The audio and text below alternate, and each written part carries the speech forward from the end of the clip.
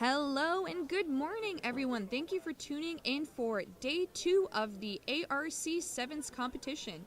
To start us off for the day, we have the U18 Boys Gold Green versus the U18 Boys Gold Yellow. Gold Green is coached by Charles Smith, assistant coached by Dante Sarnelli, and the manager Danielle Warren. And then for the Gold Yellow, we have head coach Sean Megahy with manager Danielle Warren. Just to help you differentiate between the two teams, the team that is primarily green is actually gold yellow, so that'll be to the left of your screen. The team that is primarily yellow, to your right viewing, that is gold green. So bear with me as I commentate through this and try not to mix up players and jerseys.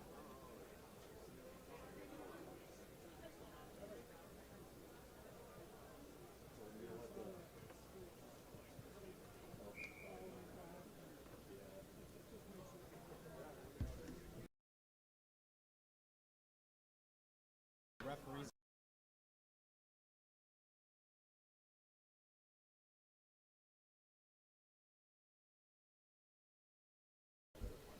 For our head official, we have Danny Rose, AR'd by Wade and Jen. The team on the left side, underneath B, will be starting off with kickoff. This is just done in order to help speed up the play of the game.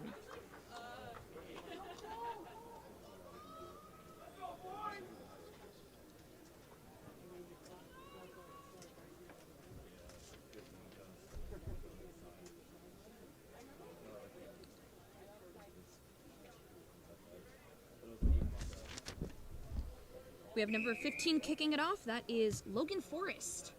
Goes 10, doesn't go to hand. Oh, looks like that's going out to touch, and that'll be a line out. Not too sure if the other team got. Oh, the other team did touch it out, so it will be a line out for gold yellow. Looks like they're going for a two-man lift. Going to be resetting that one.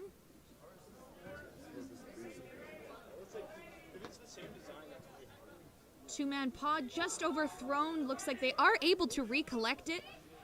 Taking it up there. Hitting excellent clearance kick done to space.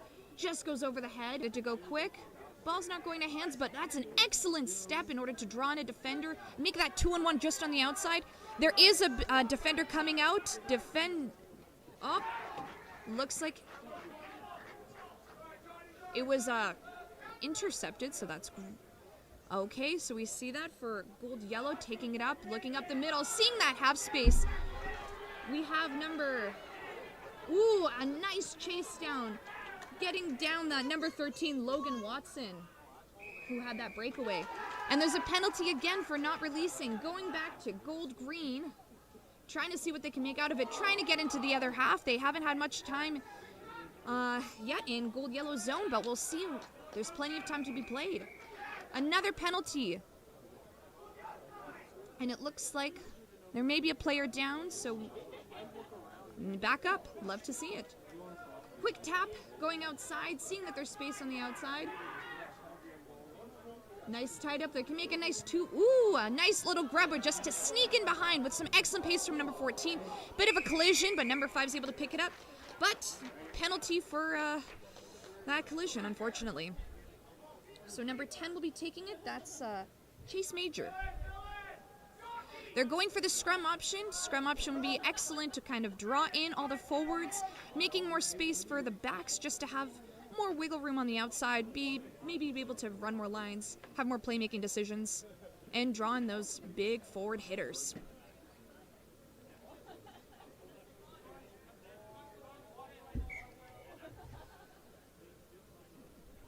They're just readjusting the scrum positioning, and then it'll be off.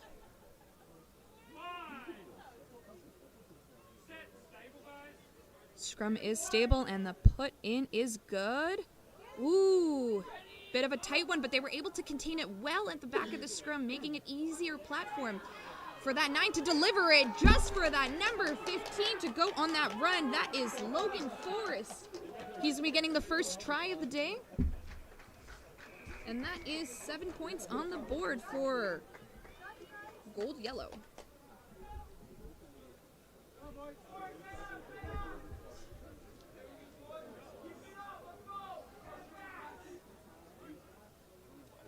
If you are unaware, we do not have posts set up on the indoor field right now, so if you are scoring within the numbers, you will be getting 7 points. Outside of the numbers will be 5. Waiting for a shoelace to be tied on gold-green.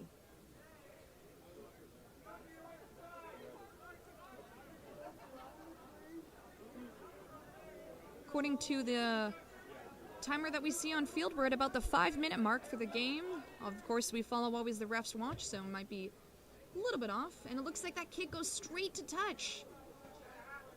And it's going to be a free kick for gold-green. They're going to be looking to try to go quick, to try to get them on their back foot.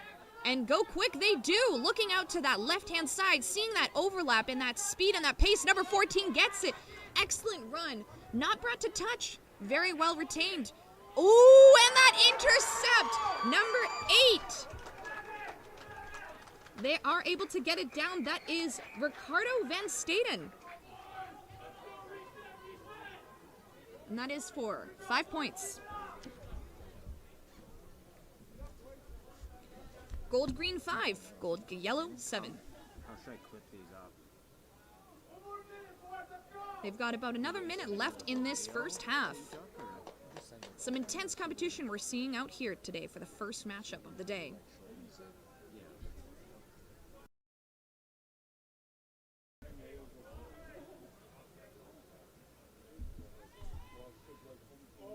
We have the kickoff. It looks like it's just barely going to hit 10. Oh, no. Does not hit 10, unfortunately. It's going to be a free kick for gold-yellow. And they go quick, distributing out to that left-hand side, seeing that overlap. It does get caught up, unfortunately, but it looks like that poach may be good. And gold-green are able to regain possession. Excellent when done. And they're distributing out to the sides. Able to do some nice handwork just to get it out to that outside edge. Goes back to support. They're trying to get it out wide by the looks of it. See, ooh, does not go to hands, unfortunately. So it's going to be a scrum for gold-yellow. And that's half. We'll be taking a 2-minute break and resuming in the second half. That's gold-green 5, gold-yellow 7.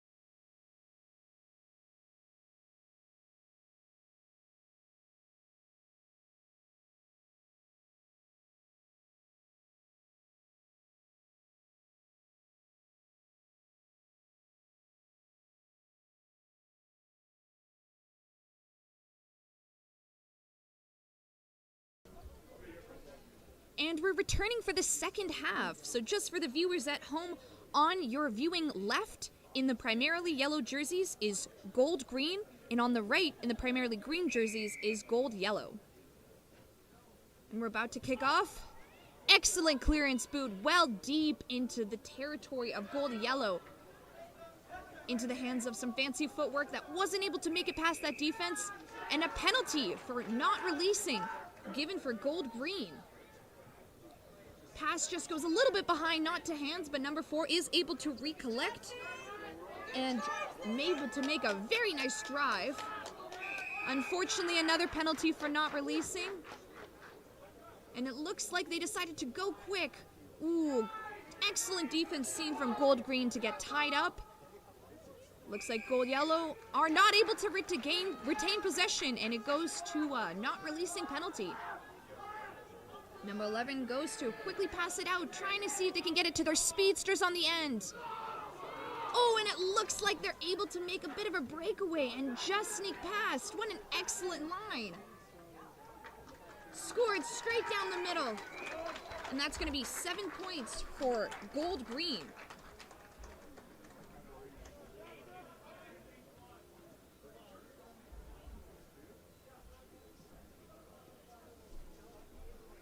Unfortunately, I could not catch the jersey number of that player, but if I will announce them. 14, number 14. That was number 14, Zachary Shackleton, who scored that try straight down the center. Another kickoff going 10, a little bit shorter height than we want to, but they're able to collect it, which is very advantageous for Gold Green. Just spilled out for a pickup. Nicely done by Gold Yellow. Oh, it looks like Gold Yellow knocked it on during that pickup, so it'll be going towards Gold Green for the scrum.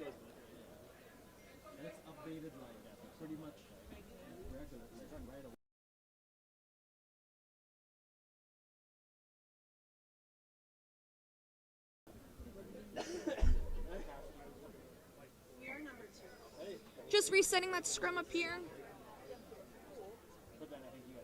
And that'll be Gold Green's put-in.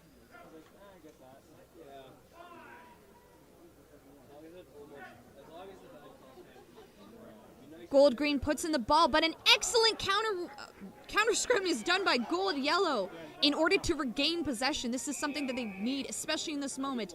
And another penalty for offside. Very high penalty count this game, making it a lot of back and forth action. Looks like they're going for the scrum option. An excellent choice considering the dominance they showed in the last scrum.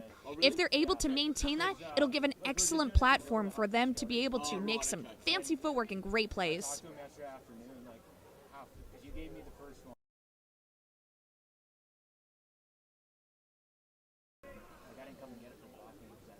And this will be Gold Yellow's put-in.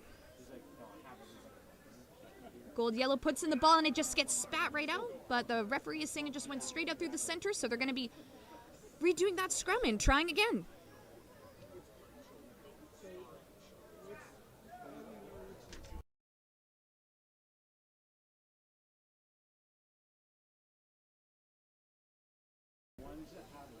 Setting up for another scrum.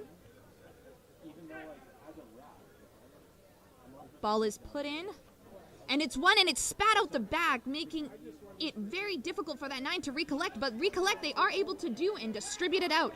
It does get caught up in that B channel, but they're able to maintain possession and swing it back. A little bit of messiness, but looks like they're going to be playing with the left edge. Ooh, unfortunate dropped ball, meaning that it will be green scrum.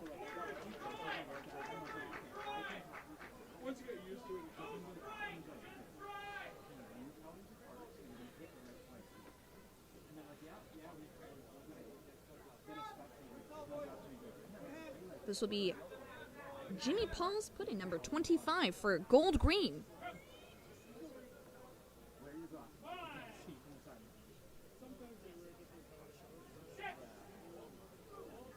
Ball goes in, and it comes straight out. So it looks like they're going to be resetting that scrum. But Gold Yellow's 9 is very quick on it. Or Link, I should say. Proper terminology for 7s.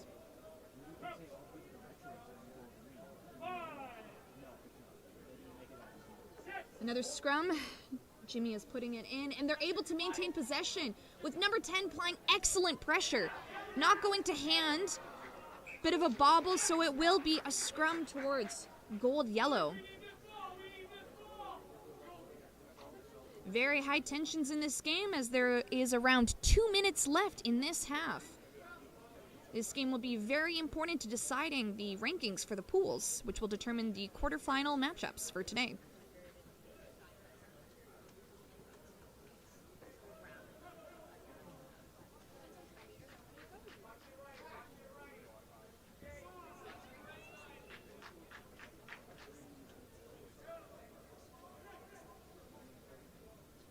Ball is put in by Gold Yellow. Able to get it out nice. Oh, looks like they're going to be a little bit of a misdirection. Defense is able to catch on to this, but they are able to retain. But looks like there's a penalty. Penalty for not releasing against Chase Major. Looks like they're going to be toying with that right-hand side, but they're going to be swinging it back. An excellent decision made by Gold Green. They've got a lot of pace on this outside edge. Oh, excellent handling done by that winger. Very well done to make sure to maintain that ball, especially on that outside edge, after gaining quite some distance. Not to hand up, unfortunately, but it's still play on as the referee is calling it backwards. Number 5 does a great drive through, and with support, they're able to swing it back to that left side. Number 14 is a clear shot to make it straight to the center. Congratulations. Try number 2 for Zachary Shackleton.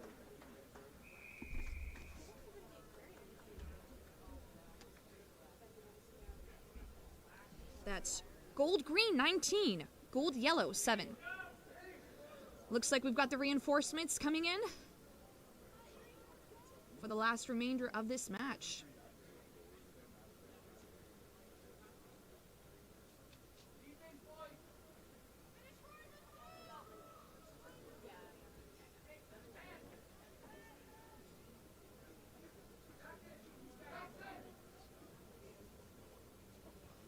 Gold Green does an excellent high kick. Doesn't look like it goes 10, but yep, unfortunately does not go 10, so that's going to be a free kick towards Gold Yellow. They'll have some options whether they want to take a quick or set up for a set piece. Looks like they're going to be going quick. Out to that left-hand side.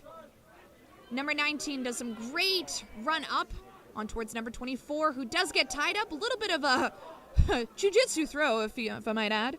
But able to maintain that ball position, which is essentially crucial in this part of the game.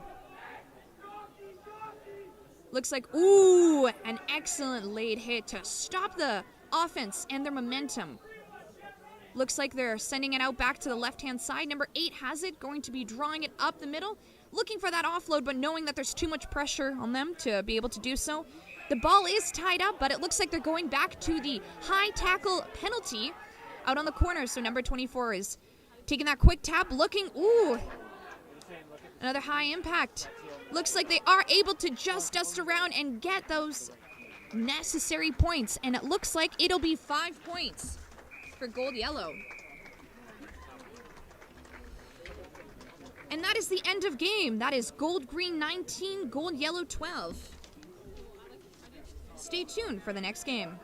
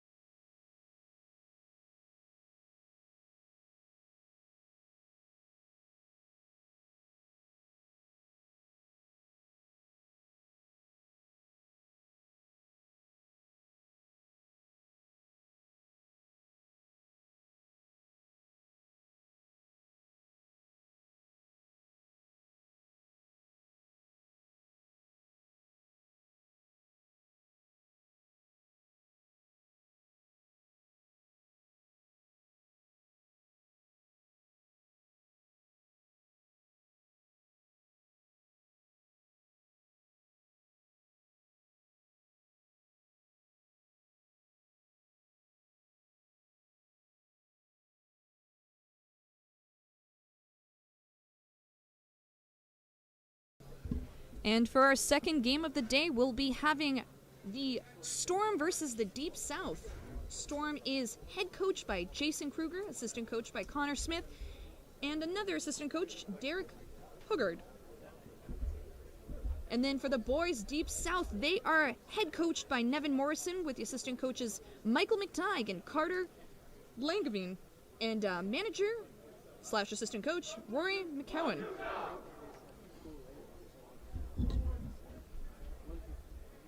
Unfortunately, I do not have the jersey numbers for these players, but we'll see if they are lined up so that I can commentate with their names. So, first pool A, second pool B.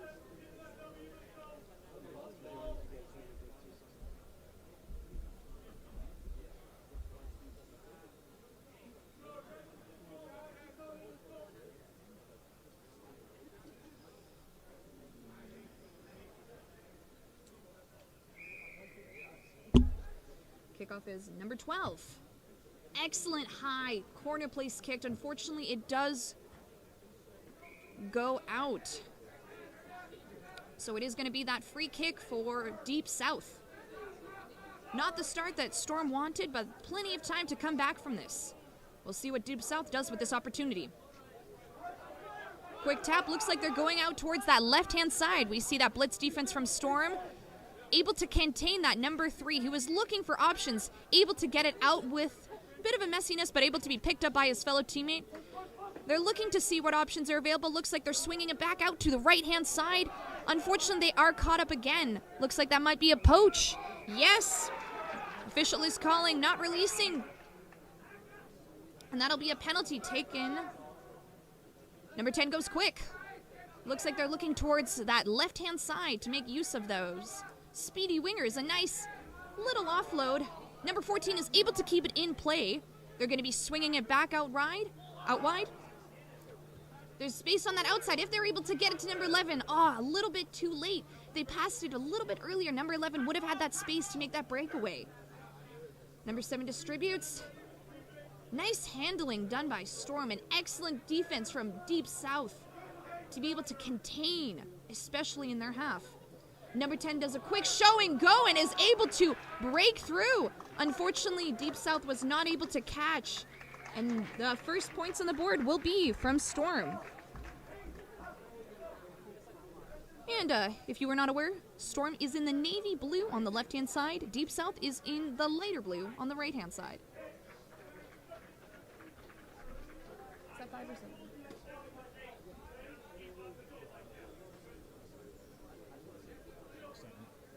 7? Okay.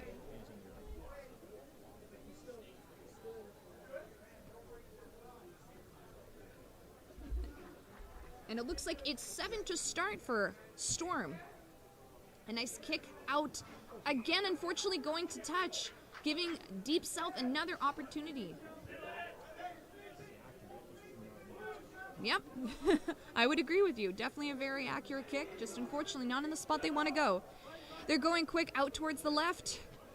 Nice take from number 3. Nice distribution number 5. Excellent defense on that end. Unfortunately, that ball does not go to hand, but they are able to maintain possession.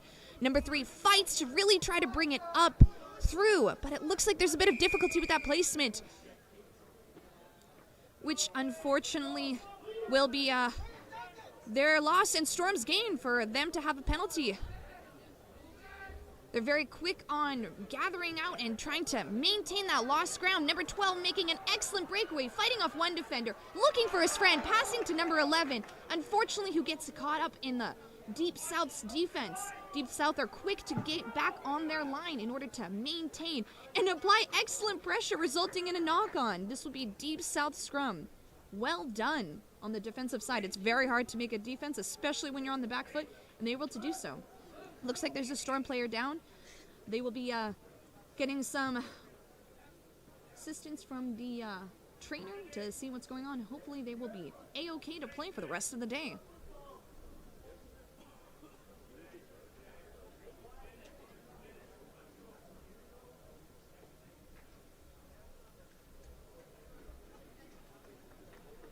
That player is up and looks like they are getting to the sidelines. Unfortunately with a bit of a limp, so hopefully nothing too serious and that they're able to join in play later on in the day. This will be Deep South scrum.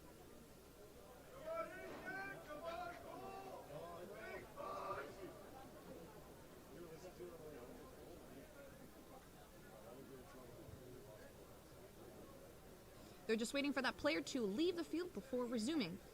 Time has resumed. Still in the first half of this game. Deep South put it in, and they're able to maintain possession. Looking in for that inside line, and that number 9 is able to go all the way, not all the way through, but make a heavy, necessary gain, especially in their end zone. They look for the outside edge to pass it out. Looks like they are able to maintain it. Looking up the middle. Nice bit of KBA, or keep ball alive, we're seeing from them. Oh, excellent read by Storm's number 10 for the defensive side. Deep South tries to draw in a player to set up his fellow teammate, and it looks like, unfortunately, he did step out of bounds. So it will be a line out. A line out for Storm.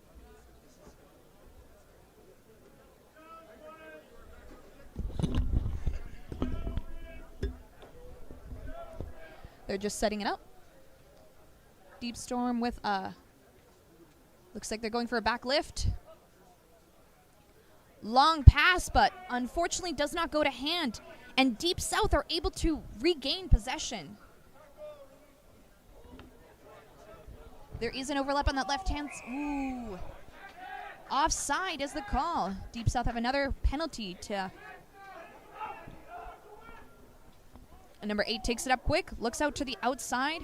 Storm is applying a very, very strong blitz defense, which looks like it's working in their favor. Unfortunately lost to hand, and Storm with the pickup with number 3 looking for support. Connecting with number 4. If number 4 goes for that corner, they might be able to get that try. And try they did.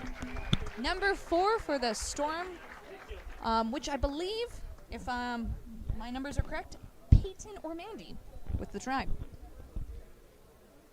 That's Storm 12, Deep South 0. Plenty of time for Deep South to come back in this game, still the first half. They'll put themselves in a very nice spot if they're able to gain another try before half, or even 2, if they're lucky.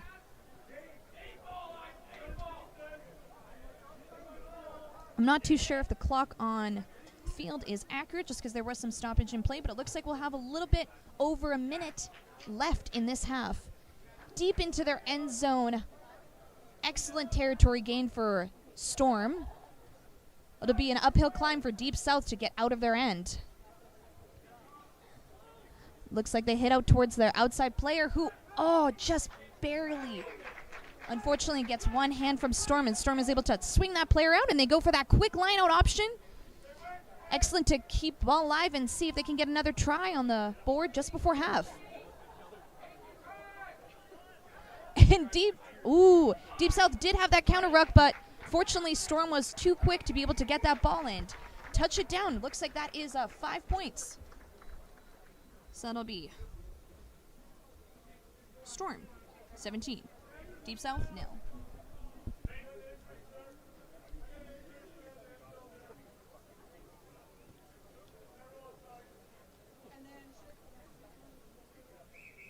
And that's the end of the first half. That's Storm 17, Deep South 0. We'll return in about 2 minutes.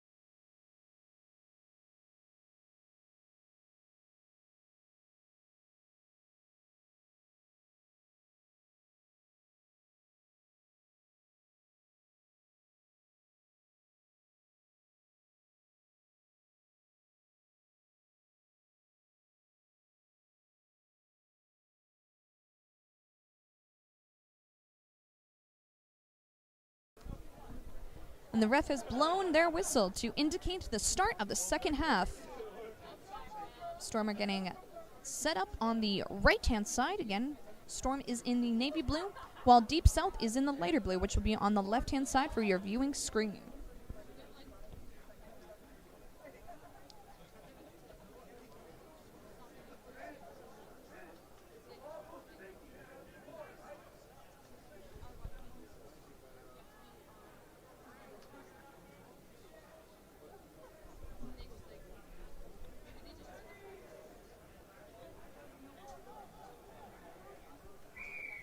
And Deep South will be kicking it off to start this second half.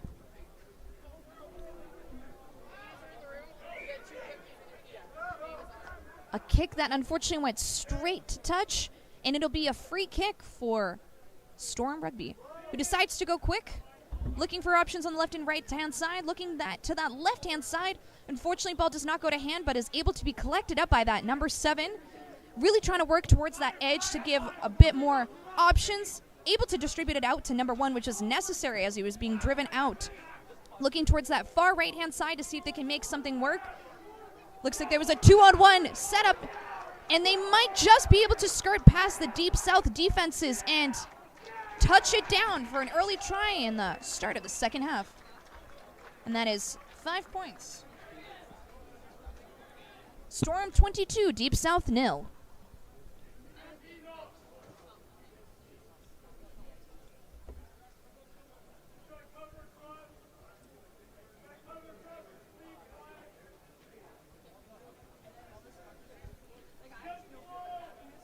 This is exactly the kind of start that a team wants in order to keep their foot on the gas and really accelerate through this match. Gives a nice platform for them to start, and a nice deep kick. Also really helps them in getting into territory, really capturing their space. Deep South does have an overlap on that right-hand side. Oh, unfortunately, they were not able to utilize that. But hopefully they can make something happen on this left-hand side. Looks like the ball's getting tied up a little bit, but it is a knock-on, so it'll be Storm's scrum.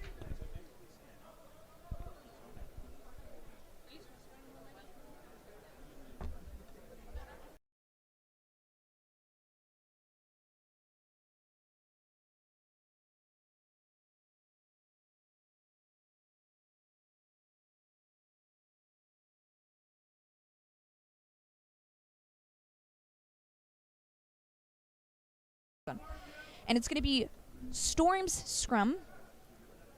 Scrum is set, ball is put in. Looks like it went straight out, so they're going to be resetting that scrum.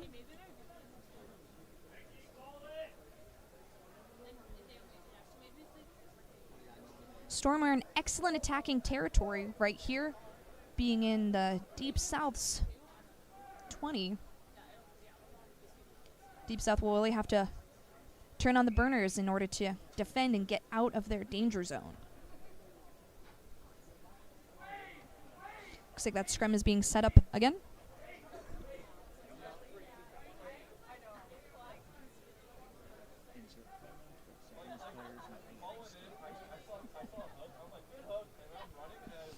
Scrum is set. Ball is put in, and it looks like it went straight out again. Looks like the going to be a free kick towards Deep South. There's only so many chances that a team gets into a scrum, and the referee will award the team that is doing their best. Deep South are able to connect on the outside. Looks like they have an overlap. Unfortunately, does not go to hand for number 14. So Storm are looking to do that quick line out, which they are not able to do. Looks like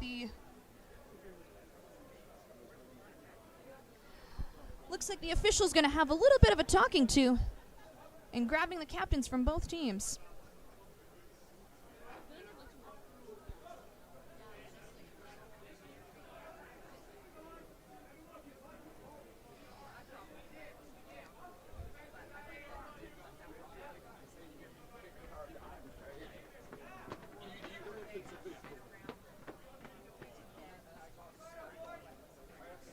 Time is off during this remainder, so will not be impacting the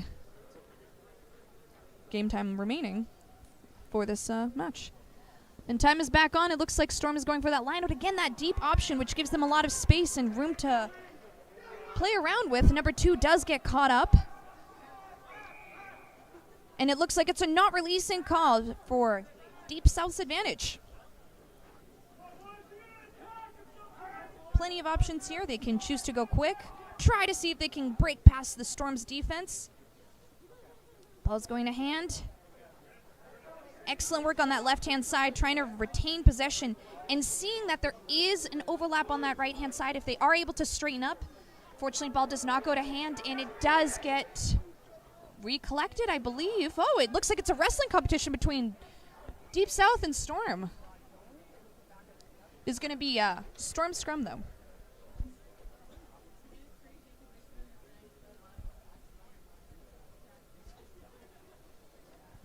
Another attacking opportunity for Storm. There's around 2 minutes left in this half, depending on the officials' watch, of course.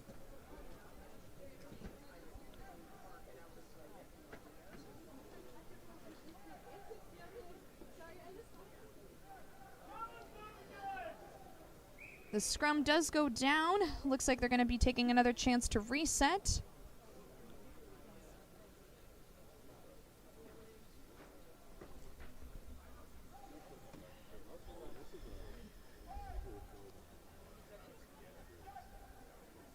They're set again. Bit of an awkward angle, but that number 12 picks it up, makes some excellent footwork to touch that ball down and get another 5 points on the board.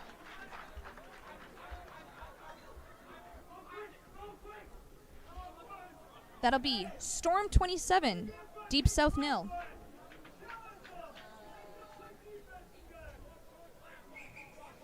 Then number 9 will be taking that kick.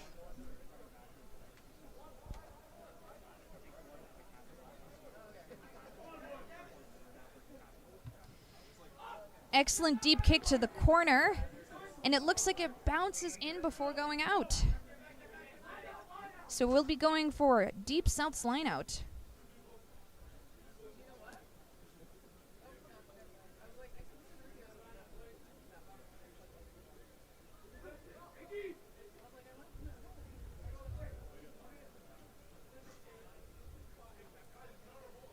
Ball goes to hand. But it looks like there was a bit of a drop connecting between the jumper and the link. Storm is able to recollect possession. With some fending and hard footwork, they're able to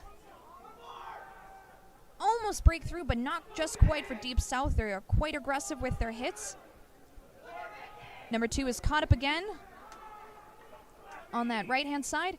And looks like it's a penalty for not releasing, so it'll be Storm's advantage. They're going for a run. Looks like they're caught up. But number 2 is able to get it out. If they're able to get it to number 15, it is sure to be a try, and try it is. That is 5 points for Storm,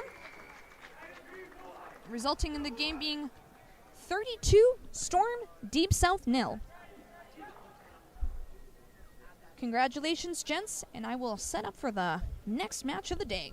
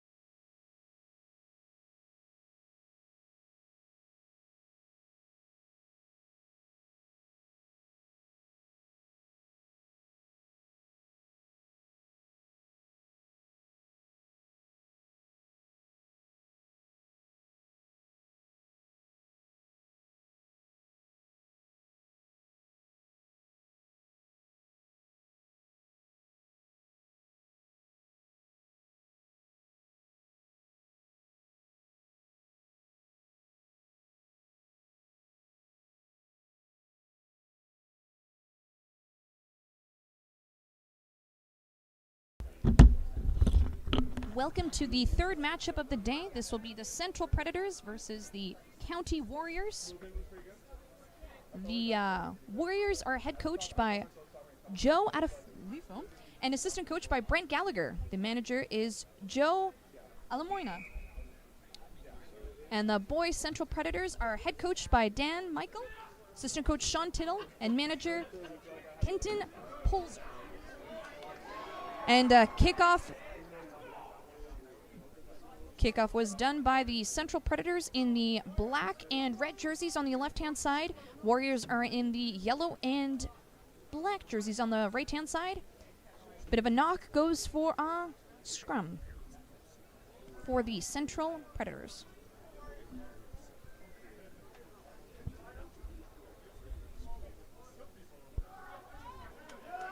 An excellent counter pressure provided by the County Warriors, resulting in them gaining possession and finding some space on the outside. That number 12 is putting his burners down, seeing if he can outpace.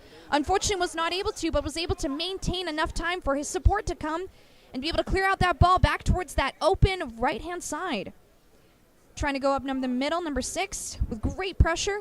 Looks like they're trying to set up for wide on the left, which they might be able to do. Looks like number 12 has a bit of space again, but is caught up by the Central defense. Looking to swing it out wide with number 3 with a powerful carry. Unfortunately not. Ooh, looks like number 7 saw that cheeky no post on the left-hand side and was able to touch it down right there. Getting a 5-point lead for Warriors. Central nil.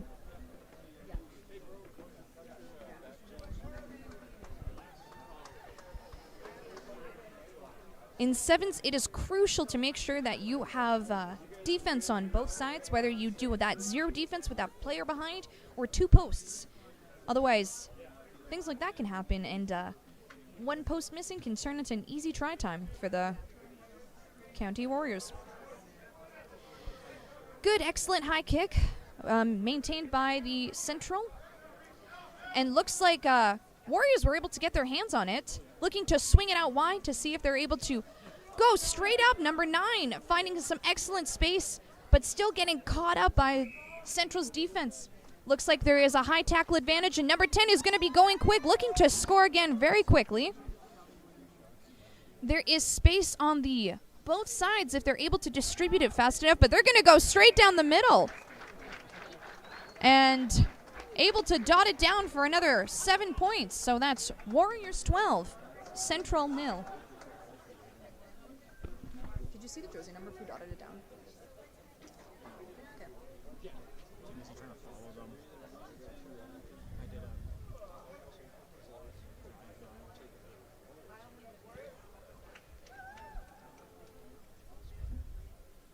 And number 10 is going to be doing this kickoff. Going straight to hand with an excellent receive from Orca. Able to making some of the gain line. Unfortunately, getting knocked to touch. So it will be the Warriors line out. Excellent reception, though. Very well done.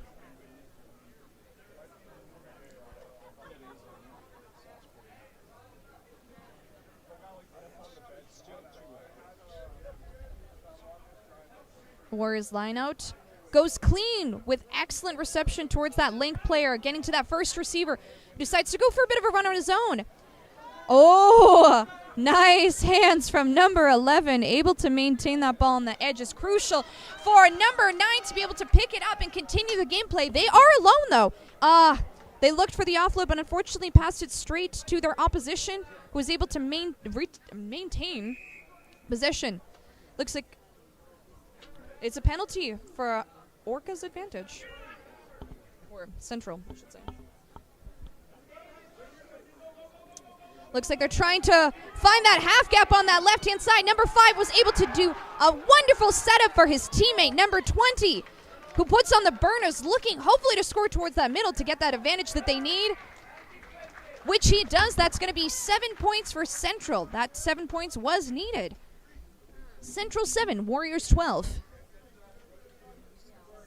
About 3 minutes left of this half. Still the first half.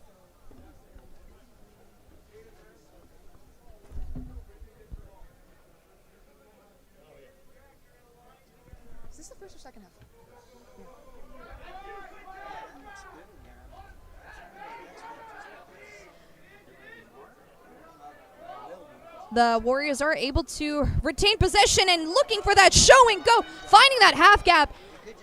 That number 10 is looking for space. Do they have the burners? But they do have the support. They are able to fill it all the way to the end for another 7 points for the Warriors. Warriors 19, Central 7.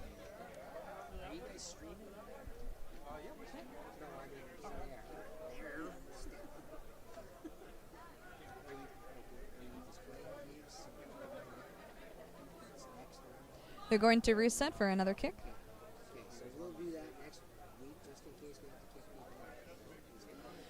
Number 9 is looking to kick. They go for the deep kick, trying to see if they can gain some territory, put a little bit more pressure on the Central. Central, gets the ball stripped from them by number, that's either a 1 or 7. 7. Thank you for my co-host for assisting. Ball goes to number 5, looking to find a bit of space on that outside, but number 9, unfortunately, is chopped down by that intense Central pressure. Looks like number 11 is going to try to show around, but they do have a player out back playing sweep for that defense, but looks like they will be getting that penalty for that high tackle advantage. Number 1 goes up for a hearty run. Number 6 picks up.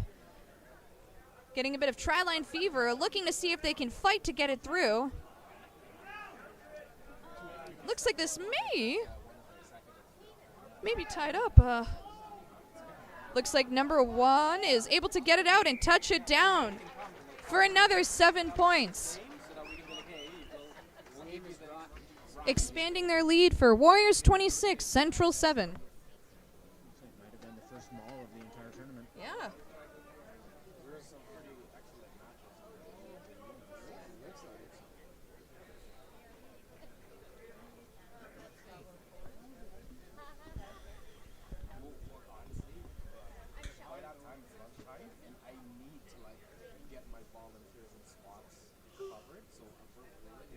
Number 9 is looking to kick off a nice, fairly deep kick.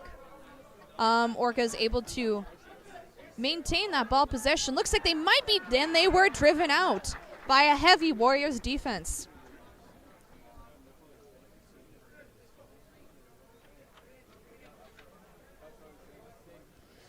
And it looks like they are going to have. We will return in 2 minutes. Central 7, Warriors 26.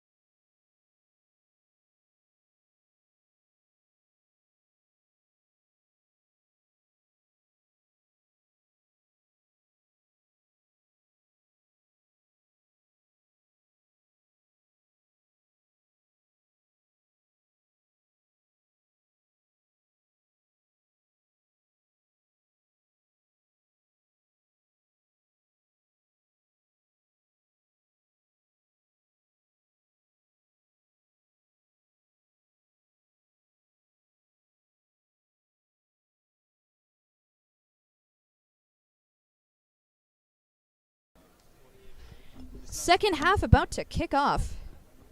This will be the Warriors kickoff.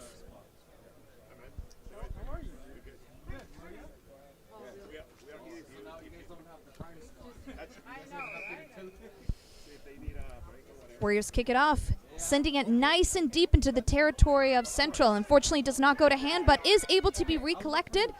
Looking towards that right-hand side to see if they can make something of it. Ooh. Nice gain from the Orca, and it looks like they will be getting a penalty advantage also, or penalty to their advantage. Looks like they're going quick, trying to go up the middle, seeing if they can make some more space for their outside wingers. Unfortunately, they do get counter-rucked by the Warriors, who are able to distribute it out towards the end, towards their speedster number 11, who might be able to make it if they go straight for the corner. Oh, Central did some killer defense on the end, or just denied them of that try. Will be going to a line out. Well done from Central.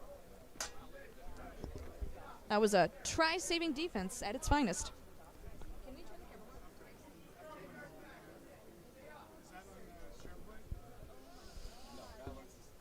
This will be Central scrum.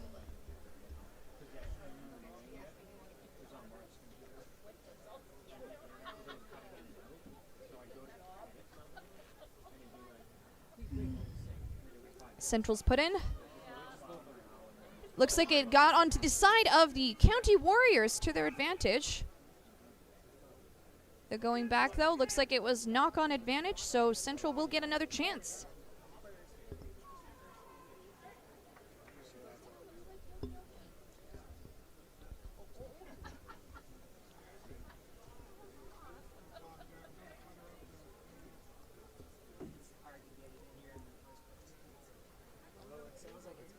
Central puts in, and the ball spits out again, but they are able to recollect this time and hit that first receiver. It does not go to hands for the second, and Warriors are able to intercept that.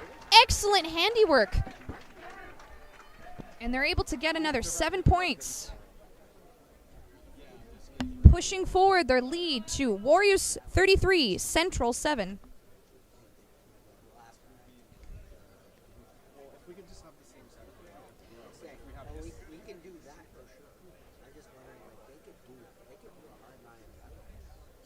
We're about 2.5 minutes into the second half. Kickoff is done deep into the territory of Central yet again. Number 20 is able to recollect. Looking to see some space on the outside left side. Unfortunately, they do get caught up, but they are able to maintain.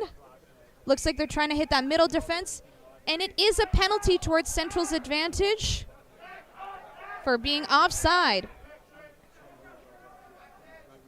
Number 9 looks like that they want to go quick.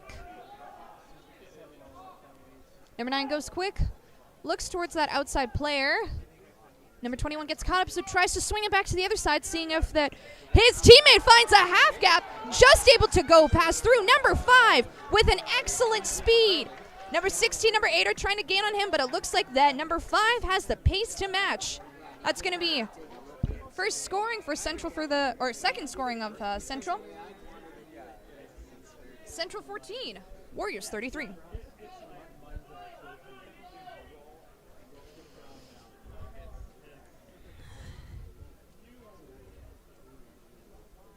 There's still a few more minutes left in this half. If Central really puts their work in, they might be able to catch up to this team, but it will be an uphill climb. We have about 3 minutes left of this half. Of course, we're following the officials' watch. I'm just looking at the on-field clock that we have. Number 21 kicks it. Going straight to hand for the Warriors. A little bit overshot on that blitz defense. But Central are able to fight to try to get this player down with a few people in that tackle. Trying to counter ruck, unable to do that. That ball gets spat out. Warriors look to try to see if they can make something on the outside. There is that overlap on the right-hand side, but they do have a sweep there that might be able to defend that. So they swing it back to the left-hand side, get caught up in the middle. Lot up, one up. Oh, does not go to hand. Central's going to apply that defense to try to regain some of that territory. Ball spits out yet again, gaining much needed meters right now. But will this be an attacking opportunity for them? Oh, and that will be... Oh, this will be a penalty. Looks like we're going to be having a card.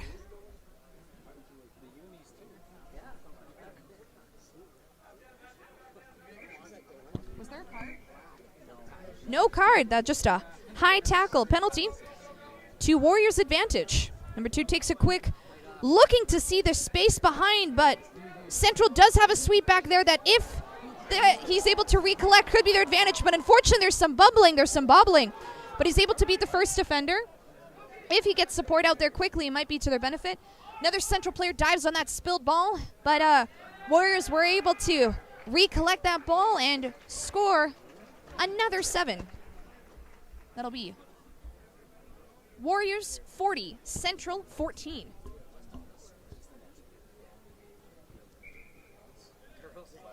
Looks like they're taking some time off as they have a player down on Central. Potentially 2 players.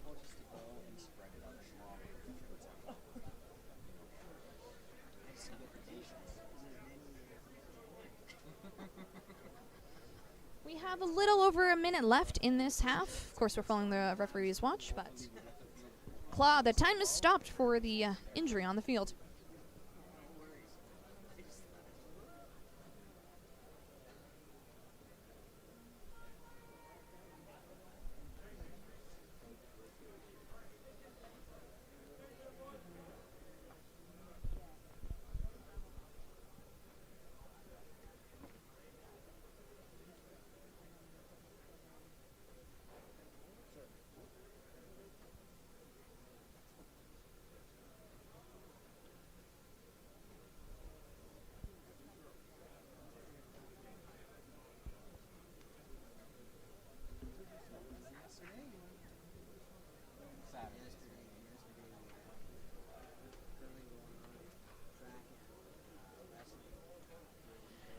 Player is still on the field, currently being looked after by a trainer to evaluate their ability to continue playing in this game, this tournament, or if they'll have to be taken off and substituted in for another Central player. Player is able to get up. Looks like they're hobbling a little bit, so this might be the end of them for this game. We'll see if they're able to return for the rest of the day.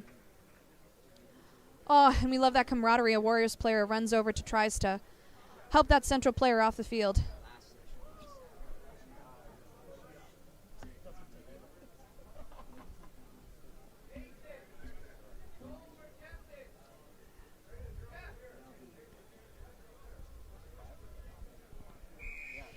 And that's the play has resumed. Warriors go for that deep kick straight in the center. Looks like there's options for both sides for Central to go for. Going straight up the middle. Central are looking to see if they can attack that right-hand side, see if they can find a half gap or a little bit of space in order to try to break through that Warrior wall. Looking towards swinging out to the other side. Ooh, and a missed tackle means that number 5 with the pace again can try to look to score another try. Well done. Burners were put on, and another 7 are added to Central's score. Central 21, Warriors 40.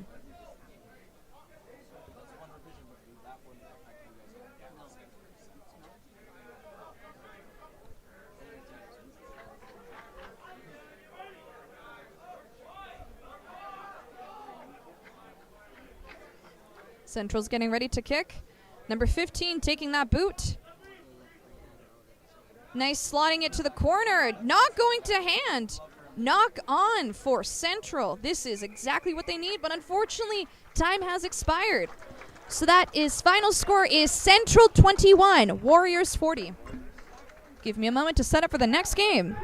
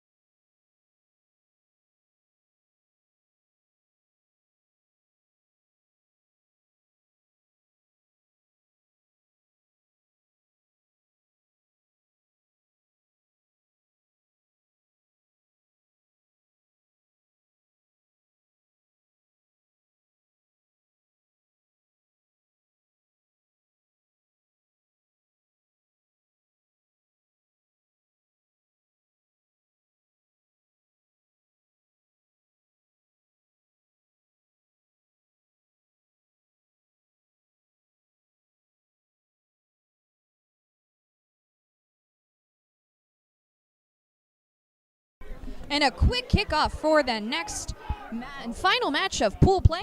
It is the Mavs Black versus the Mavs Silver. Mavs Silver are on the left-hand side in the gray jerseys. Mavs Black are on the right-hand side. Mavs Black are head coached by Jason Elvey, assistant coached by Eric Gradden, and manager Matt Suter.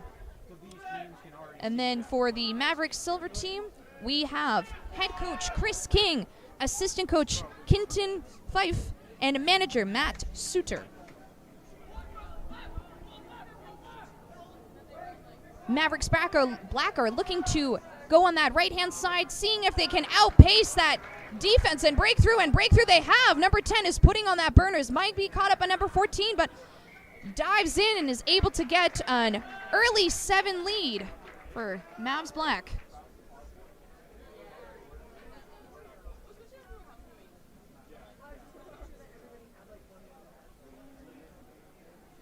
Unfortunately, I do not have jersey numbers for Mavs Black, so congrats to the player.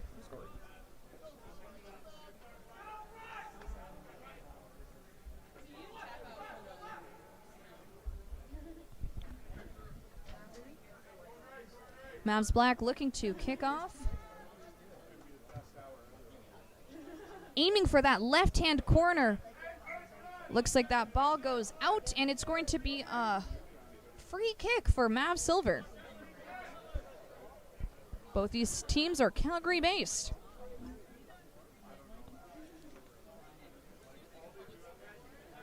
They're looking for options of what to do.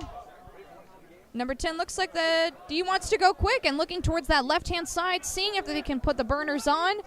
Number 14 gets caught up and the ball spills out, but looks like is able to be retained. Still trying to go work on that left-hand side. An excellent tackle by the Mavericks Black. Trying to counter-ruck that. Looks like that it will be a penalty against them. Mavs Silver goes quick. Looks towards that open side. Excellent handwork. Oh, number 9 with that laser-focused tackle to stop him right in his tracks. Mavs Silver have advantage. They're looking towards, another excellent tackle. There is advantage for diving, and Mavs Silver will be able to take that penalty, but they have to take it at the mark in order to use it. Still very early on into the game. Much to be decided. They look towards that right-hand side to see if they can match it out. If they're able to pass it, it's a 3-on-1. Number 6 takes it in, though, and loses it in contact for Mavs Black to regain possession.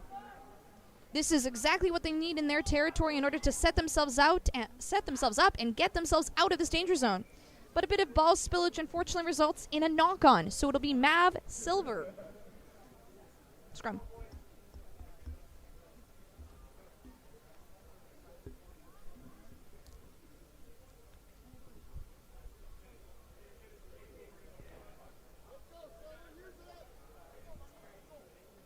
This will be Silver's put in. Just need to reset that scrum. Make sure everything's fine for positioning. And they'll be able to put in. Ball is put in and is retained. Number 14 is quick with getting that ball out and distributing out to that first receiver. Number 6 is taking it in. Decides not to pass it out to his player who had a lot of pressure on it by Mavericks Black on the outside, looking to swing it back, and fortunately goes to the hands of the opposing Mavericks team. Bit of ball spillage again, so Silver is able to regain possession. Not going to hand, unfortunately. Number 2 is able to collect it, but number 10 is able to pick it out, swings it out to no man's land, and unfortunately, they will be going back to the penalty of not releasing to Mavs Black's advantage. They'll go quick for that. Looking towards that right-hand side to see if they can make something. Nice hands, nice distributing. Looking for that cutback inside, that switch play. And that number 10 finds a halfback, tries to get a bit of space, is on his feet, stays up for support, but unfortunately offloads it to his opposition. And they will be going for the knock against Mavs Silver, so this will be a Mavs Black scrum.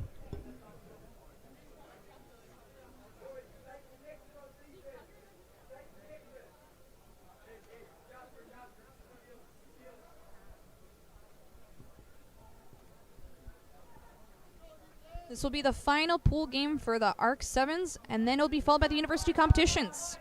Number 27 picks it up, looks to that right-hand side. Number 6 might have the pace to be able to get through that try zone and score in a nice 7 points. That further extends the lead of Mavs Black 14, Mavs Silver 0. We have about a minute and a half left of gameplay for this half. Stay tuned to see what happens. Some substitutions made for Mavs Silver.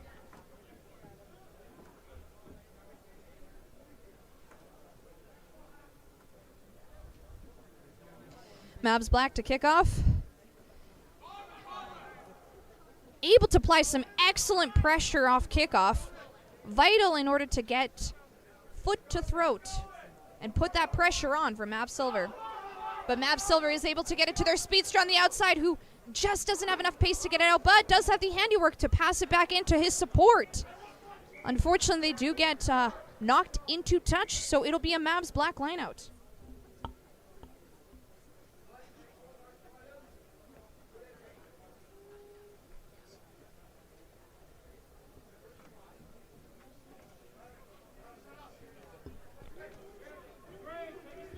Mavs Black line out. Able to go to hand. Nice distribution to the link.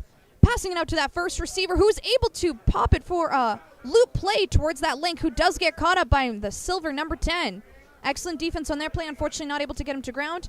And it did result in a forward pass. So Mavs Silver gets the scrum.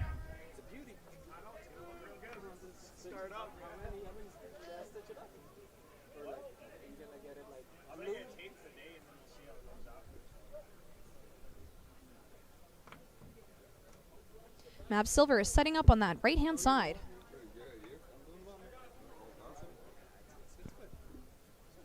Ball gets put in. Able to maintain with a little bit of pressure. Number 14 almost finds that gap.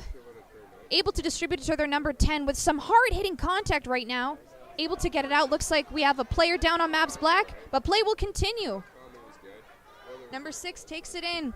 Hard hitting up from that, looking if they can swing it out to the left-hand side. That number 20 is free, but they'll try to go for that right-hand corner. Fortunately, no try, though.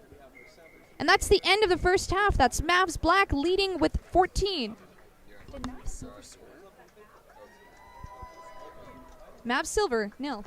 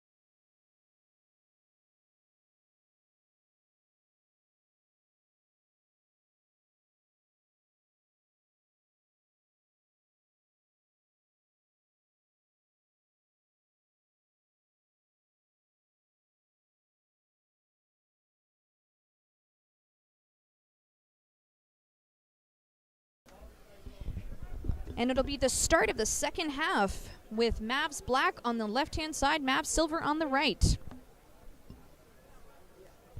Again, this is the final game for pool play to determine positioning in pools and the matchups for quarterfinals.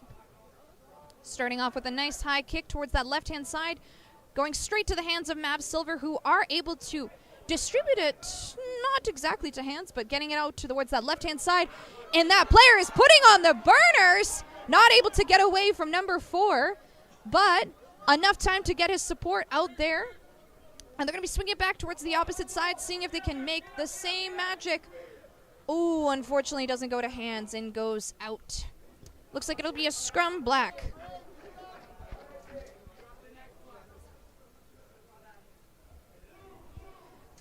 Looks like Mavs Black have to worry about the pace on the Mavs Silver edge.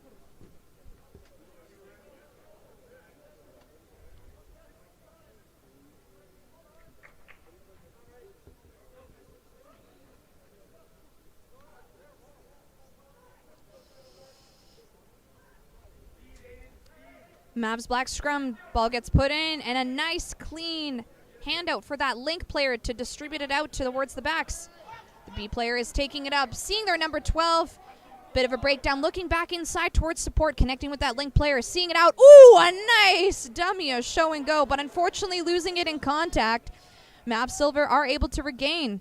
Looking towards something to piece it together. Number 13 kicks it. He's got the wheels. He's got the pace. Will he be able to finish this? Another kick. Should be able to seal this. We'll see if he has the handwork, if he's able to dive for it and score. Excellent. Well done for Mavs Silver, number 13. That's Mavs Silver, 7. Mavs Black, 14. Very well done. Very well done.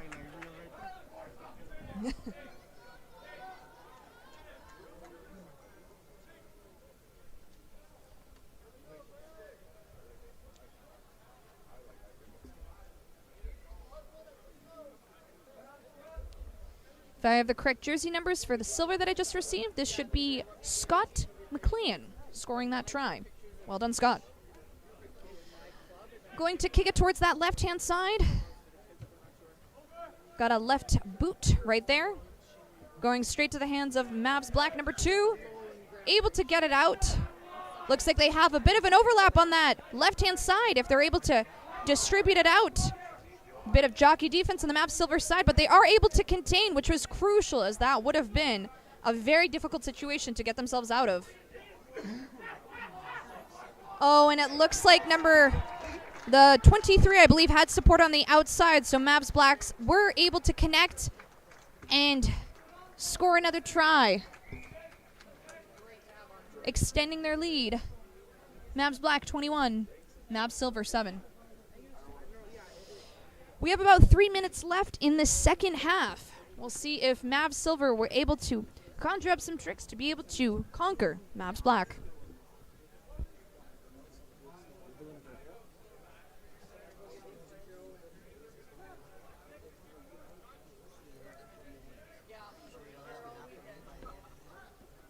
They're looking towards kicking it to the left-hand side.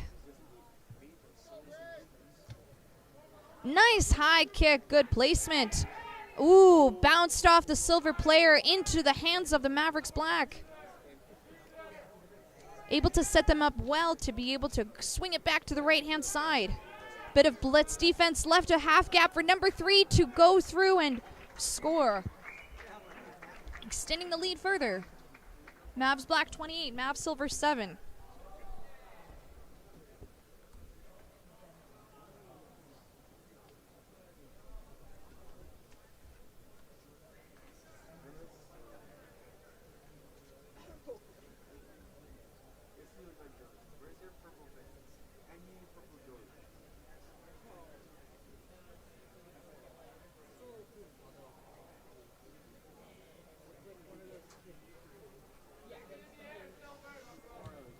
Nice high kick towards that left-hand side. Looks like it went off of Silver's hands into Black's hands towards their advantage yet again.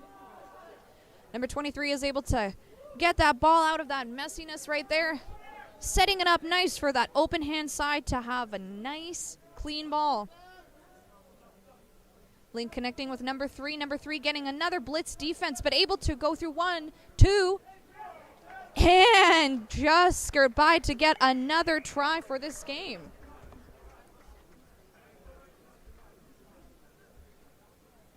Mavs Black 35, Mavs Silver 7. If you're following us on social media, you will be seeing the quarterfinal matchups go live shortly after this game. Just gotta finish them up and then I'll post them.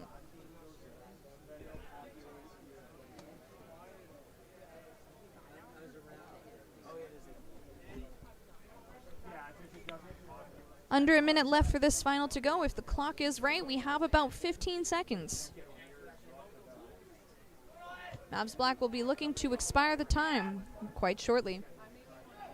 Ball goes directly to Silver's hands, seeing it, trying to find their speedster on the wing, who unfortunately was caught by that number 11. And number 6 has that ball on Mavs Black, looking to set something up. Number 3 distributes to number 2 for an easy walk-in try straight down the middle.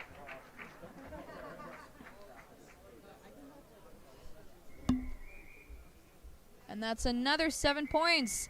And the final for the game. So that'll be Mavs Black 42, Mavs Silver 7.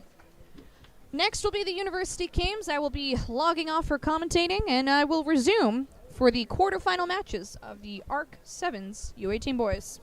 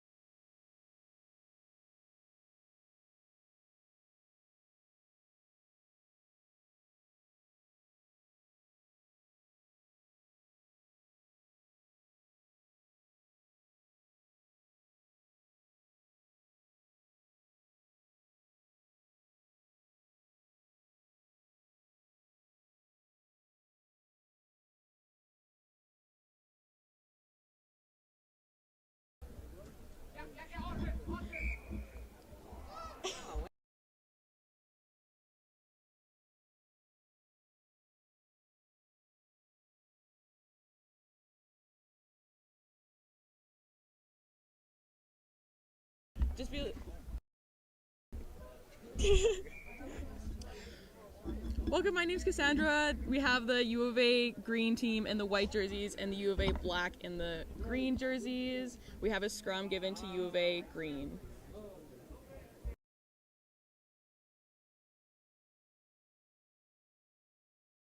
Just the beginning this time.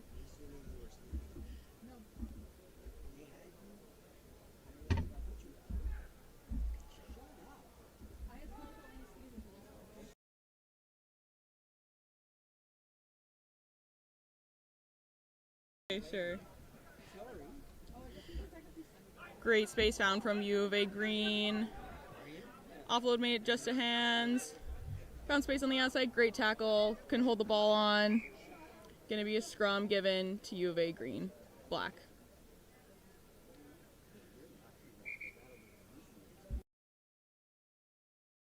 Here for the injury.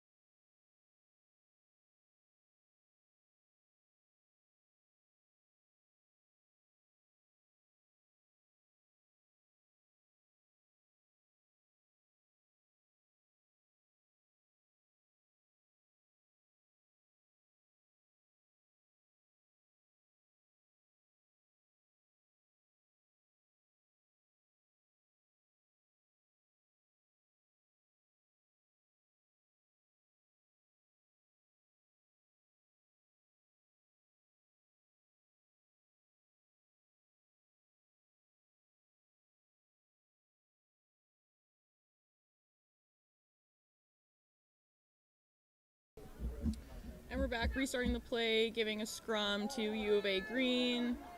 Our referee, Christy Forsyth today, one of our senior panel referees out there.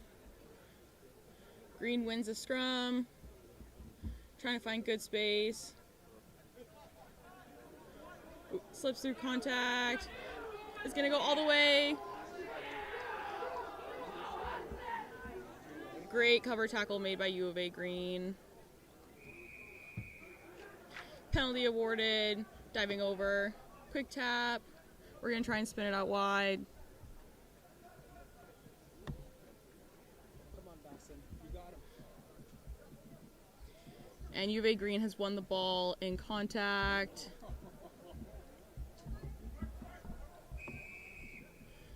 Penalty awarded, not rolling away. You gotta get out of those rucks quick if you wanna win the ball. U of A green chooses to take it a little bit slower, trying to find space on the outside. Ball almost to hands.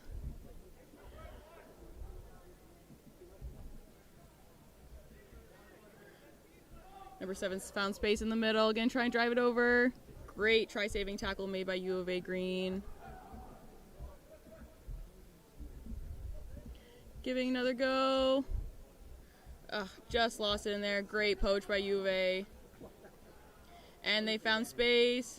He's gonna go all the way. U of A black trying to make that cross. Nice contact. Quick, easy offload. Ooh, brushes off that tackle. U of A green made it all the way to the end zone. Finding a try. Making the score now 5-7 to U of A green.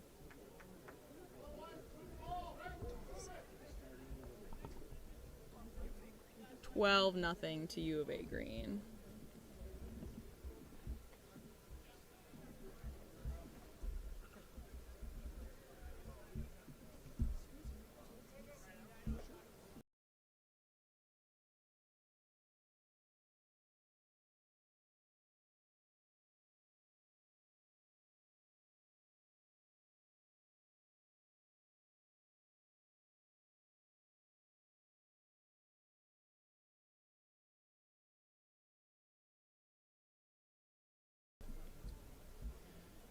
U of A green with the kickoff restart.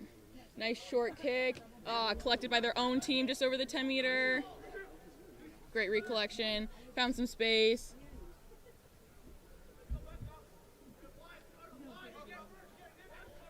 Calling for it wide. Getting the ball out there. They see the overlap. Great defense from U of A Black. Trying to shut that gate. Great ball movement. Trying to find some go-through. Nice footwork from U of A Green. Found space on the out. Nice little dummy show and go. U of A Green has found the try line once again. Making it 19-0 for U of A Green. We're going to have enough time for one more kickoff.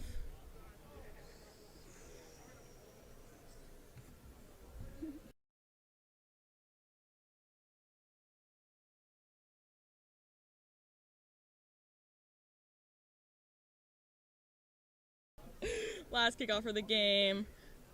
We're going to look to see a nice short kick here. They go for the long ball. Collected. Let's see if U of A Black's got one more try in them. Oh, he's found space, broken through the contact. Secured their ball. Trying to find the best space. U of A Green, great defense, closing the gate, not really letting them get anywhere. Oh, and they found a 2-on-1. Space on the outside. Great tackle made. U of A Black still with possession. And we see a kick over the head. He's chasing his own ball, collected by U of A Black. And they found the end zone for their first try of the game. And that is time with 19-7 for U of A Green.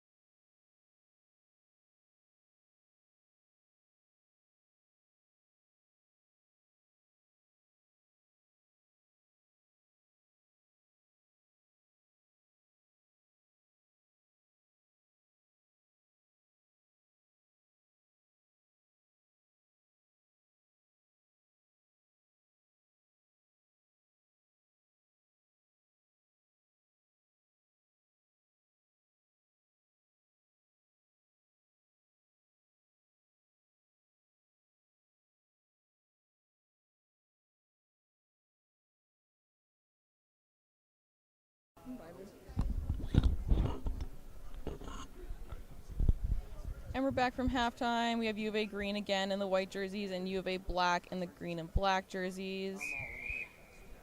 See kickoff from U of A Green.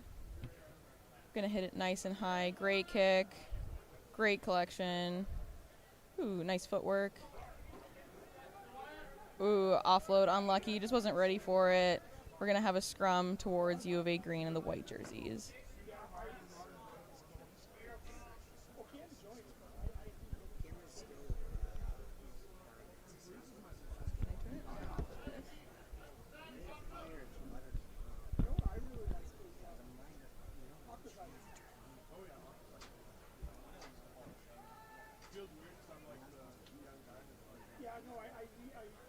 Great scrum, won by U of A Green with their put in. Gonna try and spin it out wide here. Got stopped by U of A Black. Oh, he's found some space, looking for the offload. 2-on-1, found space on the outside. Oh, And he's just gone into touch. We'll have a line out for U of A Black.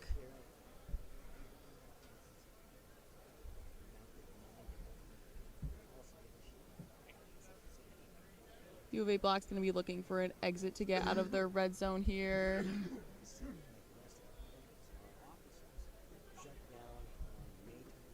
Early jump from both teams.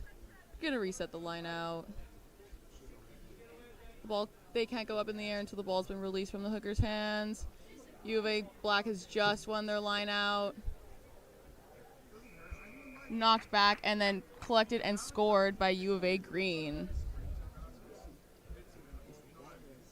That'll be a 5-point just outside of the hashes there, putting the score at 24-7 for U of A Green.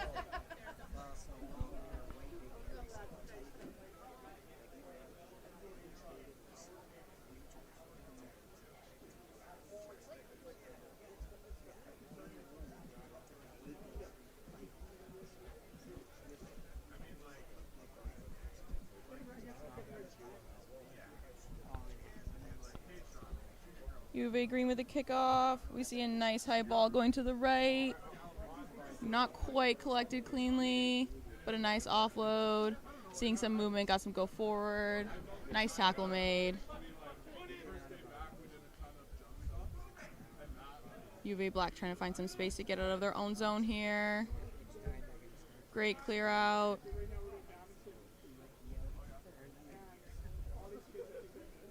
Little show and go going through. Finally getting some go forward ball.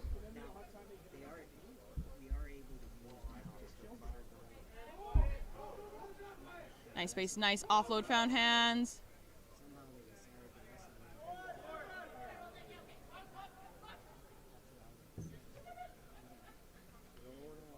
U of A Black sees the overlap. Little show and go, breaking through contact. He's got some space, he's got speed. 2-on-1. Just tipped off, collected by the wrong player. It's going to be an intentional knock-on from U of A Green, an immediate yellow card in sevens. Unlike 15s, it's a high risk, high reward. If you can't collect that ball trying to intercept, it's going to be an automatic yellow card. Penalty for U of A Black in their attacking red zone. Looking to score here. Got some space on the outside. Nice offload. One more, trying to find the space. Gonna break through. And reaching over the try line and getting it down. U of A Black's second try of the game. Putting the score at 24-12 for U of A Green.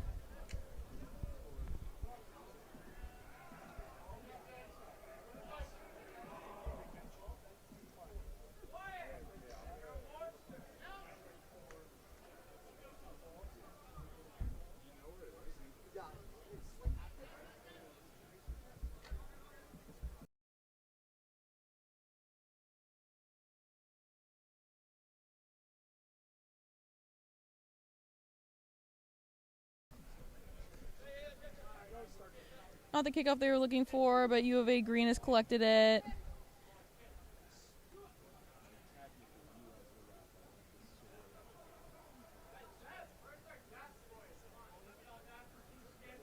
Trying to find some space. Great tackle.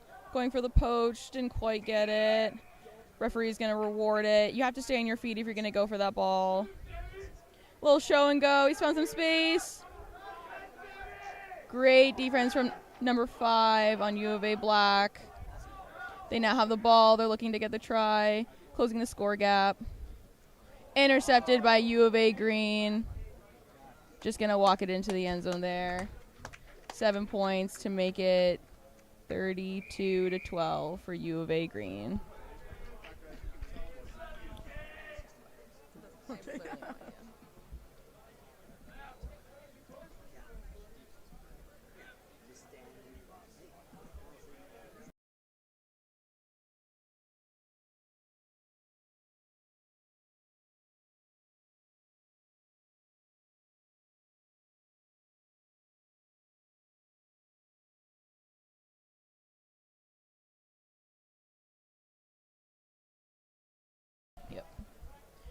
with just under a minute of play left. U of A Black collects the ball. They're going to want to really hold on to possession here. Bit of high contact. We're going to let it play on, though. Wasn't high level of danger. Nice step from U of A Black. Trying to find hands. Nice bounce pass. We have an overlap. We found some space. Got some speed. He stays in. Breaks through 3 defenders. Great defense from U of A Green. Unfortunately, wasn't able to hold onto the ball. We're going to come back for the knock-on in that contact.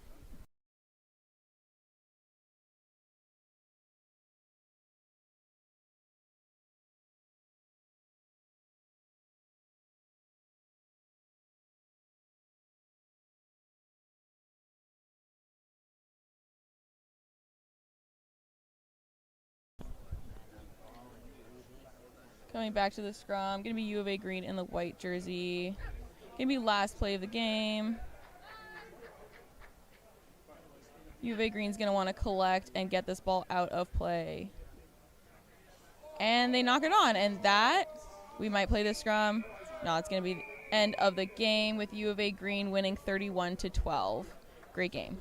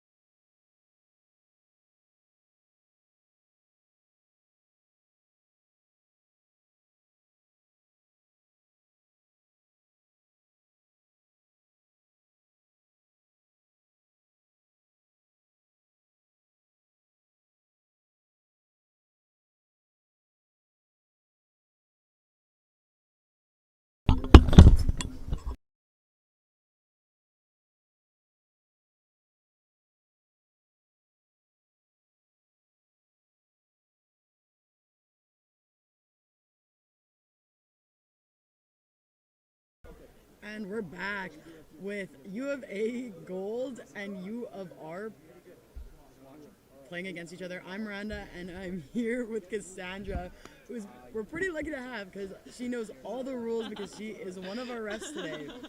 I'll apologize in advance if you were listening to Steph earlier. She talks a lot more than I do, and she sounds a lot more chipper, so you get what you get and you don't get upset. We have U of A gold in the green and black jerseys with a kickoff, collected by U of R in the white and yellow. Definitely fun to watch these teams over the years. U of R definitely a newer program, but they've definitely come a long way.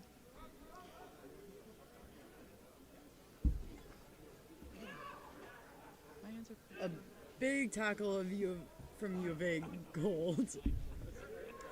I'm no fashion police, but I will say it is tricky seeing those green and black jerseys and referencing U of A as gold. I think it's time for the universities to get a new set of colors other than green and gold.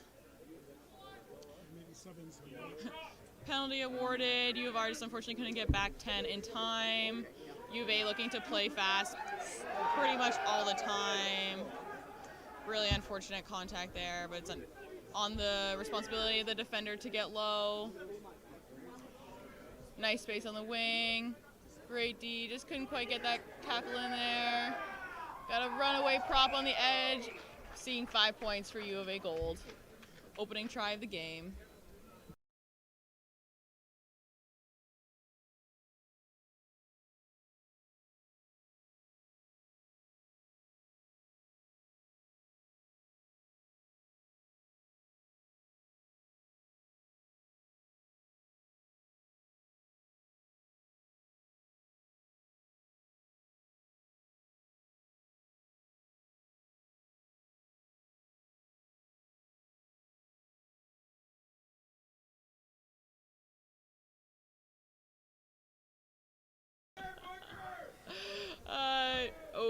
We had a kickoff from U of A Gold.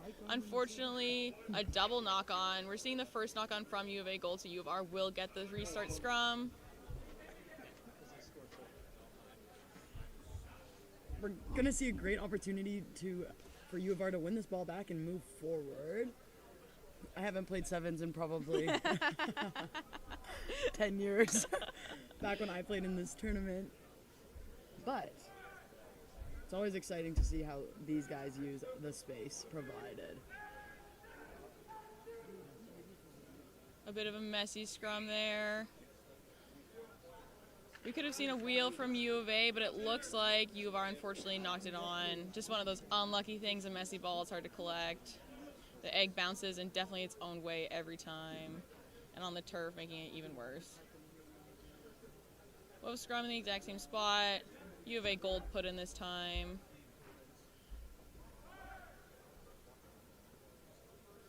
Looking to see if U of R can try and win this ball. Goes straight through the back.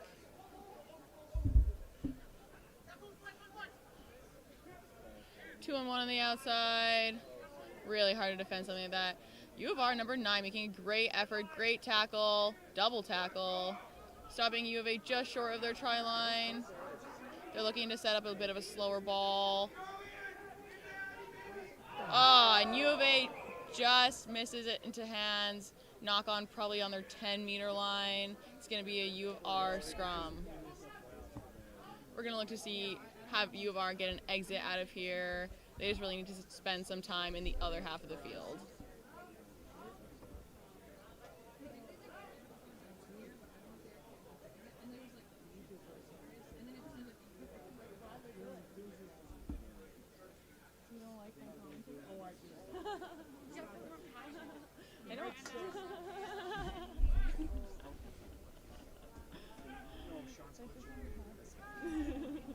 U of R is going to look to get this ball out because they are in the red zone right now, which is a little bit like the danger zone.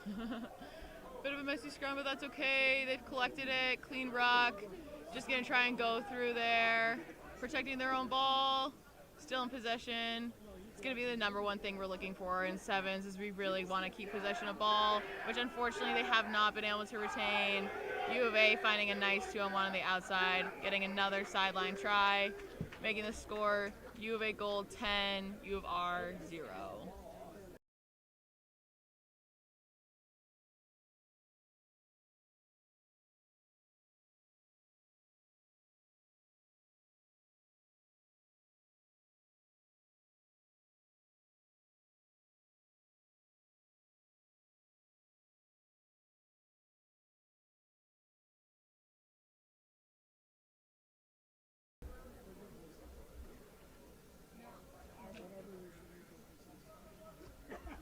U of A taking that full 30 seconds that they get to reset the ball. A nice high kick, collected nicely by U of R. Big tackle. U of R getting it out. Bounce pass to hands. Another big wide spin pass. We see some space on the outside. Some nice speed. Ooh. Quick hurdle. U of R 9 finding space. Nice footwork. He's going to go through. Great tackle made. And the ruck is secured. I believe, Cassandra, we call that parkour. Over the head. Ah. We're going to see a forward pass on that one.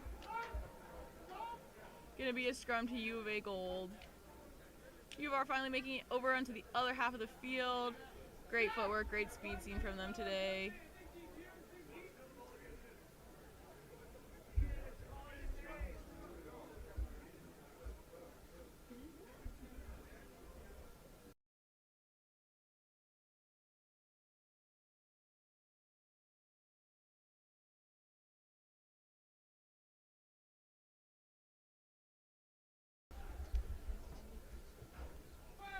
Put in from U of A gold.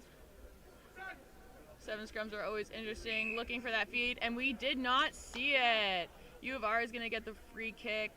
The front row does have to make contact with the ball in the feed. Bit of a hot topic among Sevens tournament. Nice space. Nice dummy line. U of R finding some space and speed.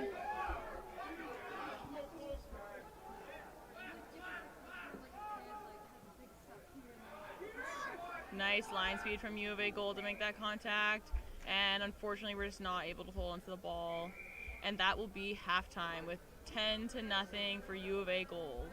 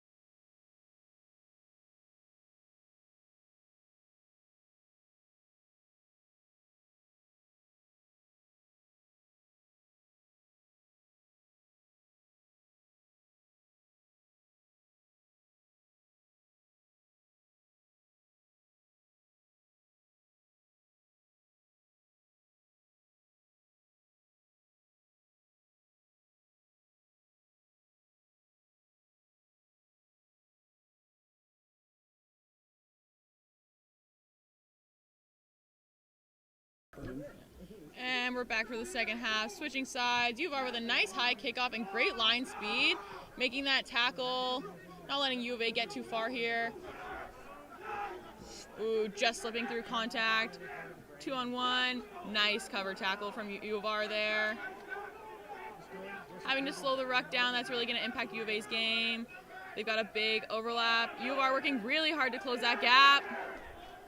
Not quite making it. We're going to see U of A with a 7, just making it inside that hash. Great effort. Bringing the score to 17-0 for U of A. Gold.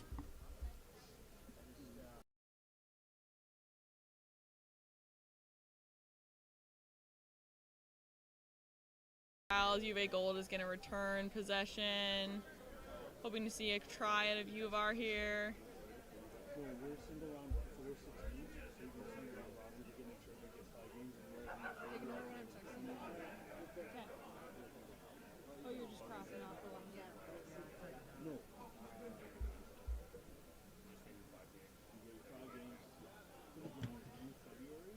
U of A with a slightly off kick there. It's going to go into touch, giving U of R a line out just inside on the 10 there.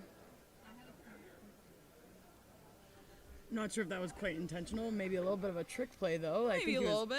Lined up to kick left, but the ball seemed to go right. Sometimes it's really got a mind of its own there. Yeah, sometimes I've seen it go backwards. So. Lineouts are a great time to make some sort of play. You get so much space with both teams back 10. Looking for just some clean possession out of this. And that's what we see. Bounce pass, small knock on, and the referee unfortunately sees it. It's going to be a scrum to U of A just behind where that lineout was. Unfortunately sees it as risky choice of language from Cassandra here. I love an underdog team. What can I say? I've heard the refs in Alberta have eyes on the back of their heads, so I was expecting them to always see that. Our refs today, they got their team of threes and they're all mic'd up, so they truly got eyes on the back of their head. And we're going to leave the rest of the game to Miranda because I am on the field next.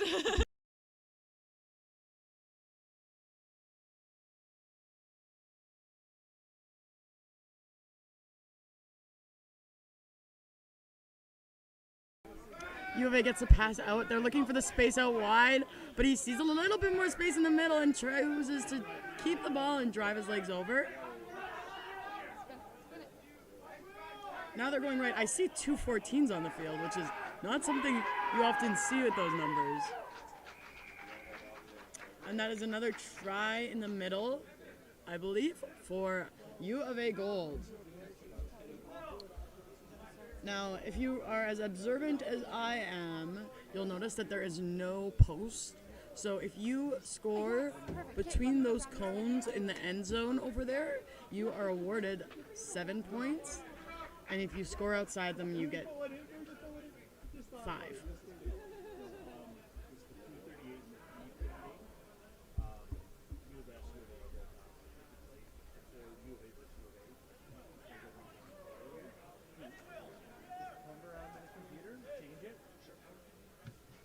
And a nice deep-ish kick from U of A.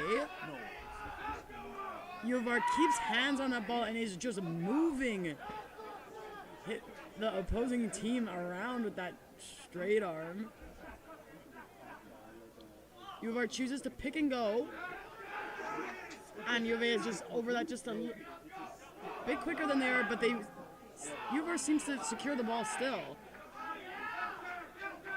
Keeping the ball alive in that ruck by offloading, but it was just not quite enough because somebody stripped it away, and U of A is going down the sideline, and was brought out.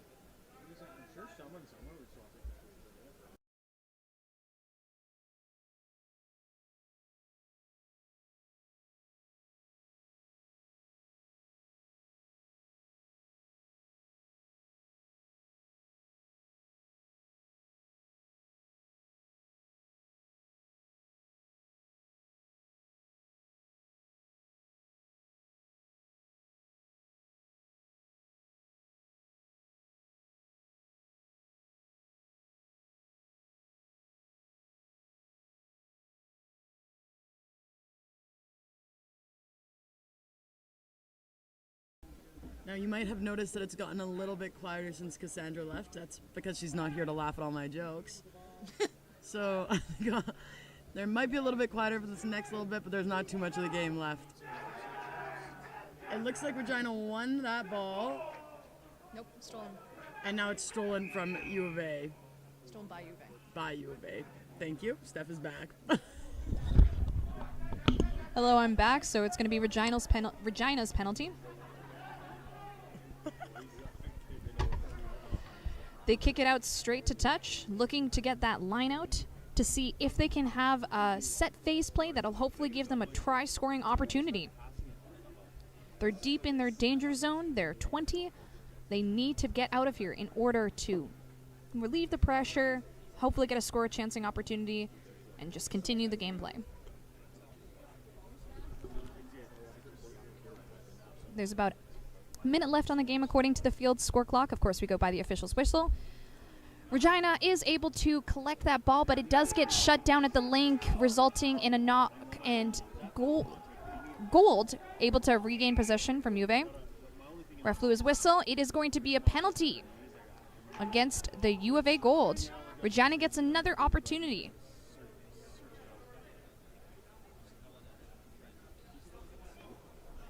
They're going to be looking to go quick, seeing if they're able to make it past. Half step, but get caught up, unfortunately, by a very big defender. Able to still break through that tackle. Number 1 is able to distribute it off to his support, which is great. Bit of a high tackle, bit of a seatbelt there. Going to keep playing on. Number 7 is able to collect, looking to bully a little bit on that left-hand side. Able to place it nice and out. Able to distribute it out on that right-hand side. They're looking a little bit tight. If they're able to get a little bit wider, a little bit more width, they might be able to have more work around with, more space to run around some of these players. But again, this player is breaking out. He is stepping left, stepping right, trying to gather in defense. So he's setting up his teammates to be able to have better space. U of A is having a very excellent blitz defense, shutting down opportunities from Regina. A tough dig for that ball results in a knock, and it looks like that is the end of the game. That is U of A Gold's win at 24 and U of R at 0.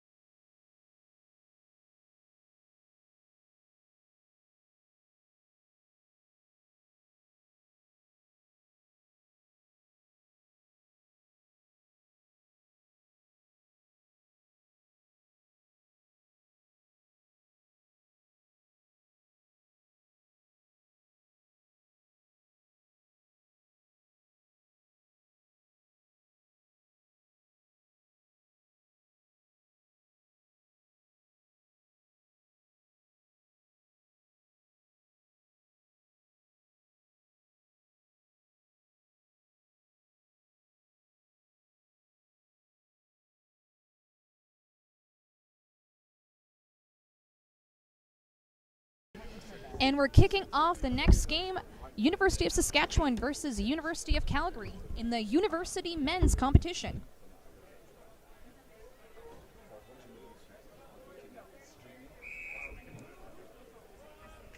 And they're off. Nice kick out to the right-hand corner, putting Dinos under a little bit of pressure, bouncing in then out. It'll still be Dinos line out. Looks like they're going quick. An excellent decision to get Sask on their back foot. That number 9 is able to bully through some of the defenders, and with that high tackle advantage, or penalty advantage, they're able to set it up, take it into contact. Unfortunately, a bit of a bobble, but still able to maintain possession. Nope. That ref saw that knock on, and it will be going to Sask's scrum.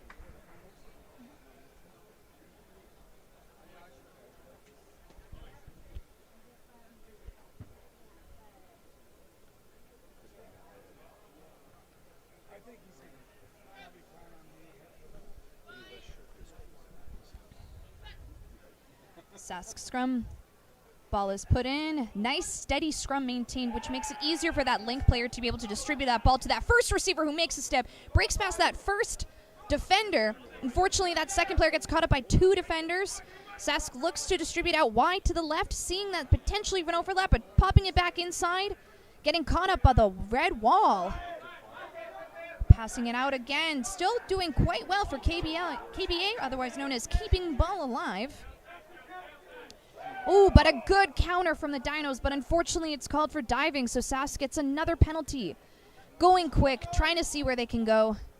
Number 13's caught up, but breaks through the first defender. Second defender catches them off.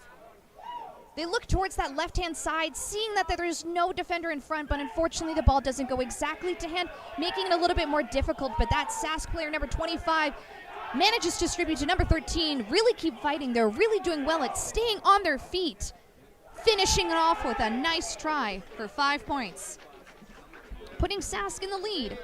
U of S 5, U of C 0.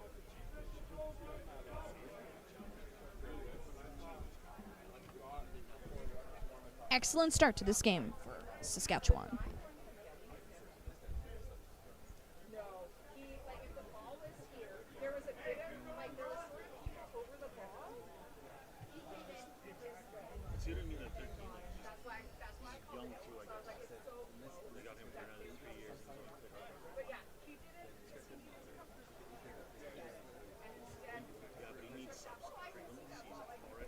Sask will be doing the restart kick.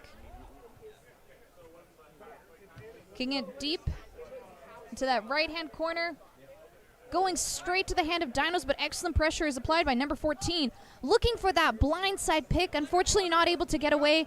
Tried to offload it, but went straight out. It'll be a Sask. Oh, Dinos line out. Okay.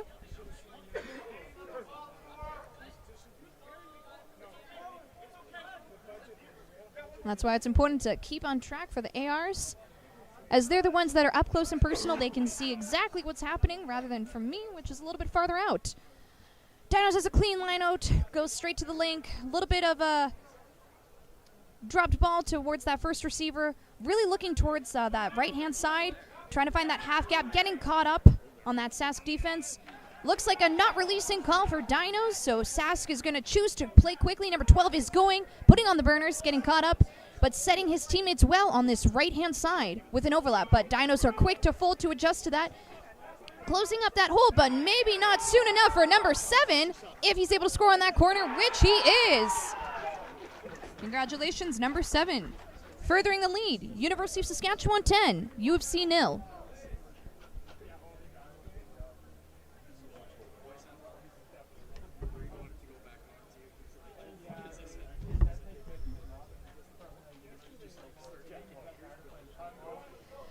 We're about 4 minutes into the first half. Still plenty of rugby to go. U of C is able to come back from this. This is by no means the end of the game. We'll see what they're able to do on this next restart. Looks like they're changing up. Oh, nope, still same.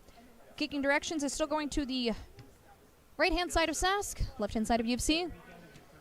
And does not go to hand, but Dinos are able to pick it up and collect with no one in front. If he turns on the burners and is able to outpace number 21, they might be able to score. Number 24 for the Dinos. Looking straight for that middle for that crucial 7 points needed, which he is able to do. Number 24 Dinos scoring that 7 points, putting them on the board. U of C 7, U of S 10.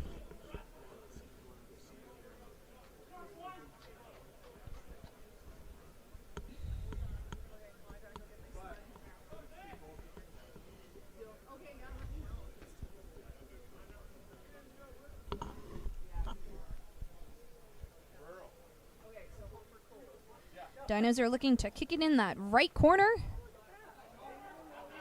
And it goes straight into Sask's hands, but excellent pressure. Sask's able to distribute it out, and that fancy footwork from number 10 getting shut down by that Dinos' hard defense, stopping them dead in their tracks. Ball gets spilled out, going a little bit backwards, but Sask is able to regain, looking for something to do, looking to pass it out wide. Ball doesn't go to hand, but still is retained. Number 7 taking that hard contact from player number 1, player number 2, a third defender. Finally brought to ground. There's options both sides, but looks like a not rolling away call to Sask's advantage. Sask decides to go for the quick option. Looking for options. Sometimes you got to wait to see what's going to open up with sevens. It's a game of possession, really. A little bit of an offload to number 7. Number 7 takes that hit. Waiting for supporters to come. Smart decision. They're setting themselves well. And they're looking to work on that right-hand side. Whoo, a nice, good contact. Unfortunately, resulting in number 21 knocking it out of bounds.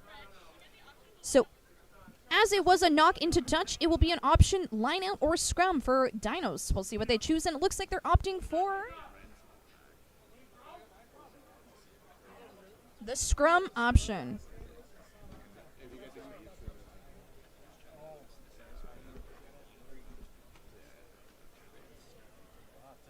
Scrum is an excellent option to be able to suck in all those forwards, give an option towards the backs to have more space to play around with.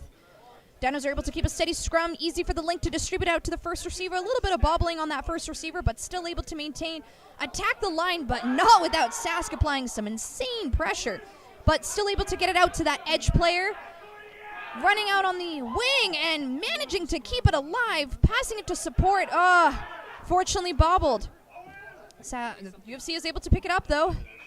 And there will be a penalty for not releasing. Dino's advantage. They decide to go quick.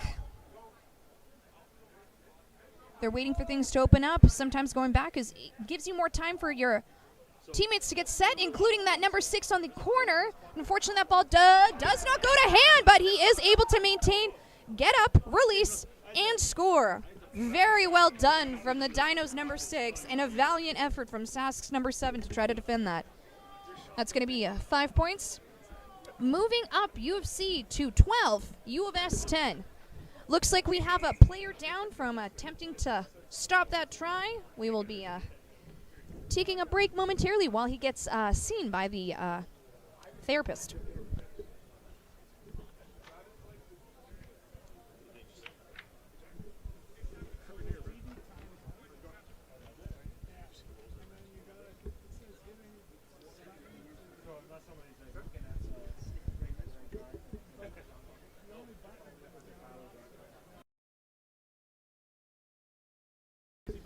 It is just going to be half, marked at that in injury time, so we will be back in 2 minutes.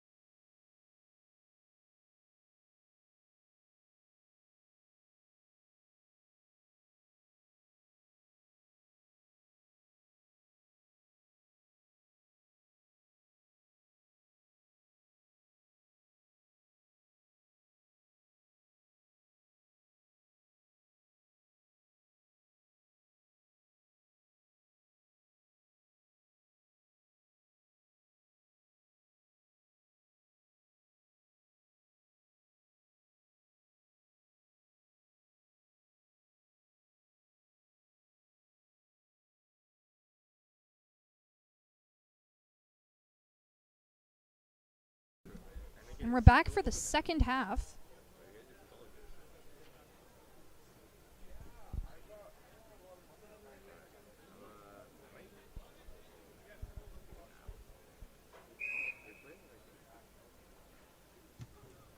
Dinos kick up a nice high kick deep into the territory of Saskatchewan. Sask's able to maintain that ball, setting up a nice platform for a left-hand side pass. A little bit caught up from Dino's blitz defense, coming up hard, making it hard to make those decisions under pressure and find those spaces necessary to break through that line. But looking towards that winger, unfortunately gets caught up by two players. But they'll be able to swing it back to the other side, hopefully making some momentum. But we do have a player down, so we will be taking a minor stoppage while a trainer is able to assess them and hopefully give them A-OK to keep playing or treat whatever injury they may have.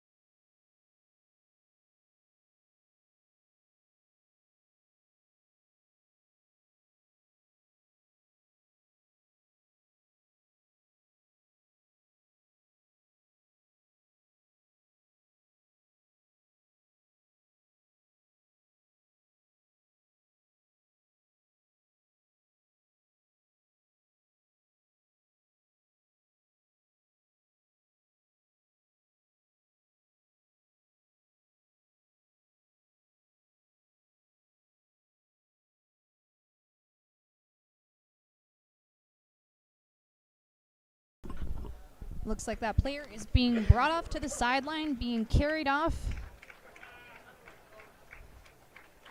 either by coach or support staff, but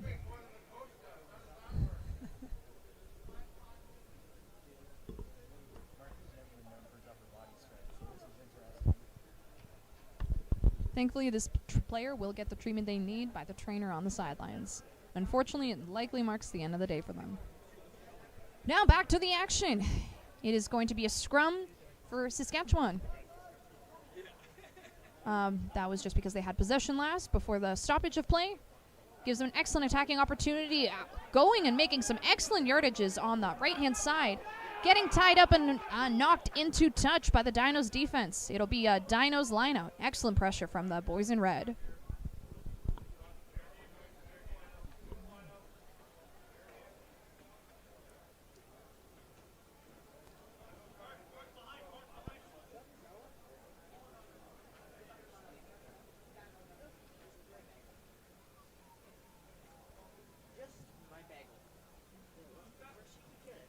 Ball is up, goes great to hand, connects with the link. The link decides to go for a run on their own and unfortunately gets caught up, but is able to send the ball out. Does not go to hand, but Dinos are able to recollect by losing a jersey in the process. But they're still able to maintain.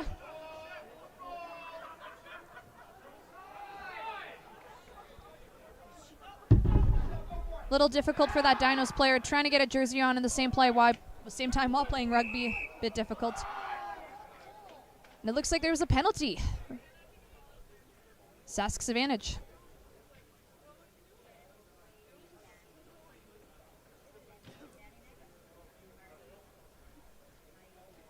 They'll go for the quick tap, looking towards that right-hand side.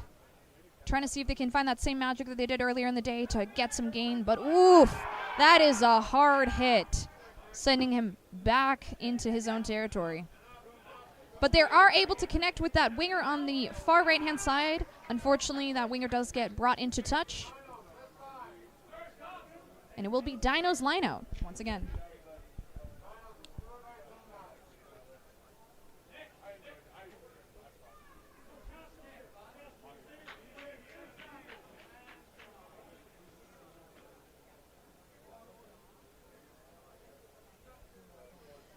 Goes to hand. Straight to the link, who's able to connect with that first receiver. Give them some options. Give that B player some time to work around, seeing if they're able to draw in defenders. Set up their outside wing player who's able to cut in, distributes the ball, doesn't go to hand, but is able to connect with Dinos, but unfortunately a little bobble. Does mean that it will be Saskatchewan scrum. Tight game here. Still anyone's game. 2-point difference. We're about halfway through the second half.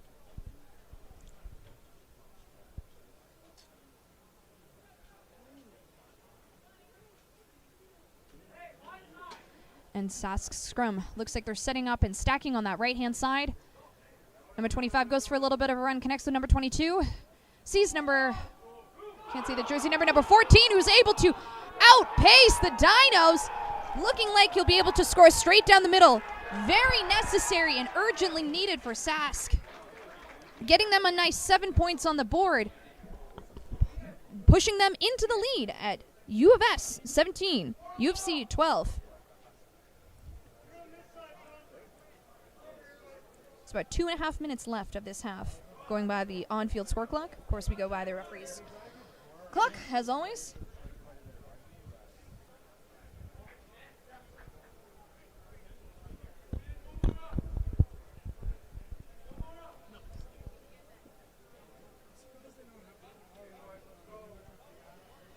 Number 25 is going to be kicking it straight into that right-hand corner. Goes straight to Dino's hand, who's able to step the first defender. Step past the second, but the third defender is able to catch him. But it's necessary, but it's making that overlap very apparent on that right-hand side for number 10 to really sprint through, but number 13 with excellent tracking, able to catch up with that speed. But seeing that no posting on that corner, and unfortunately pushed into touch. We're having the officials review to see if it was pushed into touch prior to the try being scored or after. Wait for the game time decision.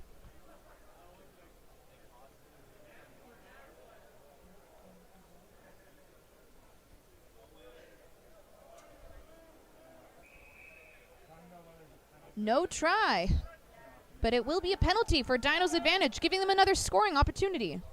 Whether they go quick, and they do go quick. Looking to score immediately, which they are able to do. Score a nice 5 points, bringing it up to a tie game, 17 all, U of S, U of C. It looks like there's a little over a minute left in this half, so Dinos will have to put the pedal to the metal if they want to get in one more try to seal the deal. And they do go kick it quick, deep into the territory of Sask, who are able to get it straight to hand. Number 13 takes it. Looks like there's a lot of pressure in those rucks. Really trying to go for that counter, but looks like there's a bit of space for number 2. Draws it in, sets himself up. Oh, it doesn't go to hand, but able to be regained. Oh, looks like we're going to be going back to a previous call. Waiting for the official's decision. Looks like there might be something that was discussed over the mics. Unfortunately, we do not have the mics connected here, so I am not privy to their conversation, but we'll find out shortly in a moment. Oh, it looks like there's some cards going to be given out.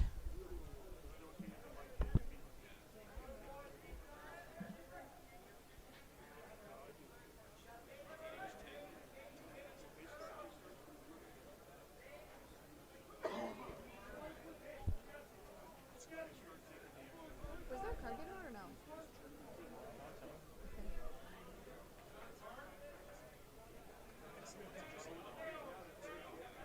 And it looks like a card was given to the U of C Dinos. So it'll be tough 6v7 for the next little bit.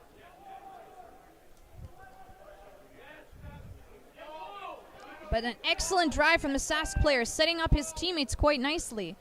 With a natural overlap with 6v7, it'll be tough for the Dinos to make sure that they can defend towards that end. But if the ball doesn't go to hand, they may not have to worry about that with their additional sideline defender. The sideline itself. It is Dino's lineout.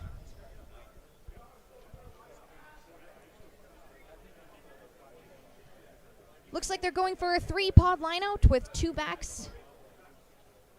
That'll be a little bit more difficult for the backs, putting more pressure on them, but with some fancy footwork, maybe they'll be able to break through or go to that open side on the right, or the blind side on the right. Ooh, number one with a major hit, stopping the Dinos player straight in the tracks. But unfortunately for the call of diving, it gives a penalty for Dinos, looking to see if they can use that 2-on-1 on the outside and score that desperately needed try in the corner, which they are able to do, bringing their score up to the final game whistle. And the score is UFC 22 and U of S 17. We now are then going to resume with our ARC competitions. Let me just pull those up. Give me one moment. At 110, it will be gold yellow versus Mavs silver. Give me a moment to set up the stream, and we will return shortly.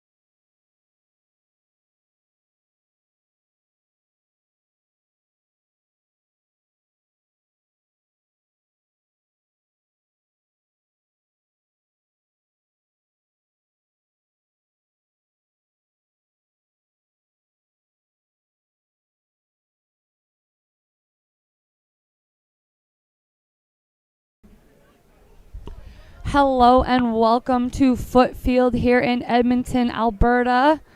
Underneath the dome, we are entering our knockout rounds. We are in the quarterfinal with the Edmonton Gold Yellow squad kicking off against the Calgary Mavericks Silver squad. The Gold will be going from left to right on your screen. The Mavs will be headed right to left. That one goes up high to the left-hand side. Caught cleanly in the air. Offloads there. Mavericks choose to go up the center here. Another offload before contact. Dropping ball on the ground there. Still going backwards. Mavericks keeping the ball alive. A little bit of a step there. Looking for the support to try to keep the ball alive one more time. Overlap is there. There is a 2v1 into contact. Offloads there. A step back inside. A little boot there by the 13 on the chase. Bounces into the hands of the Gold player, but immediately brought down. Picked up by the Gold. There's a huge overlap. 4v1. Oh, and the ankle tap is good. He gets back up to his feet, though. Brought down right in front of us here. And now Gold on the attack. Big tackle there, forcing the knock on. Mavs with the first exciting plays of the game. The little bit of a chip in behind, giving the Gold their first opportunity on offense, but not able to get much momentum moving forward before the turnover. So we got the Silver squad for Mavs, putting the ball in for the scrum.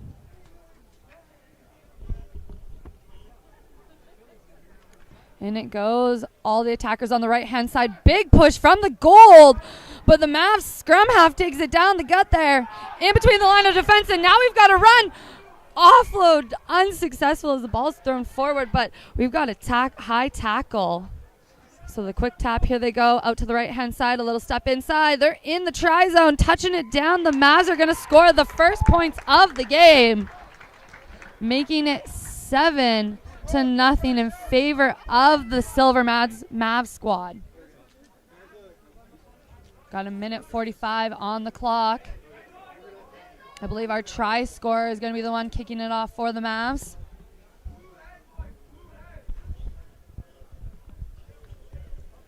Choosing to go closer to the left-hand side. And that one's going to be considered a knock-on, just hitting the hands forward of the Gold player. So we're going to get another attacking scrum for the Mavs. Slightly further ahead than they were before and a little bit more to the left. Last time we saw a big push from the Gold.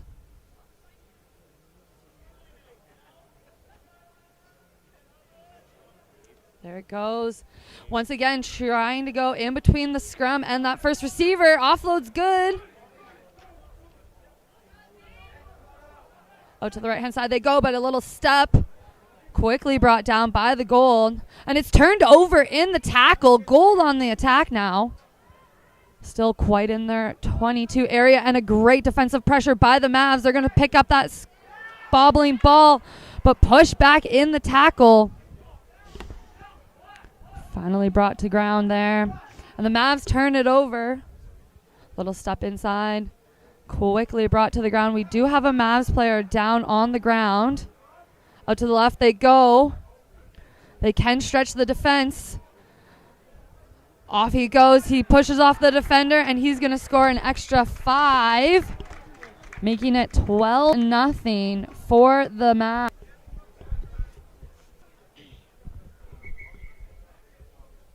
We're going to have a sub here for that injured player from the Mavs. So subs in, quick changes.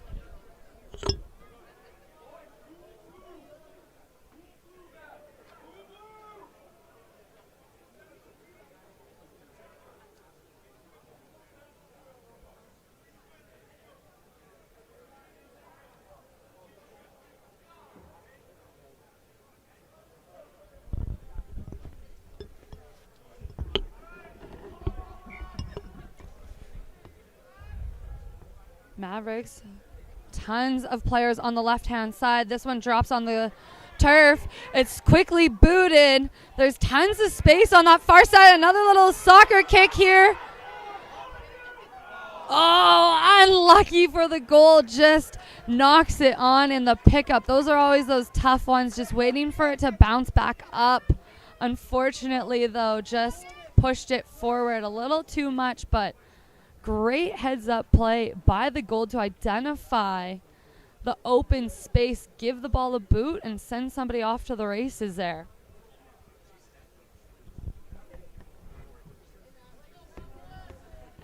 Entering the final minute here of our first quarterfinal, first knockout round.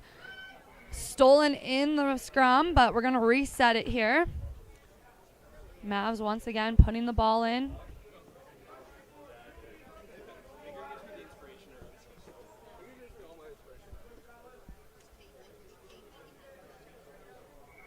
And that scrum just falls right to the ground. So we're going to reset one more time here. As we say, we got 5:30 on the clock, about 30 more seconds till we reach halftime. Sorry, a minute 30 here until we reach halftime. Once again, a little bit of a show, and he's going to go off to the races, finding that gap in between the scrum and that first defender. And the ankle tapping tackle, and a great tackle once again, but the support of the Mavs keeping the ball alive and scoring another try inside that sevens range. But man, oh man, the try-saving tackle from the first ankle tap, and then to have the support there for the second tackle. But great job by the Mavericks to keep the ball alive, and excellent support, not just trusting that player to have the wheels to finish it off. And it's going to be 17-0 in favor of the Mavs as we get 30 seconds away from our first half break. Once again, Mavs stacking that left-hand side quite high. This one's going up, and it does reach the 10. Caught cleanly in the air, but lots of Mavericks in the way of those players. Ball is dropped in contact, and now we've got a foot race down the far side. Another effort for the try-saving ankle tap, but this one just gets out of the way of the goal and into the try zone for the Mavs. Score 24-0 in favor of the Mavs. Silver. Looks like they're going to have a little chat here. We can see our assistant referee and head referee. Try is given, and that is our first half completed. 24-0 for the Mavs Silver squad. We'll be back after a short little break here as the teams chit-chat, regroup, have some H2O hydration, and then we'll be back in here for the second half action.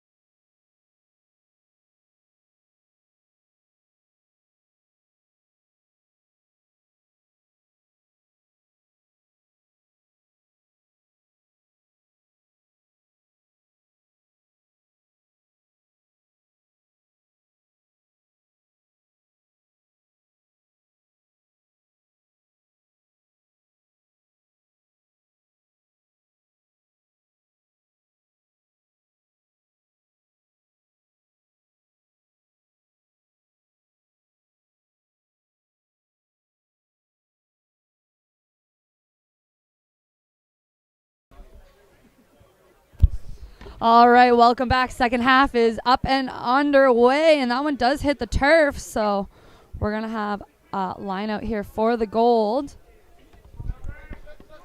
As the Mavs kicked off, they do the one-man lift there. Mavs looking a little bit unsure of what to do. Mavs do have one too many in that line out, though. Not called by the referee. Going up, pressure is there. Nowhere to go, so down to the ground he is. Right in front of our cameraman. Excellent view. Takes him some time to set it up.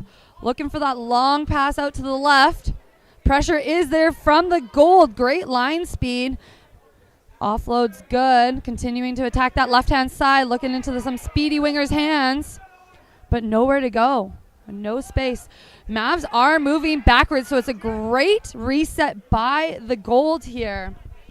As they're putting the Mavs under pressure, forcing them to move backwards. It is great defensive pressure. And they force the penalty. Quick tap they go. A little step inside, step outside, just on that sideline. And picked up by the Mavs. Out to the left out to the right they go. Big step back there.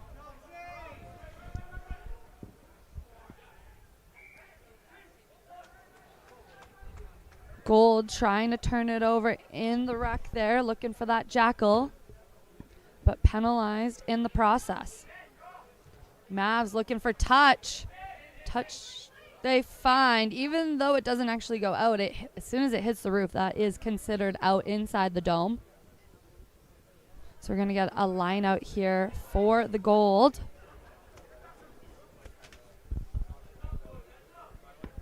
Oh, sorry, I mean correction. Due to that being a penalty, we are getting a line out for the Mavericks. Up they go.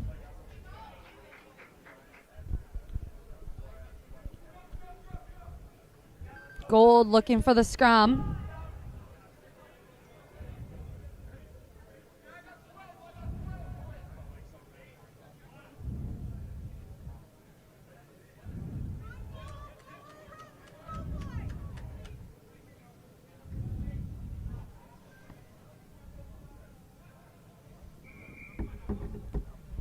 Gonna have a reset on this one here.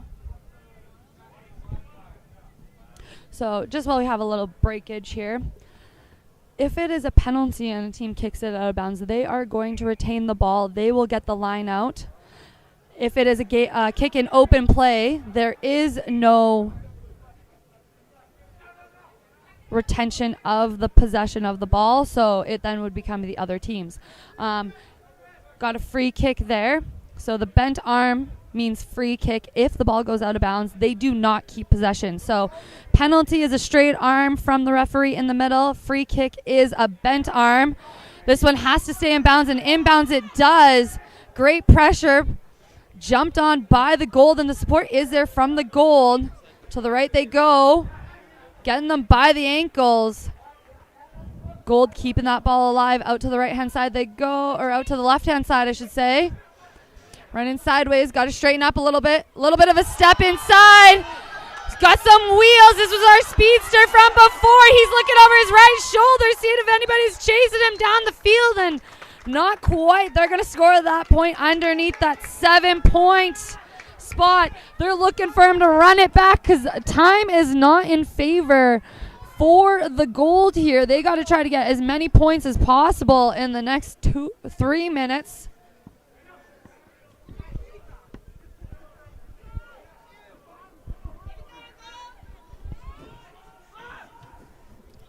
So up that one goes. That one goes deep over the Mavs players' heads.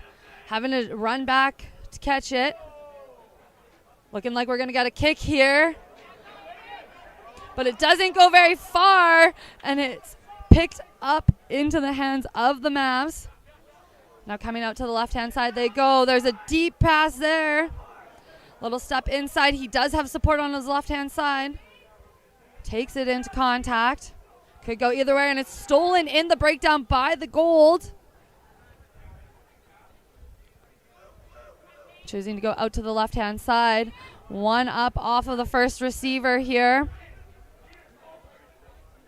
Mavs really putting that pressure in the breakdown.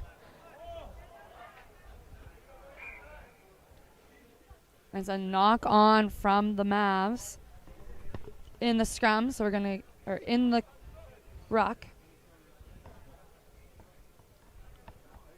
So we're going to have a gold scrum here. 5:30 on the clock. Subs coming in for the Mavs.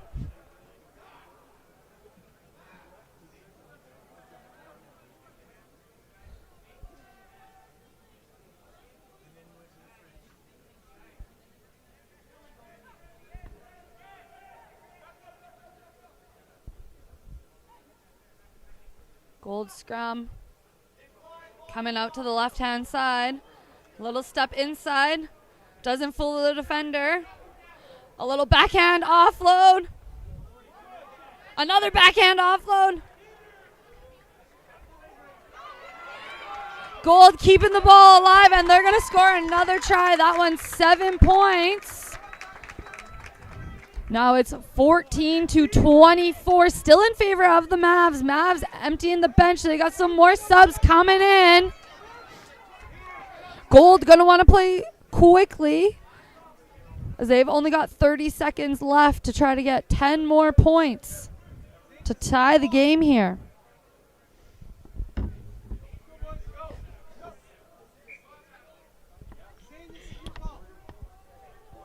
Gold going with the classic split. To the left they go. Caught cleanly by the silver. Little step inside before going out wide. Just into the hands, and they're pushed out of bounds. Mavs. So Gold trying to go quick with the lineouts.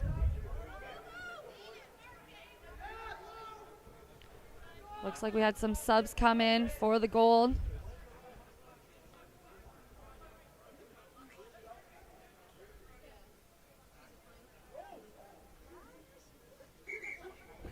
Little bit of confusion going on there.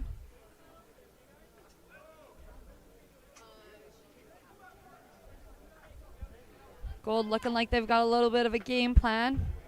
Gonna see if it works. Gonna have a little bit of a jump, but stolen by the Mavericks. Going in for the chip. There's nobody back. And it's recovered by the Mavs. Support there just in time to secure the ball. Scrum half with the offload now. Right into the hands of somebody catching a defender.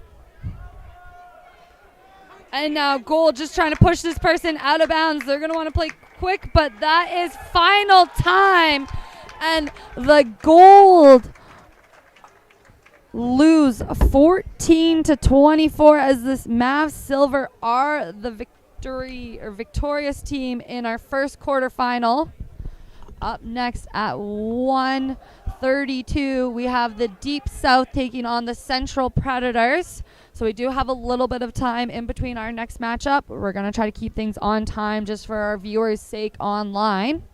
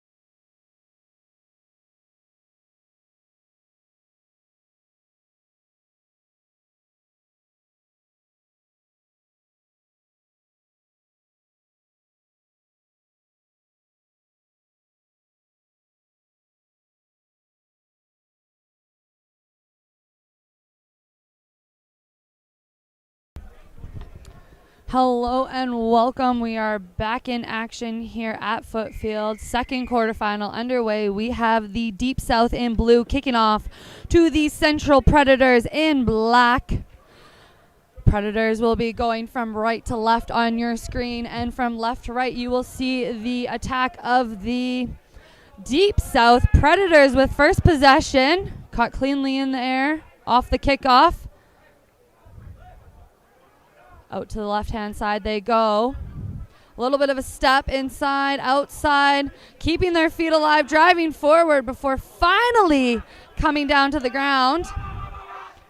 Looking for that dummy runner, attacking straight in before going into behind. A little bit of a 2-on-1 on the far side. They're asking for that one to be a forward pass, and I think that was called on the far side by the assistant referee. It was confirmed a forward pass. I think one of those Deep South players might have just been a little bit in the way of the head official in the middle. So really thankful for those people on the sideline, our ARs, keeping everything clean, helping out the head ref in the middle. So it's going to be a scrum here. Lethbridge, Deep South, putting the ball in.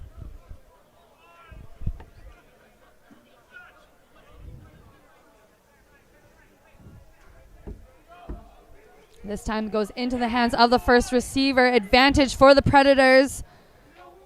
Now on their second attack here. Lovely job inside here, keeping that ball. Keeping their feet driving. Great job by the Predators. Producing some quick ball. Trying to get it out wide.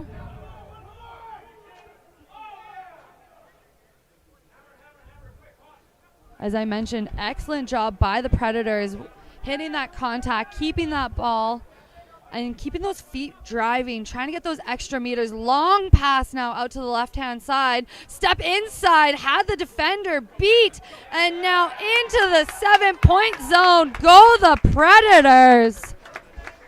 As they take the first lead of our second quarterfinal. They're leading 7-0 against the Deep South. Got a minute 45 on the clock. You can hear coaches on the Deep South bench saying possession, possession. Got to keep ball in hand.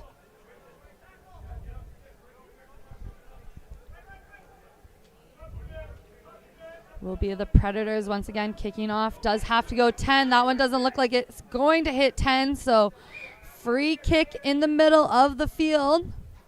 Got a jump over the bench there. Grab the game ball.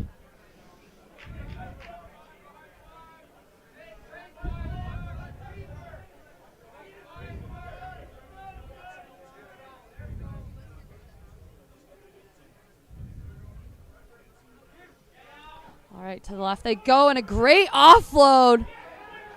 Sends the Lethbridge player driving down the far side until they're brought to touch. So we're going to get a line out here for the Predators. So if a player touches this white line that we have, thick white line on the far side, this close side, that is out of bounds. Choosing to go with the traditional three-man line out, but cannot connect with the scrum half running around. So it's scooped up by the Lethbridge team, or by the Deep South. Now coming out to the right-hand side. Right up the guts they go. Support there just in time for them to maintain possession.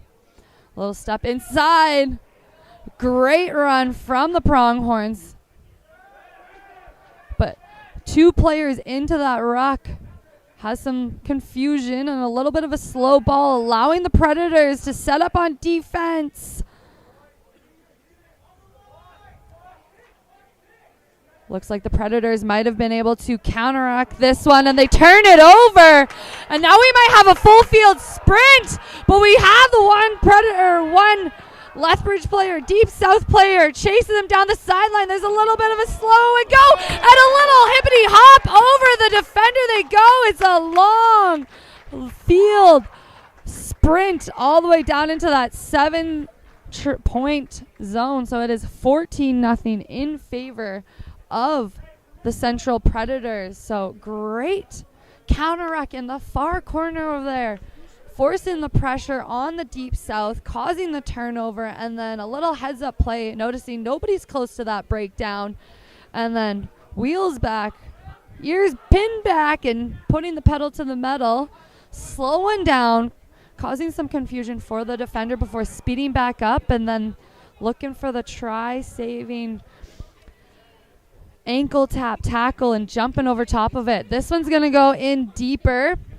Does touch the ground, touches turf there, so going to have a line out here for the Deep South around that 30-yard line.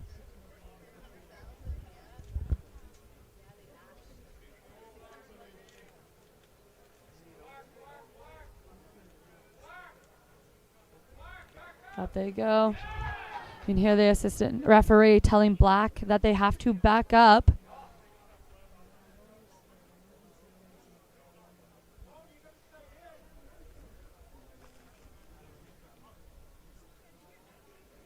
Over the players that goes, and now into the Predators' hands.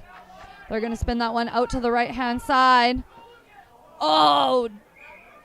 And it was called a knock-on there. So just cannot connect with the support player. Got a little too excited before ball was in hand and unable to catch the ball properly. So it went forward. We call that a knock-on in rugby. So we will get a scrum here for the Deep South.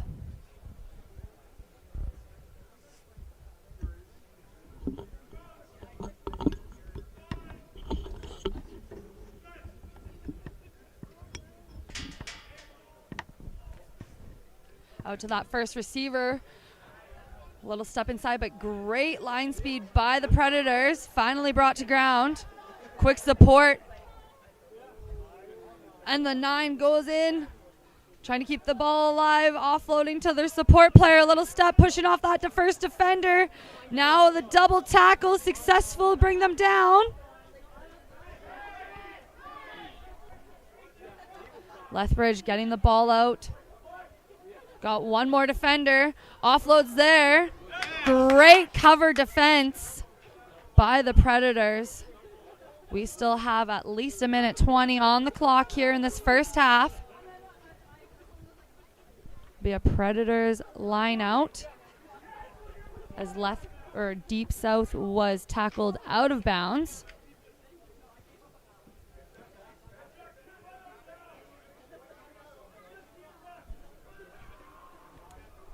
Predators looking to go deep for this one. Deep they go.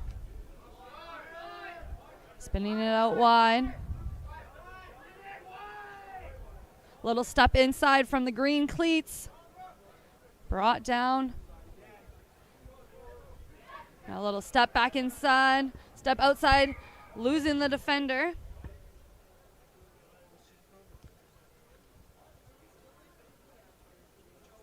So it looks like it was offside first. Then a little knock on in the pickup from the breakdown. So we're going to play that offside call. Predators, a little bit of a step. Show and go. Kicking off that first defender. Finally brought down to the ground. Coming out to the left-hand side. Finding the gap in the defense. Keeping those feet driving. We've talked about the Predators having that leg drive in contact, giving them those extra little meters. A little step.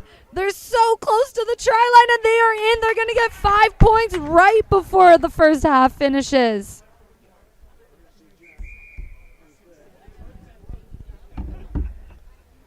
So that is the halftime. It is now 19-0 in favor of the Central Predators. We'll be back for the second half here.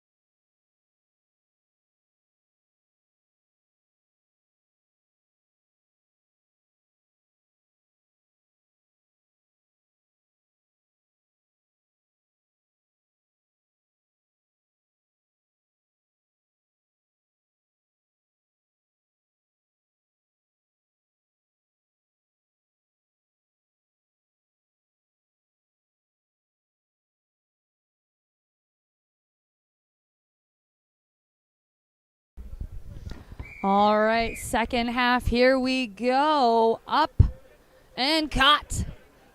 Deep South now on the attack here. Finding a little hole in the defense of the Predators. Keeping the ball alive. Great support, great offload. Trying to stay inbounds with that fight. Brought to ground. Out to the left they go. Great pressure by the Predators. 3 players coming up nice and hard. Nowhere for that Deep South player to go. Now they've got some space. A little bit of a goosey there. Keeping the feet driving in contact. Over top are the Deep South. Now they've got that overlap, but they're going to find a little hole in the defense anyways. They don't need that overlap. With the spin and the somersault log roll into the try zone they go. They're going to get 5. They're just outside of that 7 mark. And the Deep South are on the board with 5 points.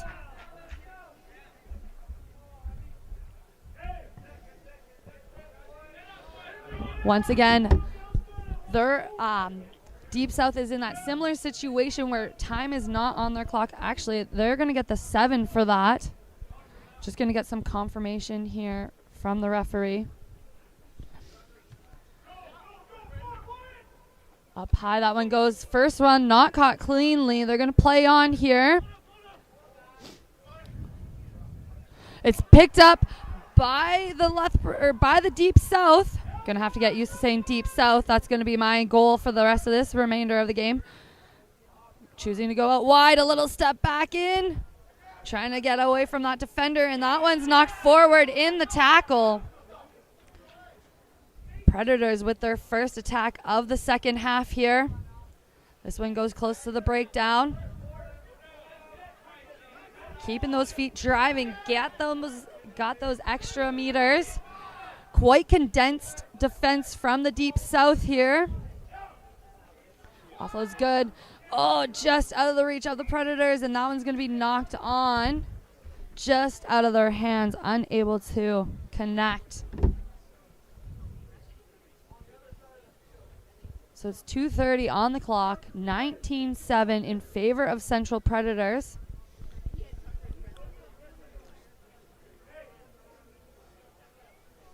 Deep South here with the scrum.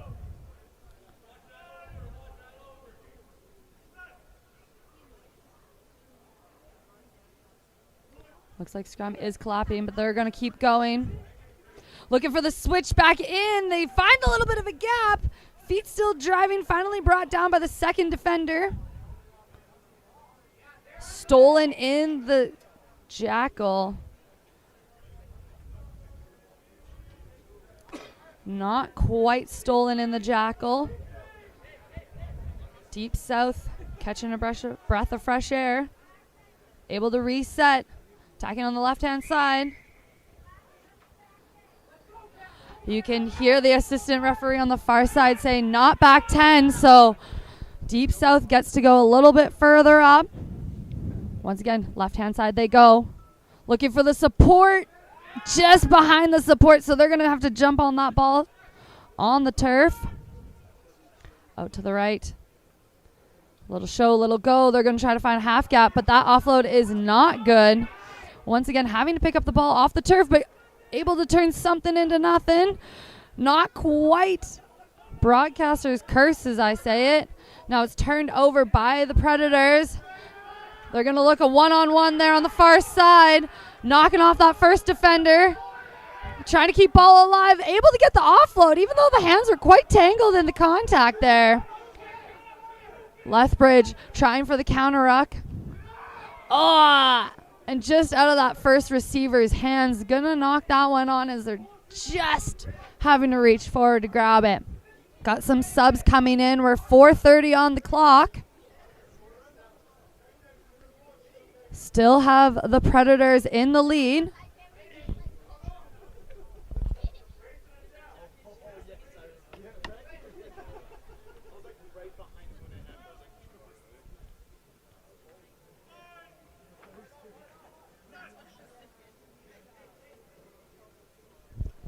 Lethbridge here.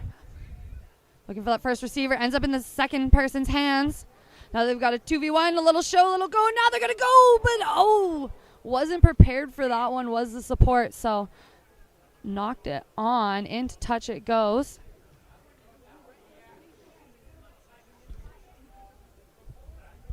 Predators choose to go for the line out.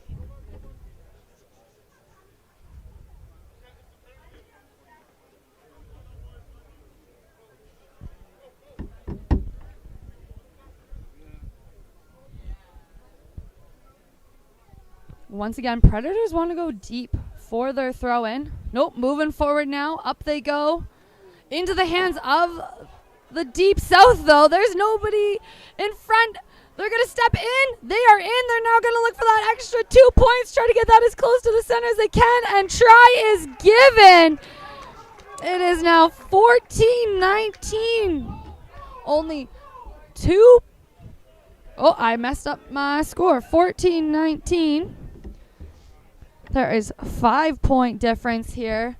1 minute left. 50 seconds left, I should say. Lethbridge want to give it all they got, or Deep South want to give it all they got. That one's going to go up high.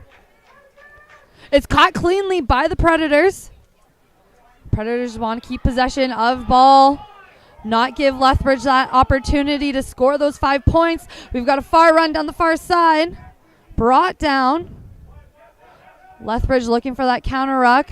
Not successful, so Predators maintain ball possession. They're going to look to spin it out wide. They do have a massive overlap. He sees a little bit of a hole. His hands get tangled.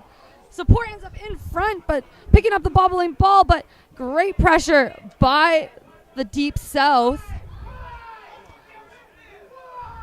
Central now. Got one more 2v1. No, not quite. Going to have a little show. They're going to go down that far sideline, but it's going to be a forward pass. Are we going to play the final play? That is it. That is all. What a nail biter at the very, very end.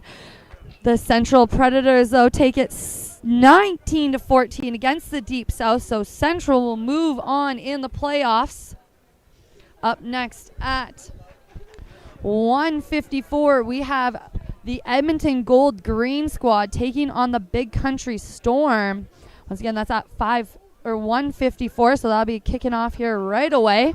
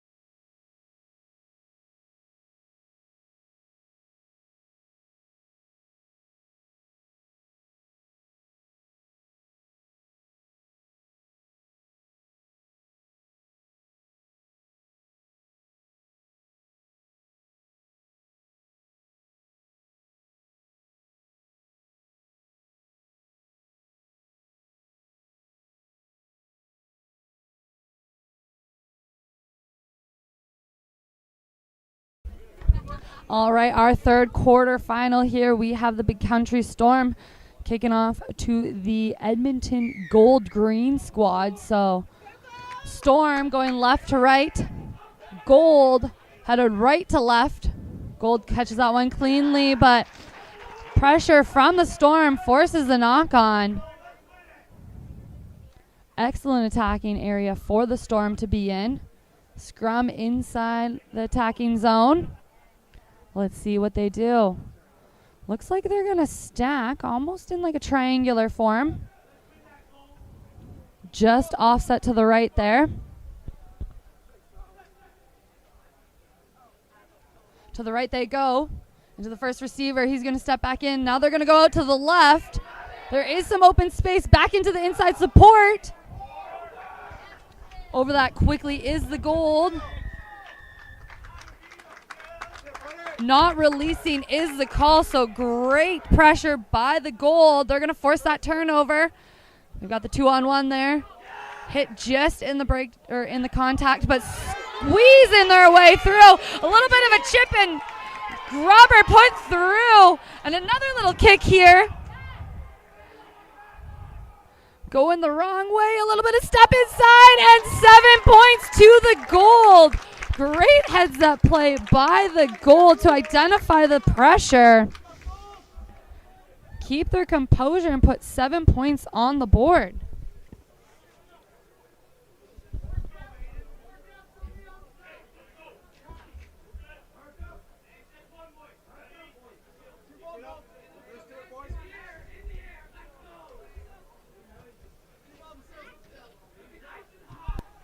All right, that one goes up high. To the right, caught cleanly by the Storm. Choosing to go down the far side now. Keeping the ball alive, but that one's going to be a knock on there. A little bit of some sloppy play back and forth here, so original knock on by the Storm. So it's going to be a scrum here for the Gold.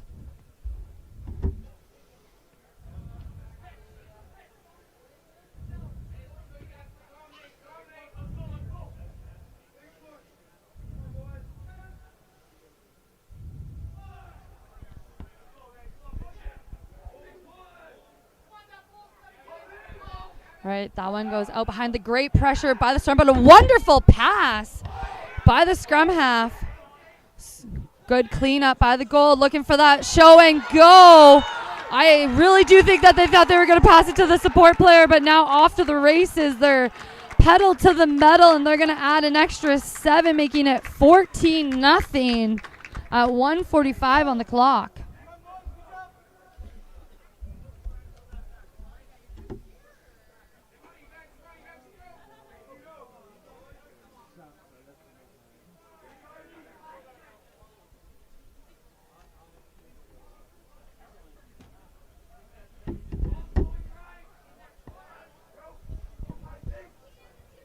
Gold here, kicking that one off. That one goes up high.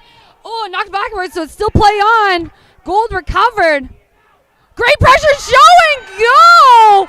Off to the races once again. He's going to take some time off the clock. Wait till he's got a little bit more pressure before touching it down. Now 21-0 for the Gold squad.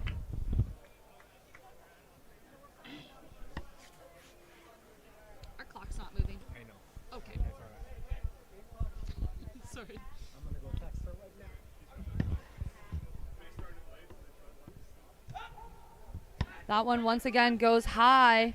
Caught cleanly by the Storm this time. Bit of a step. Changing of the pace. Really throws off the defender to his feet quickly, but threw off his support. Just wasn't quite sure. Coming out to the right-hand side, there is a 2v1. Show go. Oh! But the pressure from inside forces that turnover now. Picked up by the Gold. Trying to fight to stay inside. They could either have the penalty or the scrum. They choose to have the penalty for the high tackle. Tap, and they are off going. You can hear the support saying, swing it. We got some support there. Another step, show and go before passing to the left. So they have the overlap, but Gold choosing to just stay inside that 15-meter there. Once again, a step by our last try scorer, and he's doing it again. He's going to go all the way to the far side. This time, pressure's there by the Storm, so he's got to touch that one down quite quickly. It's 26-0 for the Gold. We need to change our halftime. It is only the first half. Got about 3 minutes on the clock here.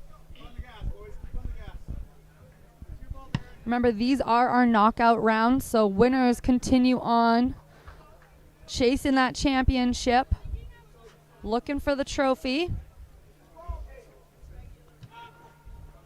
giving it their all. This one goes over the heads of the Gold. Bit of a messy pass. Picked up now. Step inside, looking for a little bit of a gap. Storm trying to keep the ball alive, but it's just causing a little bit of mess, but now it's chipped over top. A little bit of a soccer match here coming down at Foote Field. Jumped on by the Gold, but I do think they might have been kicked in the head, so we are going to take a bit of a break.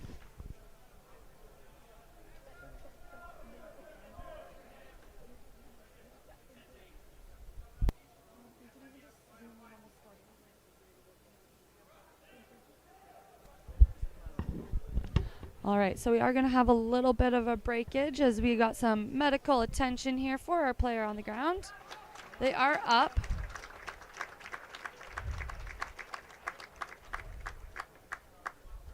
Looks like they are going to remain in the game.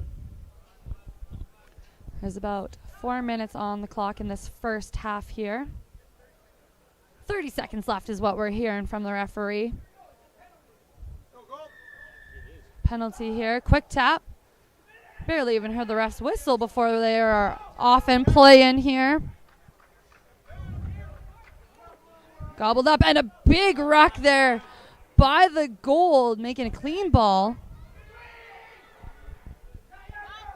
Out to the right. Oh, able to keep that ball in hand.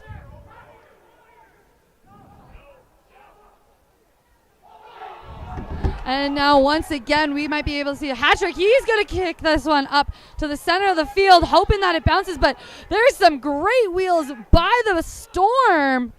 And the Storm able to pick that one up. Out to the left they go. Out to the right they go. Oh, unable to keep ball in hand. And now they're going to kick it through. Bounces into the hands of the Gold. They're going to go out to the right-hand side. Step inside. Does not secure ball in contact. Luckily, there's a player there to keep that ball in hand. Out to the left. A little bit of a change in pace. Looking to the support, but just over his hands he goes. He can't pick that one up. And it's going to be a knock-on. But that is going to be our first half with the Gold leading 26-0 as we get closer for the second half.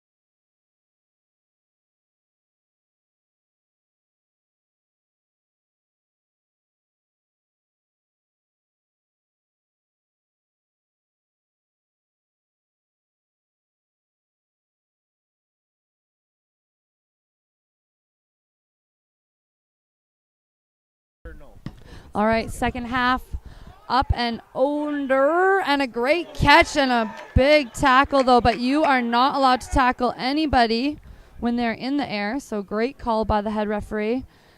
Looks like we are going to get a potential card here.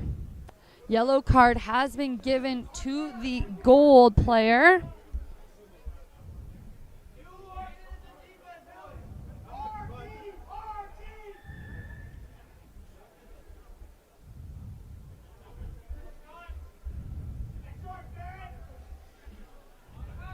So the gold, one player short here now.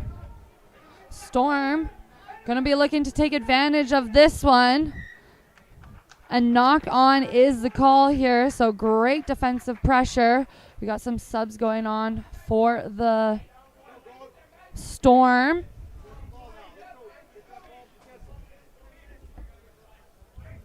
Remember, Storm have one extra player now.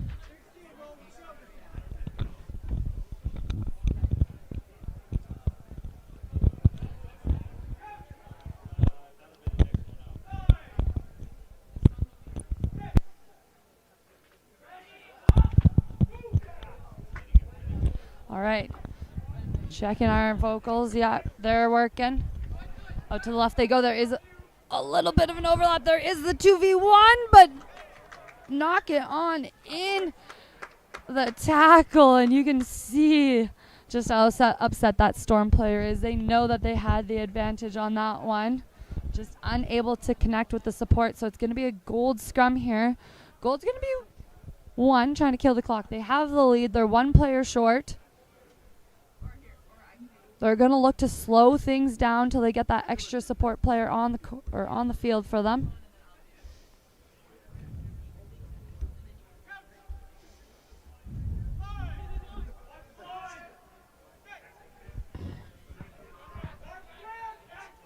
To the left they go, trying to find the space in between the scrum half and that first defender. Out to the left they go. A little kick in behind, nobody back there. Gonna test the wheels. Storm able to recover and a quick step. He knew what he was doing. He knew that there was space on the right. Connects with the support. What a wonderful pass. Leading their support player, letting them run onto it. Storm looking to secure that breakdown. Bit of a messy ball to the first receiver. Finding the gap in between the two defenders. They're like grabbing that jersey, holding on for dear life. Out to the left-hand side they go. Trying to keep feet alive, ball alive. Goes forward, says the ref, so it's going to be a knock-on. Looks like our yellow card is no longer in play, so nothing comes from that action.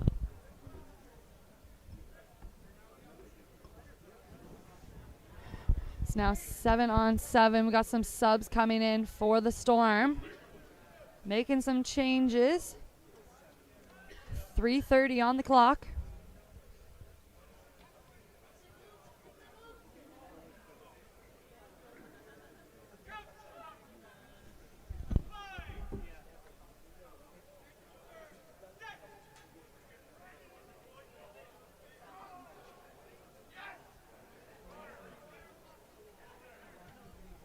Another little bit of a grubber here. Clean pickup from the Storm and a wonderful tackle. Great support, great offload. Finally brought to the ground. They're looking to play up off the deck, but diving over is the call against the gold. Kicking it off. Choosing to go for the miss pass, skipping two. Come back into that support player, inside support.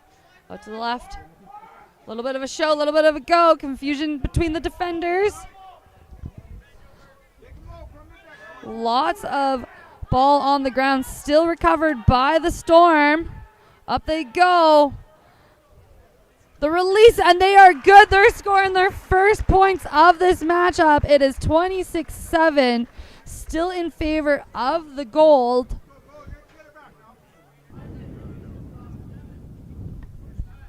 We got about 2 more minutes left.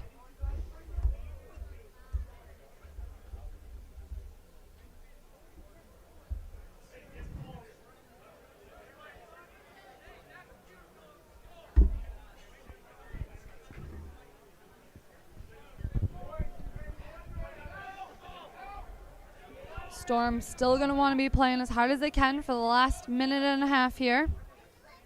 Going out to the right-hand side. That's a beautiful kick. Nice and high, giving time for your teammates to get up and under, but a great catch by the Gold. Support there just in time. Looking for some players to run at pace onto that ball. And wonderful tackle by the Storm. No support there for the Gold, so it's turned over. Storm on the attack. But it's turned over once again by the Gold. Jackal in the tackle, or Jackal in the breakdown. Tons of space on the right-hand side. Steps back in. Leaves the ball on the ground. It's advantage for the Storm as that one did go forward in the breakdown. Referee checking his whistle, or checking his clock. Got about 40 seconds on the clock here.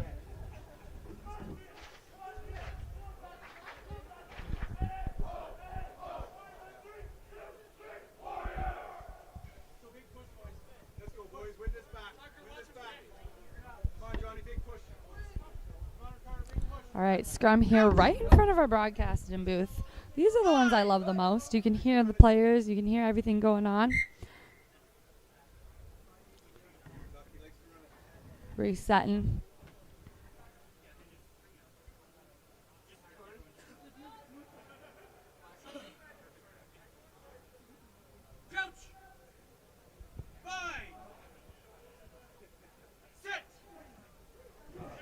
All right. Storm looking to go out to the right. We've got some support out on the far side. Long passes in play. Catching that player at pace. Beautiful rugby on that one. And a great offload. A little step to go back out. Step to go back in. Brought down to the ground. Looking for that kick. But it's jumped on by the Gold. And Gold there picking it up from the breakdown. He's off and the ankle tap is good. Looking for the support. And unfortunate for the support. They're going to kick that one out. And that is it. That is all. The Gold take it 26-7 against the Storm. We've got one more quarterfinal coming up. We've got the Mavs Black Squad taking on the Warriors. Minute after they shake hands, all the cheers.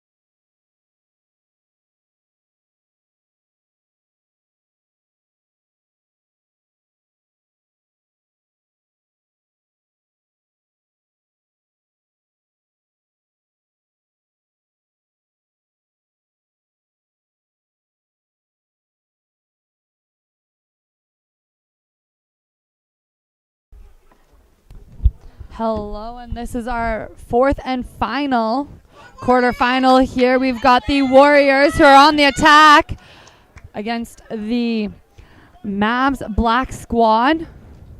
So you got your Mavs headed from left to right on your screen and your Warriors going from right to left. Penalty called against the Mavericks. Out to the right-hand side go the Warriors. Great line speed, but can't tackle.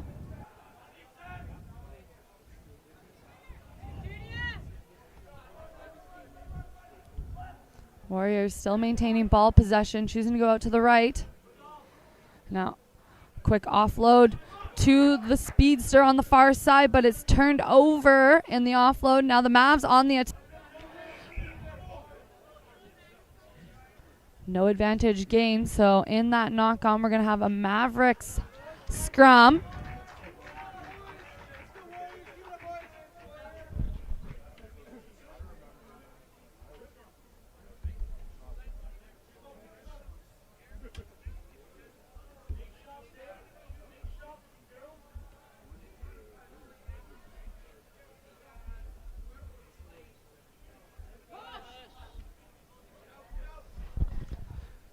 to the right-hand side. Continuing, he shakes off the defender, and he's got nobody in front of him, only the people behind him to beat. And into the 7 zone he goes. So it's going to be Mavs who open up the scoring of our 4th and final quarterfinal, 7-0.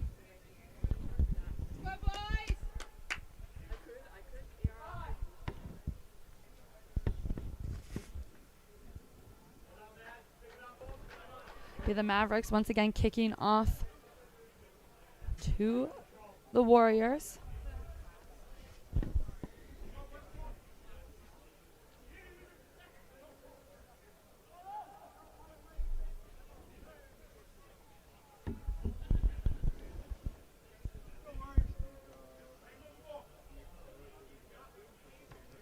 That one going right down the center pretty much. Caught cleanly by the Warriors.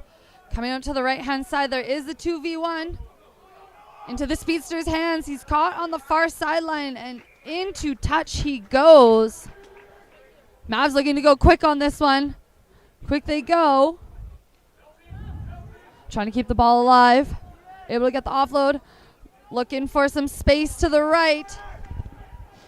Running his teammates out of area is the Mavs, and so tackled out of bounds. Now looking to go quick were the Warriors. Slowing it down though. Going to get set.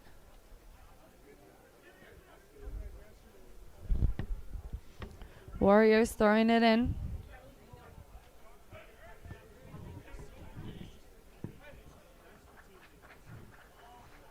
Warriors keep possession, trying to stay in. Oh, but tackled out. Mavs now.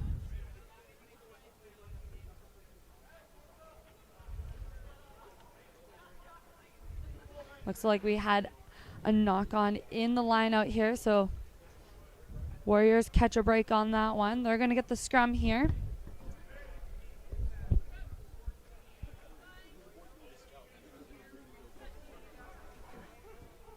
Warriors putting that one in. Go to the first receiver. They're going, and they're going to put that little grubber in behind, and a beautiful grubber. They have some wheels, but the Mavs get to it first. Mavs over top, but looks like it might have been stolen by the Warriors. In the breakdown, scooting through that one. Warriors staying alive. Penalty in their favor. They're going to tap and go here. Look for their support. Up the center they go. Support there quickly. But the Jackal is good. Now the Jackal quickest and taps. Shaking off the defender. Going to break through that first one. Offloads to the support. They've got a huge overlap on the left-hand side. Great tackle by the Warriors inside. Looking to go out to the left. Trying to spin that or spread that defense. Breaking through the first tackle. Looking for the support. Bouncing ball off the turf. A step inside. He's caught though. Not held in the tackle, but caught in the second tackle. This time he's going to have to place the ball back. Mavs now going to try to spin it, but just out of the reach of their first receiver. So knock on, and now we're going to get a scrum for the Warriors. We got 5:11 on the clock as we slowly approach that first half. Subs coming in for the Mavericks.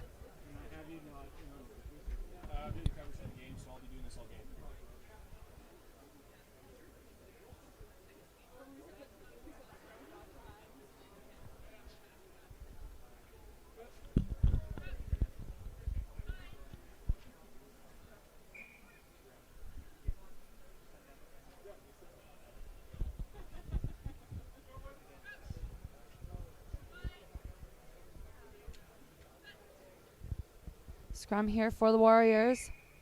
Free kick. I don't really think that one was hooked in the scrum. I was just thinking it went through real fast.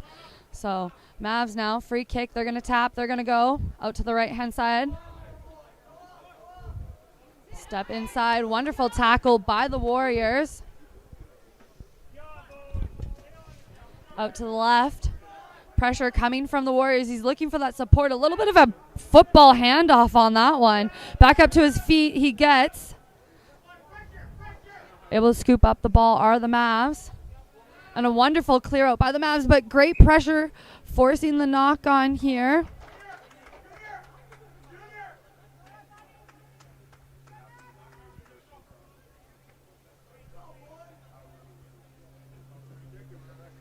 So Warriors now.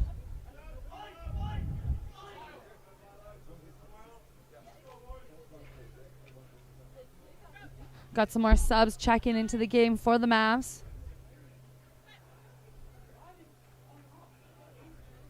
Warriors now.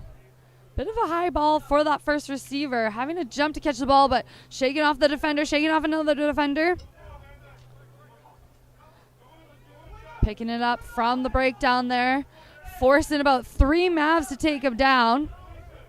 Finally brought down. To the left they go.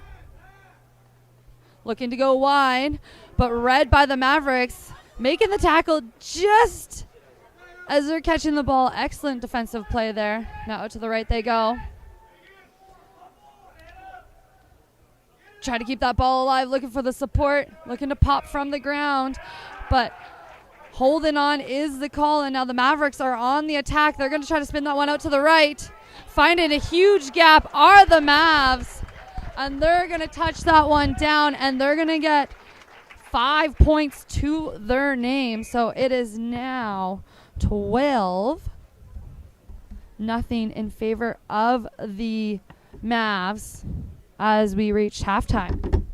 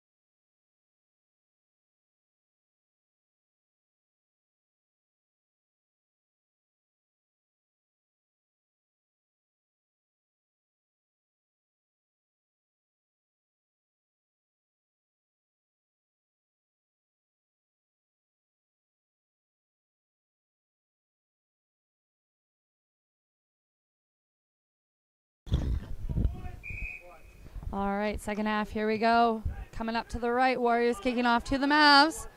Some pressure there, forcing the knock on by the Mavs. So it's going to be a scrum here for the Warriors. 12-0 at the half for the Mavericks.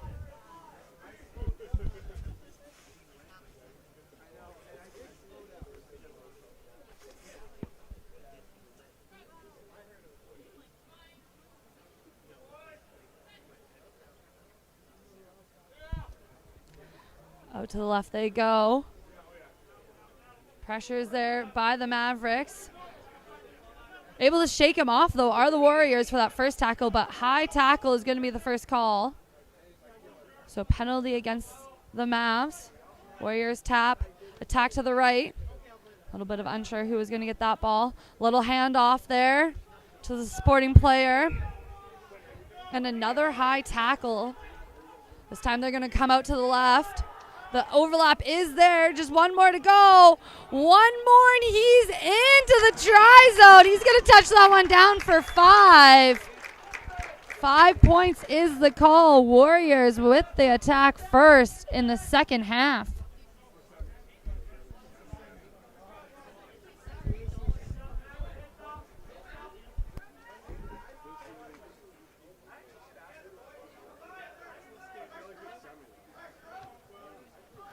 Mavs kicking that one up high to the left this time. Coming out to the right. They're going to try to spin this one wide. Are the Mavs. No support close by, so down to the ground he goes. Was going to go left, headed to the right now. Looking for the interception was the Warriors, just unable to connect on that one. Out to the left come the Mavs. Find a little bit of a gap there. Brought down. We are going to get a call here. Penalty for not rolling away. Called against the Warriors. Mavericks now finding a huge gap in the defense of the Warriors, and they're now off to the races. Caught, though, by the Warriors. Able to get the offload there, but once again, Warriors able to shut it down. Out to the left now. Looking for a half gap, but brought down right before the try zone. Fighting for those extra meters. They are in, but are they going to get held up? Penalty right on the try line for not rolling away. Mavs go quick, looking for the support, and they're going to make no mistake. They're going to get 5 extra points. They're going to make it 12-5. Or sorry, they're going to make it 17-5 for the Mavs. Looks like we're going to get some more subs coming in.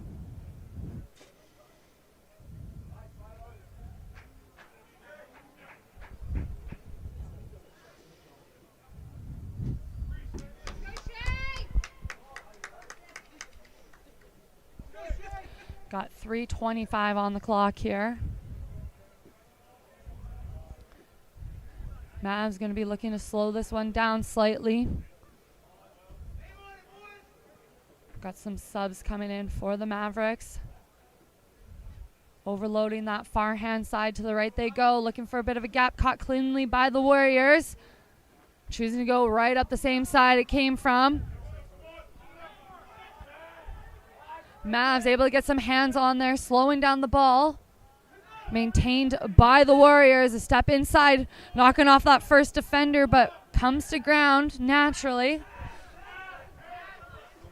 Looking to go out. They do have the 2v1, a little step inside. Now coming through the gap. Caught by the number 9 from the Mavs. Space is still there. Warriors trying to keep that ball alive.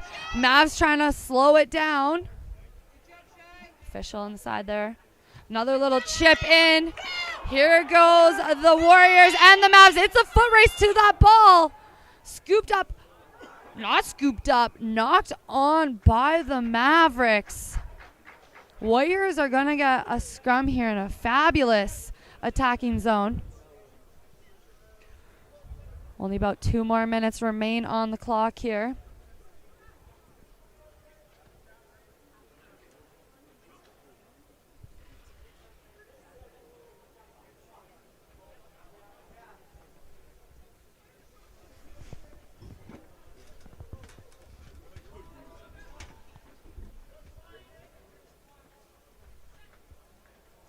Warriors in a fabulous attacking zone. They're going to get that one out. Going to go wider to the support player. Quickly brought down. Mavs getting their hands in quickly and forcing the turnover in the Jackal. Mavs now on the attack. Still deep inside their 22. They've got the space out wide. Handing it to their speedster, but a wonderful cross-cover tackle. They're able to stay in bounds. Toes just on that line there. And a penalty.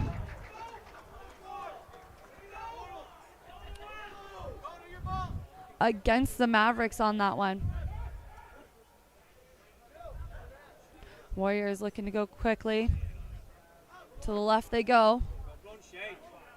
And intercepted by the Mavericks. It's a foot race. He's looking over his left-hand shoulder, but he's not going to get caught. He's going to add an extra 7, making it 24-5 for the Mavs. As we've got about 40 seconds on the clock here. This is our final quarterfinal here. Mavericks will be the one kicking off.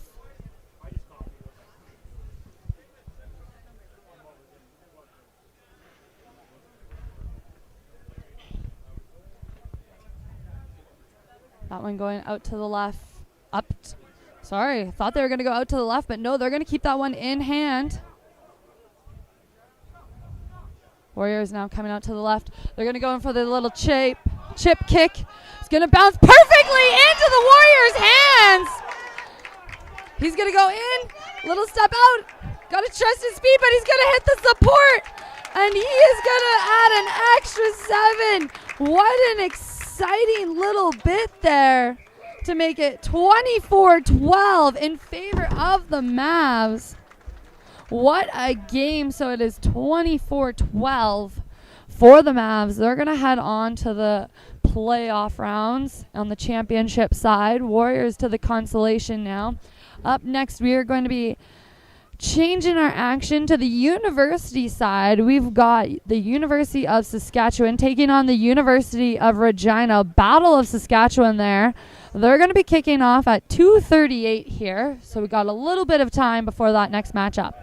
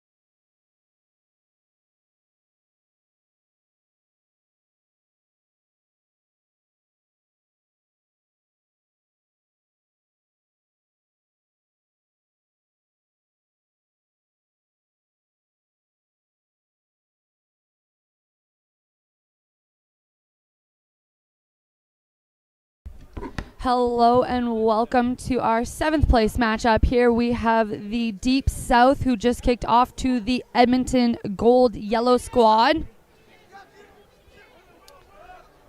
Deep South will be going left to right on your screen, and the Gold will be going from right to left. And here go the Gold down to that far sideline, not able to be caught by the defender, and they're going to go all the way into the 7-point marker there. So Gold are going to be attacking first on the scoreboard, opening up with 7 points for the Gold. 40 seconds into this first half here.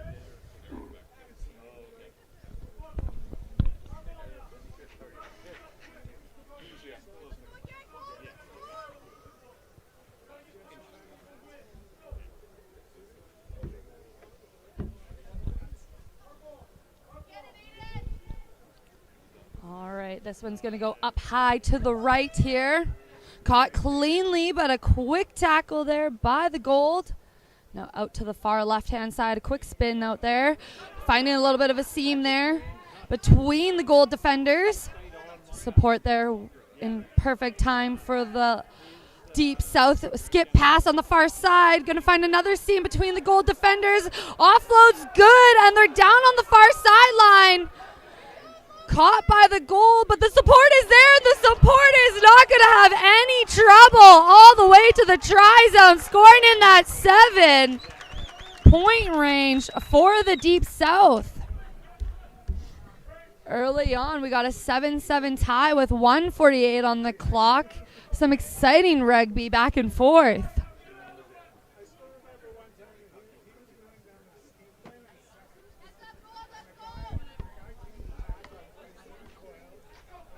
Deep South kicking it off now. Players split on both sides. To the left they go. Finding a little bit of a gap in between the two Gold players, and this one slipping through the tackle. Finds the hole himself. One defender to beat, and through they go, and they're off to the races. There is a Deep South player in pursuit, but they are not going to catch him. And Monkey do this back and forth. We're up 7 for the Gold, as it's 14-7 now. Some exciting opening minutes for this 7th place matchup.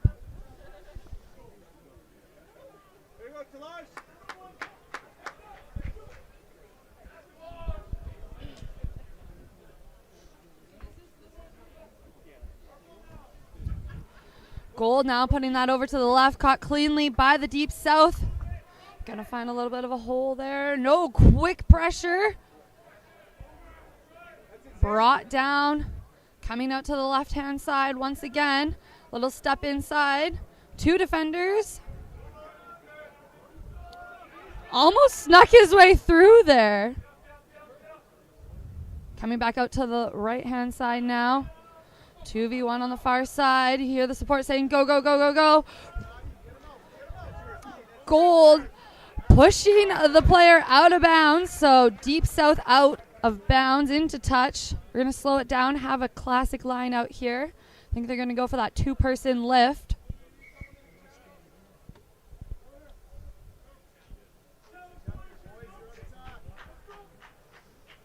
So now, however many players the Gold team decides to put into the line out, Deep South must match. Little chip over, caught by the Deep South players. Brought to ground quickly. Nowhere to go. That one's out of the ruck. Gold start moving up on defense. They're going to spin it wide for the Deep South. Finding a hole in the defenders. But they're caught on the far side. Back up to their feet as they weren't held into the tackle. Little step inside right into the contact. Keeping those feet driving are the Deep South. Punching their way up the field here. Now back to the left-hand side, and a quick pop off the ground, and another tackle right close to the last breakdown. Deep South now slowing it down slightly, going for the skip pass, trying to find the space out wide. 2v1 on the far side, and just out of the reach of the Gold. And they're going to touch it down, tying this game at 14 all. So we got an exciting game here with 2 minutes left in the first half. been a very fast-paced game. It'll be interesting to see who can keep up this tempo, who can keep their foot on the gas, who has that endurance there. Because sevens is quite hard to play. It's easy to start out strong, not as easy to keep that up the whole time, though. So both teams look like they've got a lot of subs on the bench. Lethbridge putting that one up. Oh, tapped back or to himself, but I think it does accidentally go forward in the tap-in. So had he caught that cleanly, had he tapped it to himself and caught it rather than it hitting the ground, he might have been off to the races. So knock-on is the call there. We're going to have a gold scrum.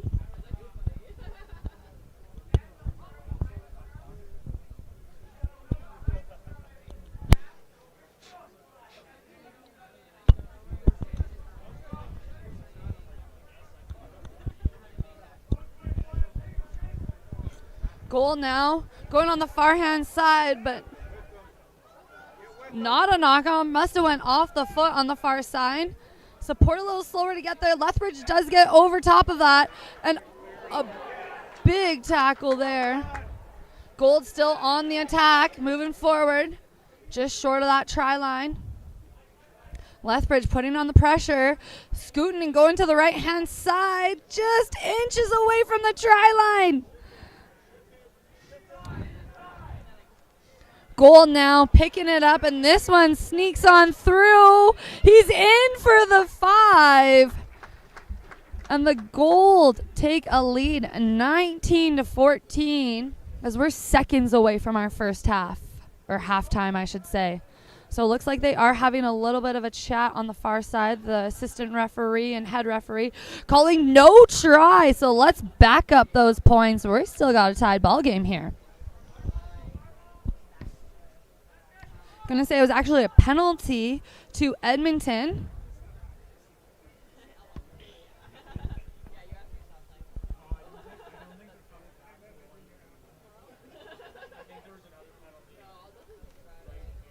So now Lethbridge, little tap, little go there. 2 players from the Gold taking him down.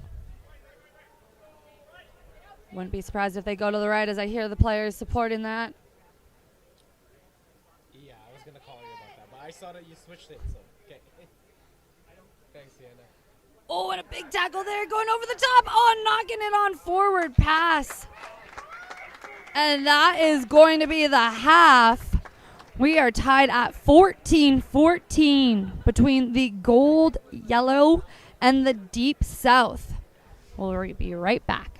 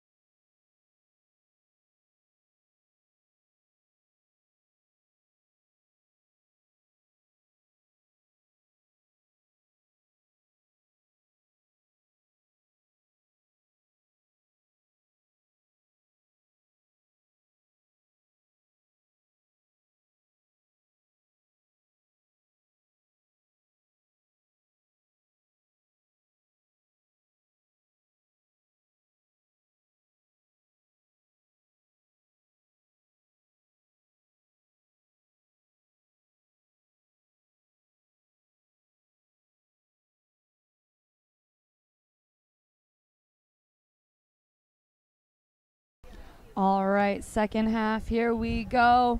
Gold kicks it off to the Deep South. Deep South finding a little bit of a gap, looking for the offload, but into the hands of the Gold player it goes. Out to the right-hand side. One defender to beat, and that he does, and into the 5, but gonna try to fight for those extra 2 points. And 2 points are gonna be added to the 5 original. So it is now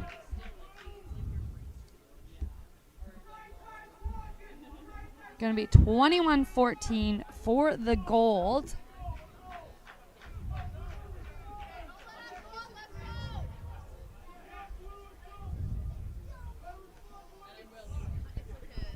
Gold once again kicking it off, going to that left-hand side. Trying to catch it in the air are the Deep South. Gonna look to spin it to the far side here now. Bit of a step over. Through the ruck they go, and it's taken by the Gold. Gold trying to spin it wide once again. Overlap on the far side still.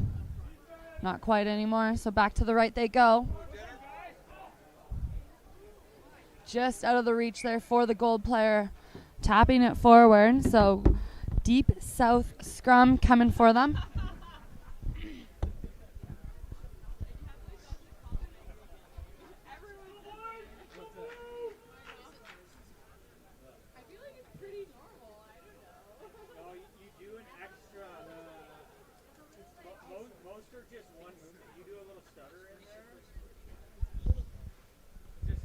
Deep South. Ooh, looked like they were going for the switch, but a little spinorama move there, giving them that extra meters. Spinning away from the defender. Back coming out to the left. Quick transfer here to the second receiver. Lethbridge with the support now coming back to the right here. Getting that one out.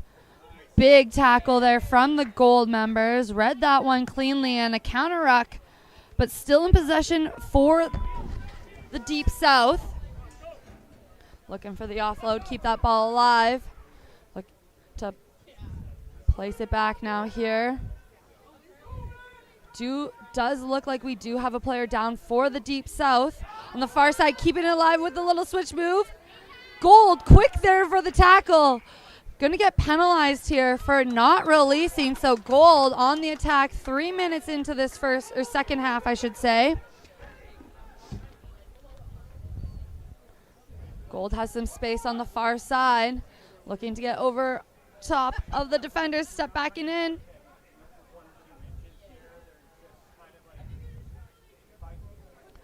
Little scoot to the right, show and go. And the Gold are in to score an extra 7, making it 28-14.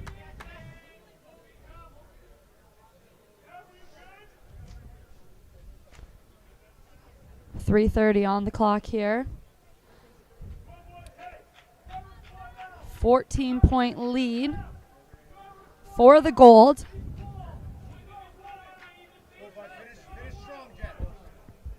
Up that one goes.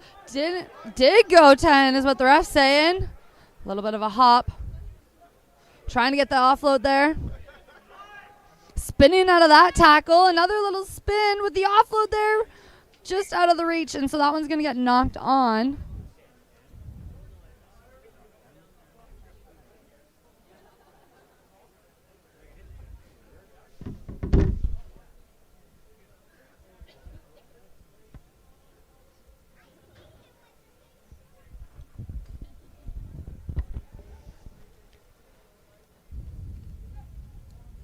Deep South putting the ball in at the scrum.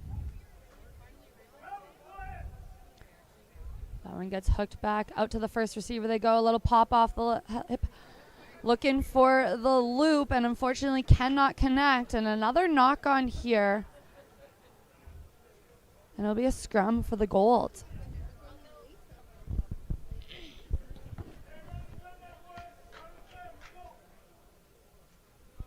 Gold in a wonderful attacking opportunity here. Center field scrum inside the 22. Choosing to have all players on the left-hand side.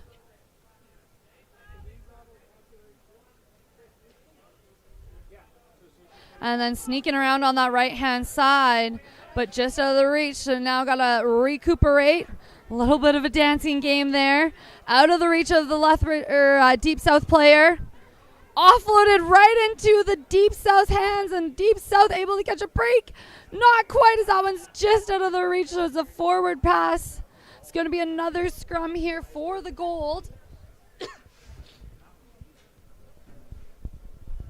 A little bit of some deja vu happening here, but Gold choosing to set up differently now. Having an attack opportunity on both sides. First receiver looks like they're headed to the right of the scrum.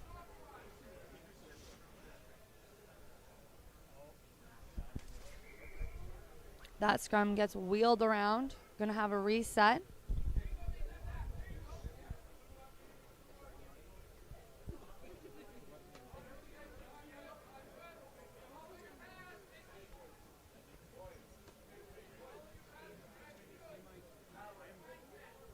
That one comes out, kicked back to the Deep South. Out to the winger it goes, looking for a loop around, but not quite there. Two Gold players fighting onto the ground there as the Deep South tries to stay in bounds, but there's going to be a penalty here for diving over called against the Gold. They're going to have to go back 10. Deep South now trying to go out wide. They're going to go up the center there. Caught by 3 Gold players. Still keeping those feet driving, but it's ripped in contact. But I believe it's thrown forward, so it should be not quite. Wasn't thrown forward, so quick tap by the Gold players. And they're going to get a pass to the wide open winger. Looked like he was going to go for the 5, but ends up running it in for the extra 2, so he's going to add 7 points to that. And he is going to make it 35-14. But we're going to have a little chat here between the assistant referee and the head official here. They're going to confirm. I believe that's 7. And that is the game. So that is confirmed 7. So it is 35-14.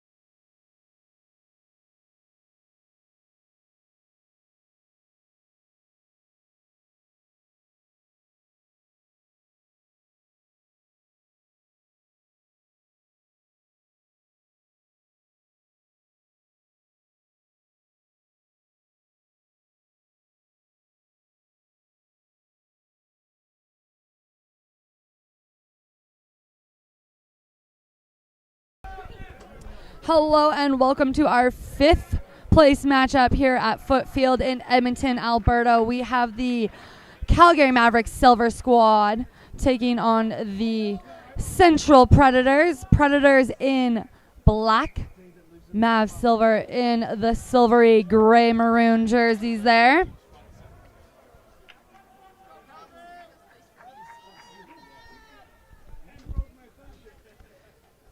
It'll be a scrum here for the Predators, for the Silver Squad for the Mavs.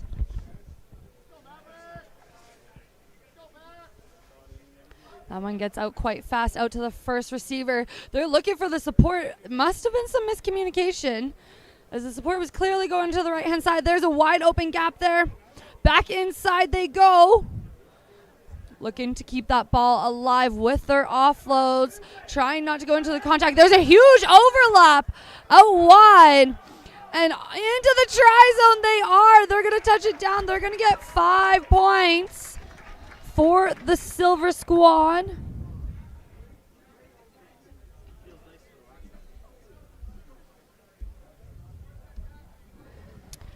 First on the board are the Mavs, 5-0.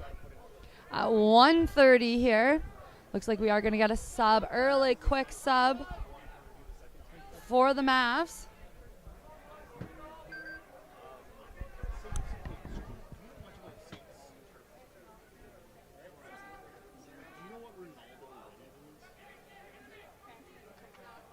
So Satan wants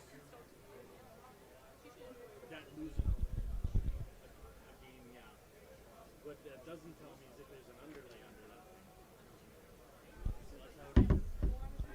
Waiting for a little bit of a shoe tie here. Now it's going to go up. Looks like this one just went straight up there. Predators choosing to go wide out to the left-hand side.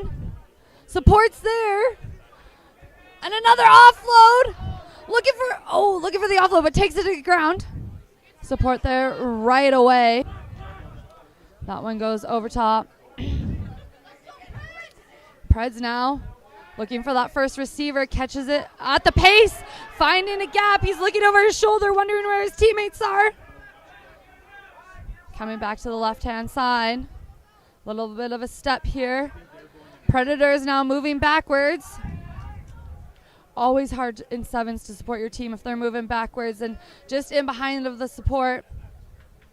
Knocking down that defender before being brought to their feet.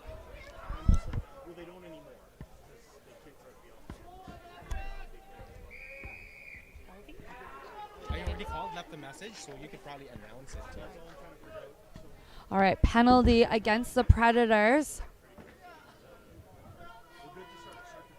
Mavs choose to tap and go on the left-hand side. That's where all their support is, so would not want to be attacking that right-hand side. There is an overlap there. They're giving the ball to the support, and now they've got off to the races on the far side. Oh, intercepted by the Predators. What an interception there. That is some of the challenges of trying to keep that ball alive as you're turning, as things get wild. And a massive gap for the Silver Squad. So, as we were mentioning, that's another 7 points. That is up to 12.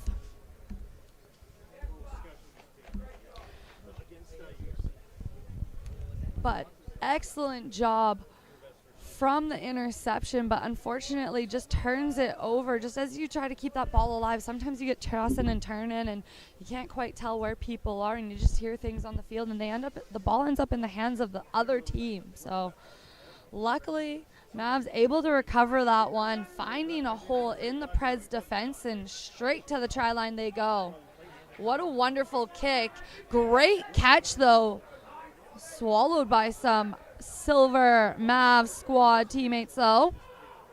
Not really able to get much distance on that one. So now the Preds trying to muscle their way up the center.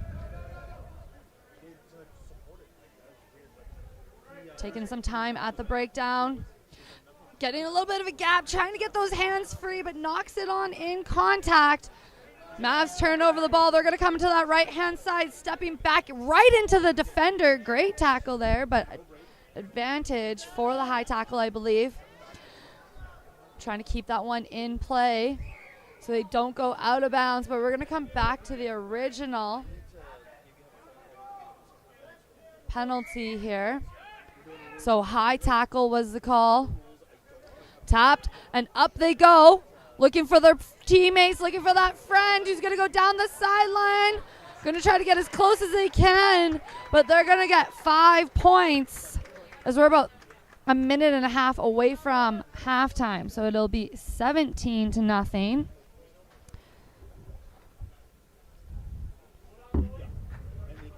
Looks like we're going to have some more subs checking into the game for the Mavs.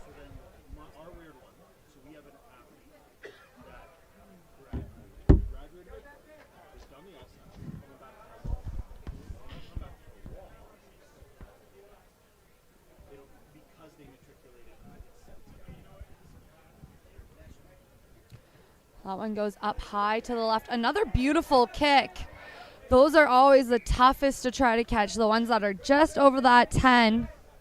Nice and high. You know you've got the pressure coming at you, and the pressure can just force that turnover, and that's exactly what happened in that situation. Force the knock on, sending the Mavs right back to the attack. About 20 seconds till we get to halftime here. Putting on the pressure at the scrum are the Predators, stepping right back into the defender. Looks like he's jerseyless, ripping that jersey off, popping the offload.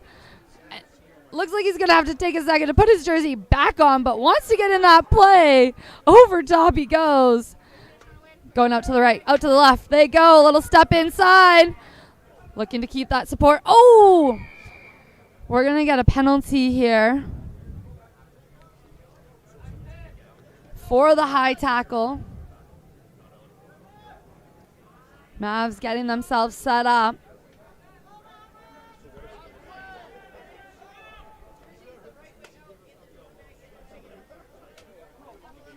Tapping that one straight to the ground.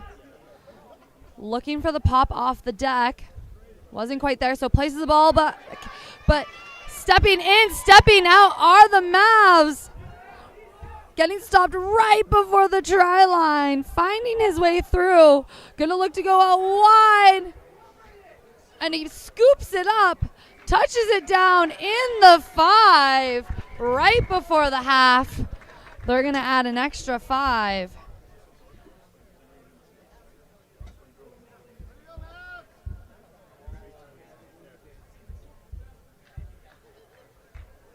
At the half, it'll be 22-0 for the Mavs Silver Squad.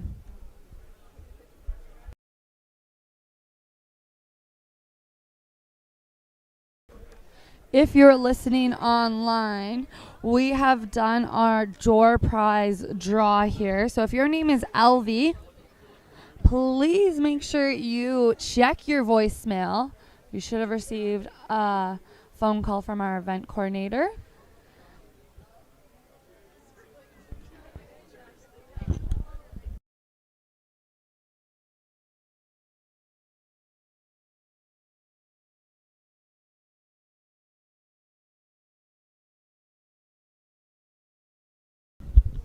Huge shout out to all those referees who make this tournament possible. They're running around. They're making sure everybody's safe, playing by the rules, and this wouldn't be able to be completed. This championship would not be able to be what it is without the organizations of the refs and the match officials here. So big shout out to all of them for taking time out of their busy lives to support our tournament here.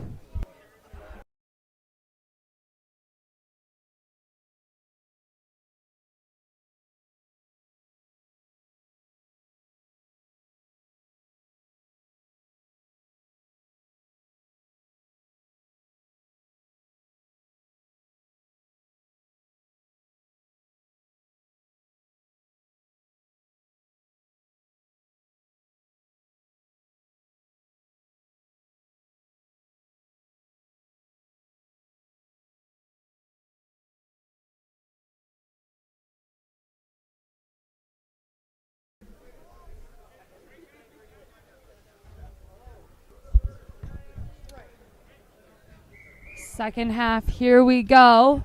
Predators kicking off, and that was going to go straight out of bounds. Free kick for the Mavs at the half.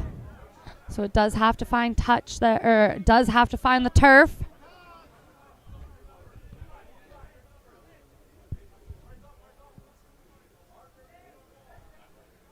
Tap, they go. A reminder, the bent arm is a free kick. The straight arm is a penalty.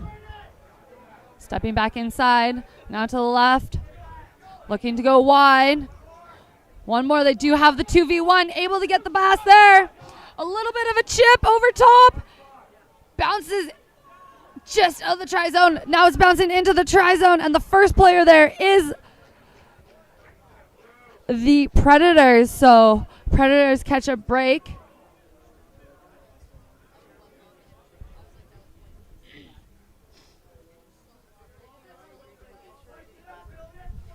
Going to be a 22 drop here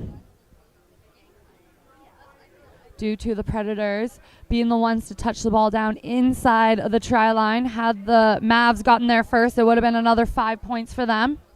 So 22 drop. That one's coming straight for the broadcast booth. Luckily, nobody hits it.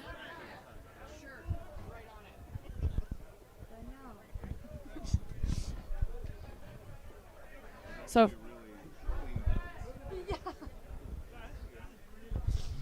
luckily, nothing was broken, but here we are back in action. Mavericks. No try. They've knocked it on.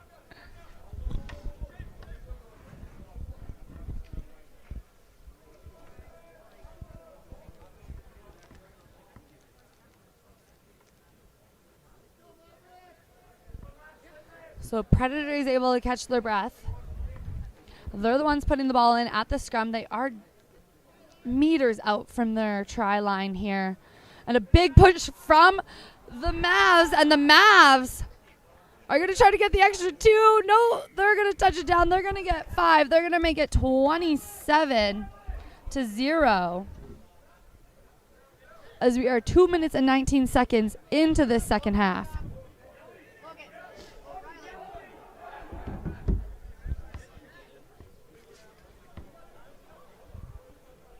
Some more subs checking into the game for the Mavs.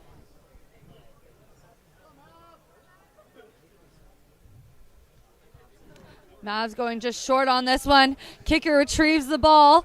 Offload.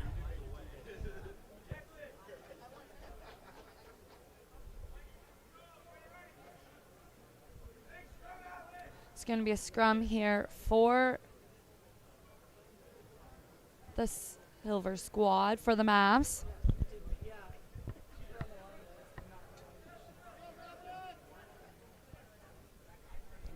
Mavs got attackers on both sides. Knocked on, though, at the back of the scrum.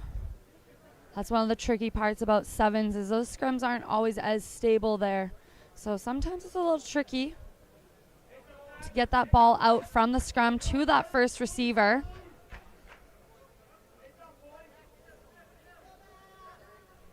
So it's going to be a Predators scrum here.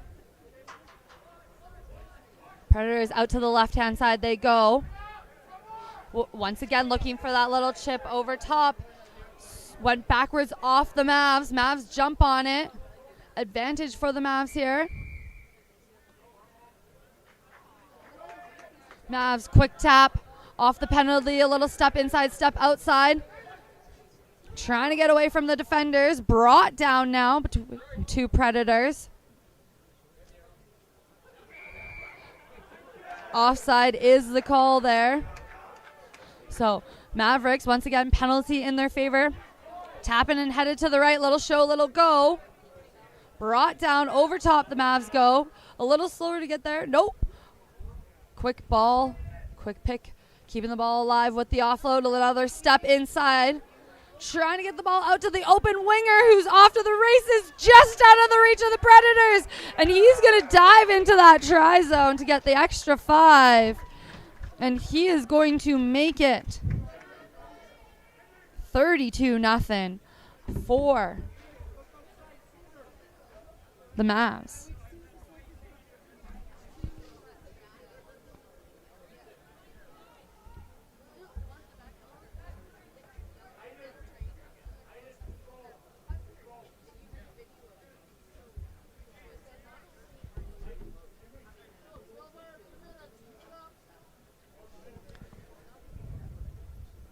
Mavericks kicking it off once again. This time they're going to go up high. Letting it bounce are the Predators. Predators now picking it up. Out to the far side they go. Trying to keep that ball alive, but it's off their hands. Went backwards, it goes. Stepping back in. Offload. Oh, just out of the reach of the Mavs player there. Now they're going to go down the far side.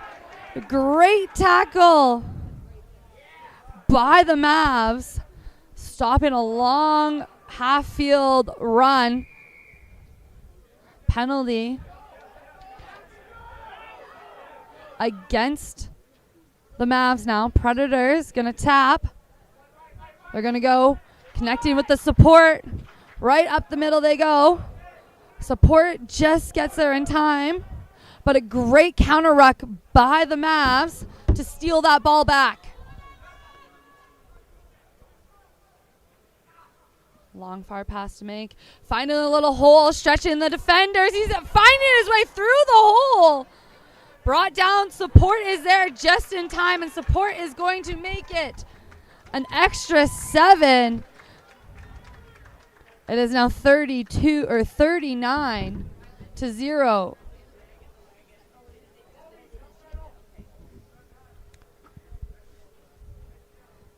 Calgary Mavericks leading this 5th place matchup 39-0 with 6 minutes and 50 seconds on the clock.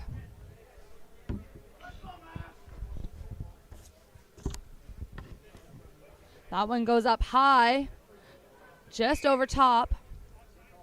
We've got an offside on the kicker here, so those players do have to be behind the person kicking the ball in order to be eligible to either contest for that ball or make that tackle. So tap they go.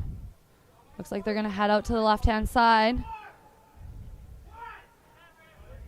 Stepping back inside are the Predators on the far side. Trying to fight.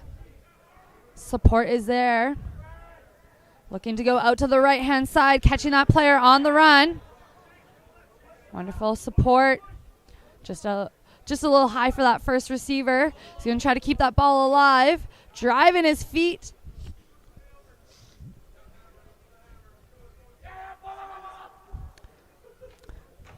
Able to recover that catch. There is advantage for the Predators.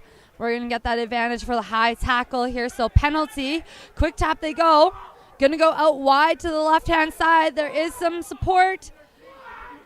Just had to do a little bit more of a follow-through, and that pass would have gotten right into the support's hands there rather than hitting the ground. Predators now picking from the back of the scrum. Trying to catch the defense sleeping. Predators going out the back, a little show, a little go.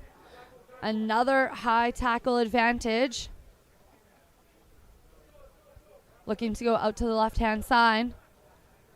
2v1, trying to stretch that defense. Support there for the Predators, trying to maintain ball.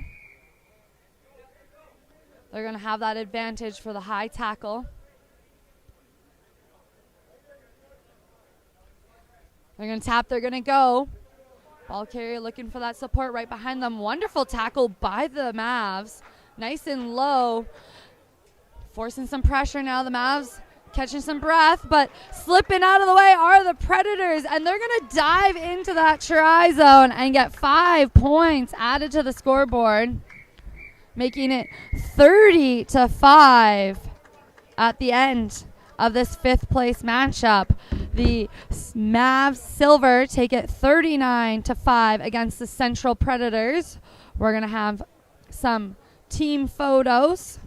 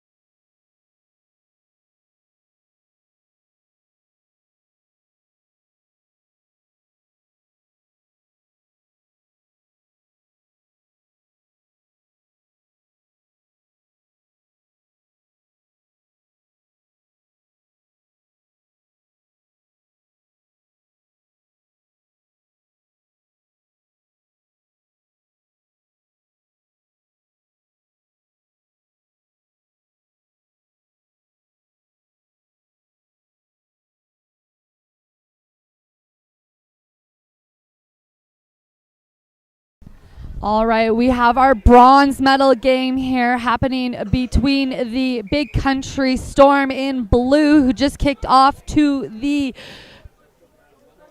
County Warriors, who are in black. So Big Country Storm going left to right on your screen. The Warriors will be headed right to left. Warriors on the attack.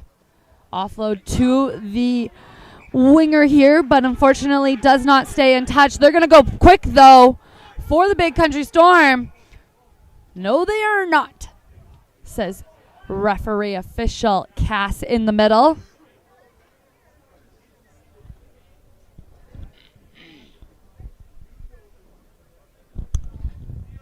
So as I mentioned, this is our third place. This is the bronze medal matchup here between the County Warriors and the Big Country Storm. Storm throwing it in. They're going to go to that first lifter normally, who's going to be the receiver. Out to the left they go. And finding a hole in the defense is the Storm, who are going to potentially open up the scoring. 7-0 for the Storm.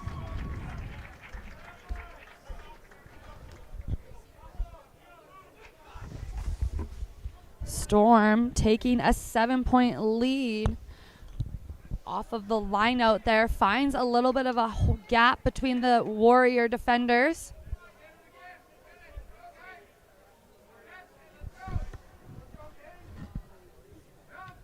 That one goes up high. This one does go 10. It's caught cleanly by the Warriors. 2 Storm players taking them down.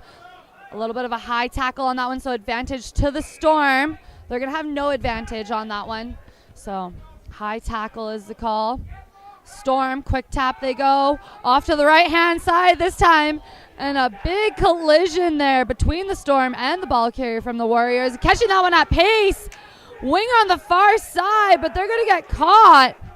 Back to their feet they go. They're not held. They're going to rip that ball out of the contact there. Popping it off the ground. Some great pace by the Warriors. Placing that one back. Big ruck. That one goes back off the Warriors. Backwards is the call. So now we're going to try to get that ball moving forward. Out to the left they go. There is a bit of an overlap on that side. Stepping back inside. Trying to stay inbounds, but brought out of bounds by the Storm. So Warriors back on defense they go.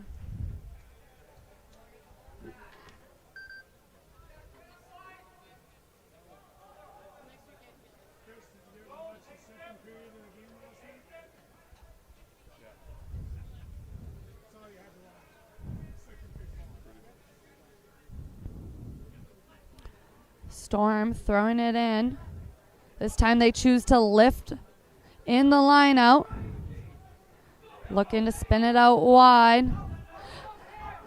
Looking for the support back on the inside. Trying to push off the defender. Stepping back inside. And another race for the Storm. It's a foot race to the finish. And the Storm are going to touch the ball down for another 7 points, making it 14-0 for the Storm.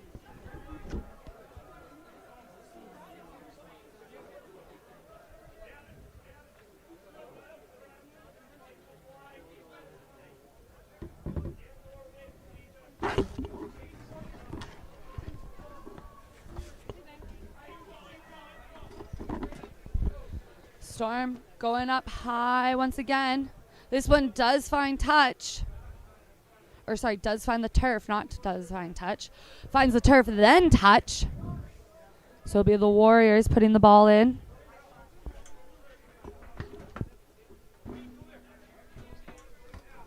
A little high for that first receiver. No advantage. Warriors, quick tap for the free kick. A little show, a little go. Oh, could have just trusted their speed on that one there. but an intentional knock.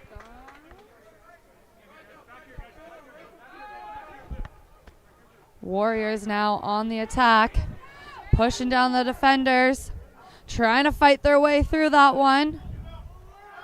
Going out to the left-hand side. There's space there, and they catch it on the fly down the far sideline. Slip it out of the defenders' reach, and the Warriors are in for 7. Making it 14-7 right before the half here.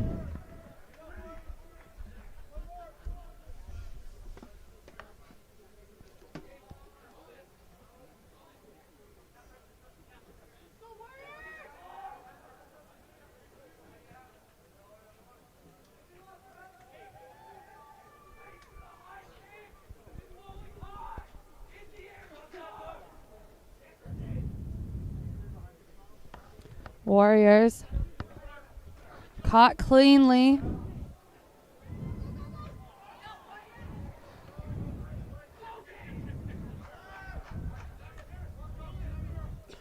Choosing to go out to the left-hand side. That's a little bit of a bouncing pass, but that time it's a knock on there. The bouncing pass just isn't successful. So we're going to have a scrum here right before half. We got about 30 seconds in the first half.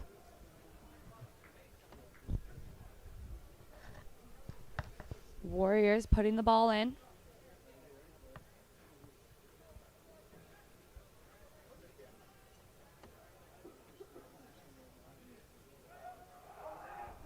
Big push coming from the Storm. Warriors able to secure the ball. Little step, little show, but right into the hands of the Storm. And now the Storm is going to attack the far hand side. Bouncing ball right into the hands of the far support player. Offload from the deck. Trying to keep that ball alive. To the right they go. Once again, offload's good. Keeping the ball alive. There is the support player on the side here. We see them. And the Storm are just going to be out of reach for the Warriors to catch them. And they're going to get an extra 7 right before half, making it 21-7 for the Storm. And that is halftime.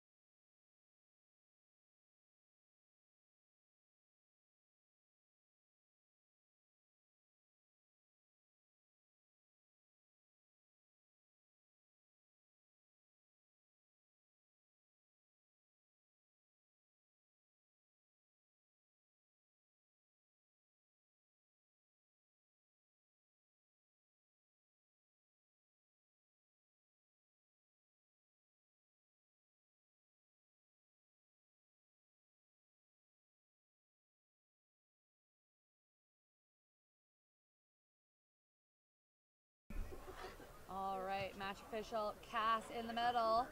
So it is blowing the whistle for the second half here. Warriors kicked off to the Storm, caught it cleanly, and now they're on the attack on the far side. And the Storm are finding a gap through the defense, and they are speeding down the far side, trying to make their way to the 7-point range. In they go. 7 is given. It'll be 28-7 for the Storm. who open up the second half.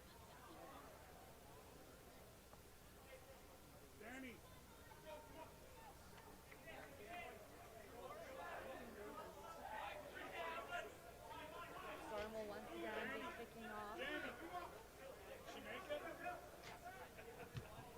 They're choosing to go high up to the right.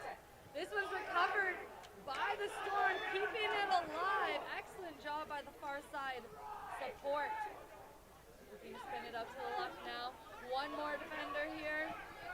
Great containment by the Warriors. Scooped up off the turf there. Thought it was tackled cleanly, but unfortunately not quite. The space is to the right for the Storm, but that pass is just in behind. Playing a little bit of footy now. And that would be a high tackle called against the Warriors. So penalty for the Storm. They're going to look to spin it out wide. Looked like the Warrior was going to go for the interception.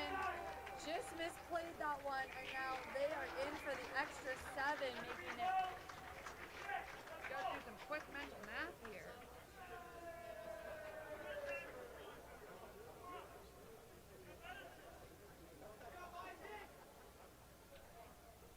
35. There we go. Yes. Sorry, my math skills are not adding up today. So 35-7 for the Storm.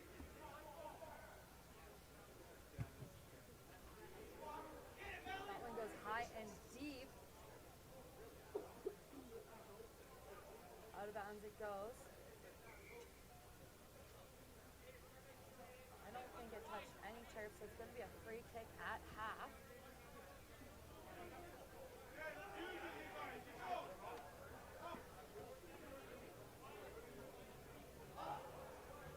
Quick tackle we go. Not rolling away are the Storm, so Warriors going to quick tap and go again. Looking straight for that contact. Bringing the defenders with them, taking 3. A little bit of a step and a little bit of show, looking for that support over top of them. Out to the left they are. Warriors, just dropping that ball in contact and scooped up by the Storm. Caught by the Warriors. Over top really quickly. Unfortunately diving over. Warriors now looking to go on the right-hand side. Wonderful pass by the Storm. Nobody's going to catch them. Maybe, maybe not. Sport is there, but they're going to step inside. And they're going to make it right before they get tackled. They're going to get an extra 7. And they're going to extend their lead 42-7.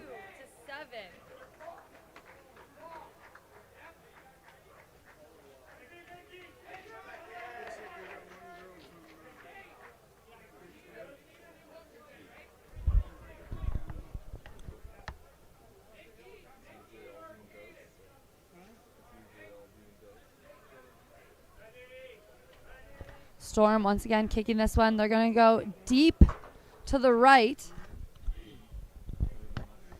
And Warriors are just going to boot that one right back. Going to have to put on the wheels here. Scooped up by the Storm.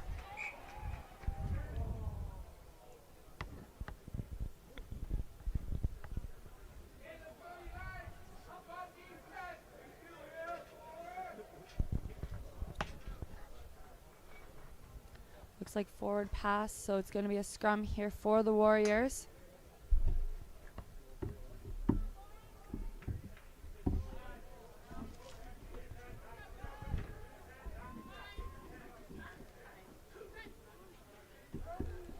Warriors putting the ball in. Just out of the reach of the first receiver, though, so it's going to be one scrum to the next scrum here. This time for the Storm.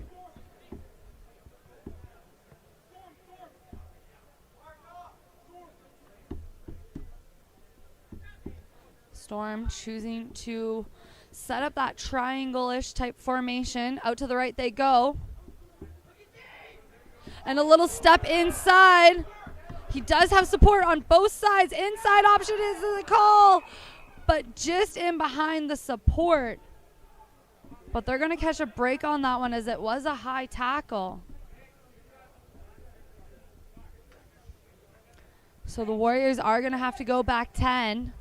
Storm are going to get the ball just outside of the 22.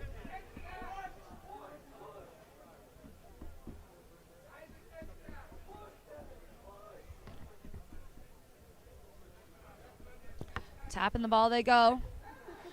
Shaking off that first defender, sneaking away from the second, and they are going to get another try in the 7-point range. And they're going to extend their lead one more time, 49-7, as we got about 30 seconds left in our bronze medal game here at Foote Field.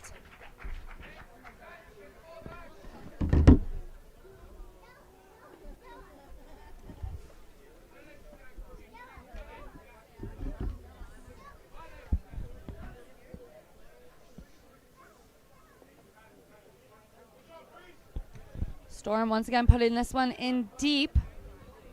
Bouncing to the left-hand side. Players adjusted. Right into contact they go. Just slipping out of their hands. It's going to be a knock-on against the Warriors. Scrum for the Storm. Looks like we have just enough time here for the Storm, for the scrum, for the Storm.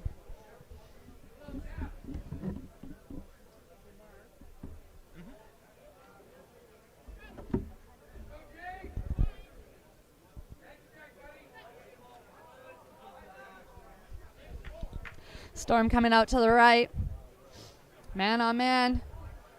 With the loop, having that extra support. Down to the far side they go, but knocking it on.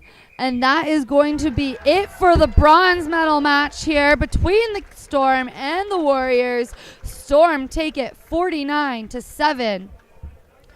Don't go anywhere, folks. We will have our championship matchup here between the Calgary Mavs Black Squad and the Edmonton Gold Green Squad.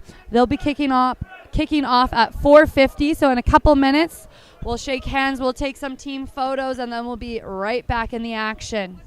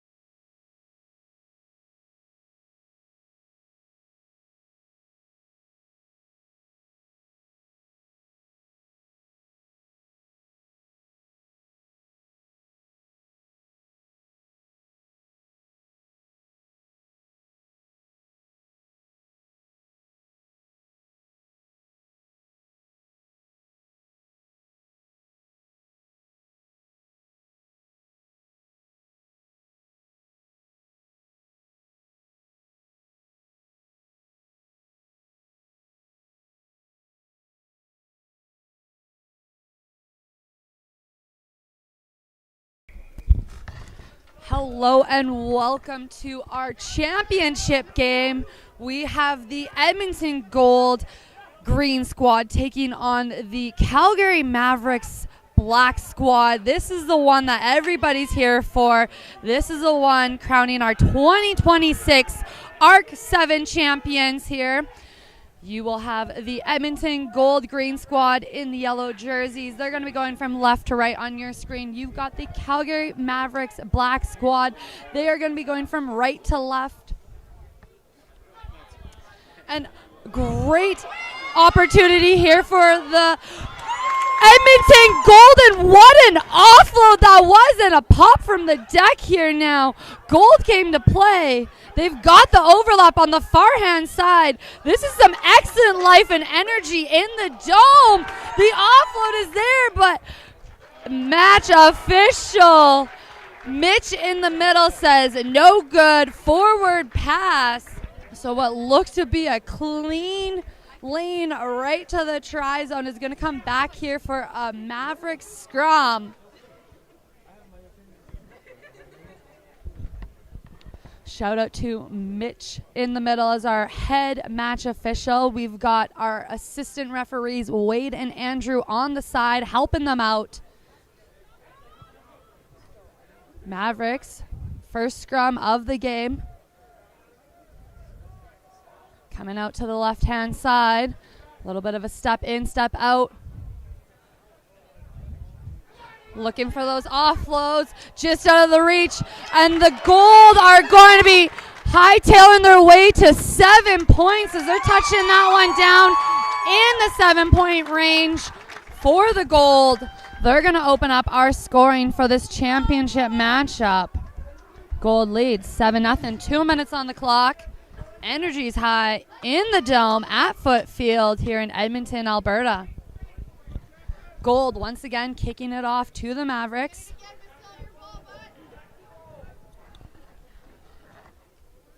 Gold splitting the support. They've got players on both sides. They're going to come down to the right, putting that one up nice and high. And it's gone back by the Gold. Knocked back to their teammate, and a great pressure from the Gold to keep that ball. Mavericks really putting on the pressure here. They're going to force a turnover. As the knock-on goes one way, then the other. It'll be the Mavericks on the attack now.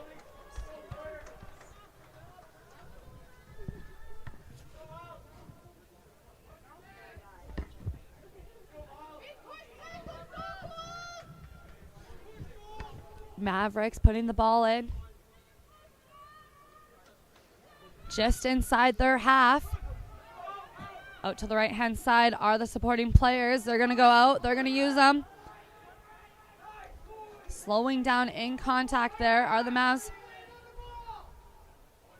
Oh, out of his hands, just slips out and is recovered by the Gold.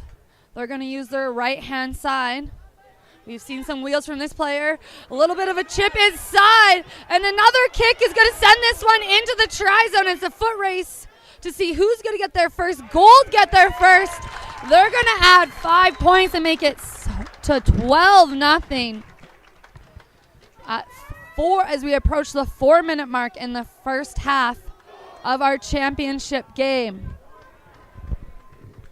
Gold once again going to be kicking it off, restarting this game. They're going to be trying to put that one up high. They've recovered 2 of the last 2 kicks. They're going to go 3 times for 3, hopefully. That's their goal. This one's going a little bit deeper, making it a little bit harder to go 3 and 3. So it's picked up by the Mavericks. They're on the attack. Stepping back inside, trying to push off that one defender, getting the offload. Fighting their way through the contact on this one. Coming out to the right-hand side. Looking for a little show, a little go. He's going to find a space through that gap. He's going to push off the defender. He's still looking over his left-hand shoulder.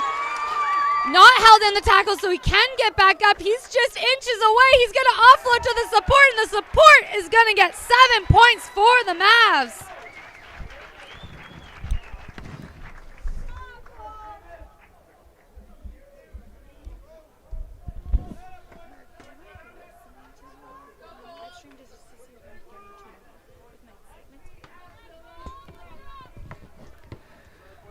So Mavs putting 7 points on the board. There's about 5 minutes, 20 seconds on the clock. Mavs with their first restart of the game. They're going to put this one over to the left-hand side, but it's going to go straight into our fan section. So it's going to be a free kick at the half.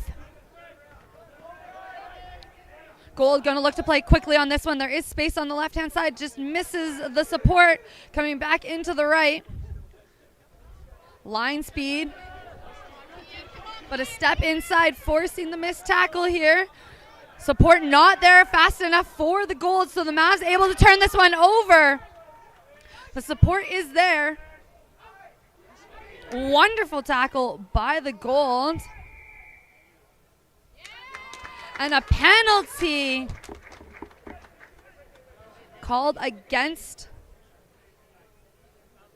the Mavs. So Gold able to recover. We do have a Gold player down on the field, so we're just going to get some medical attention on that one. But some wonderful energy and back and forth play here in the Dome, not only by the players on the field, but you got to shout out these fans. They've been loud, they've been proud, they've been screaming and shouting all the time in the Dome. I'm sure you can hear them in the background, showing their support while these players are giving it their all on the field. So shout out to all of our supporters, families, friends that come out, support these kids, and really help them get through.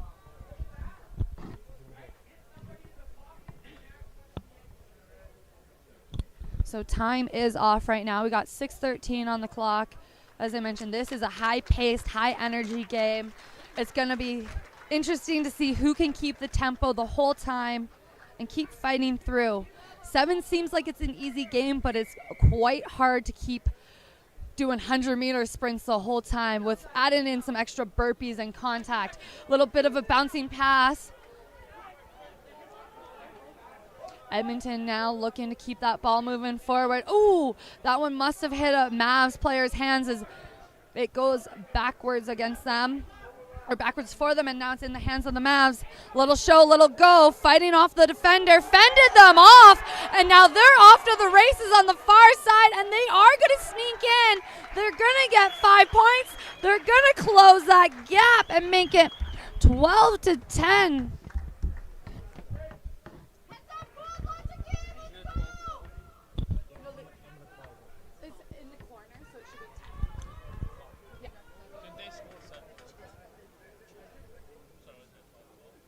No, I think they only got the 5. The first one was 7. Was it 7? The first one was 7, so it's 12. It is 12? Yeah, 12. Yeah. Oh, no. The scoreboard is correct. It's Rugby Alberta too.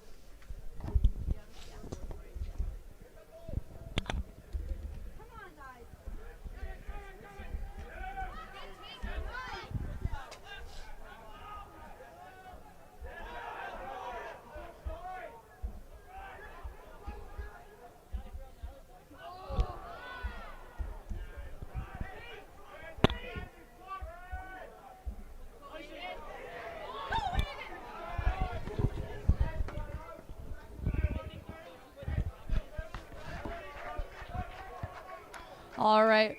And that will conclude the half. We've got a 12-12 tie here in our ARC Championship final matchup here. This is for the cup. This is for the hardware. This is for all the bragging rights. They're going to have a quick halftime chat with those coaches, get their rehydration going. They're going to rehydrate their bodies, I guess is what I'm trying to say. And we'll be back in just a moment for the second half.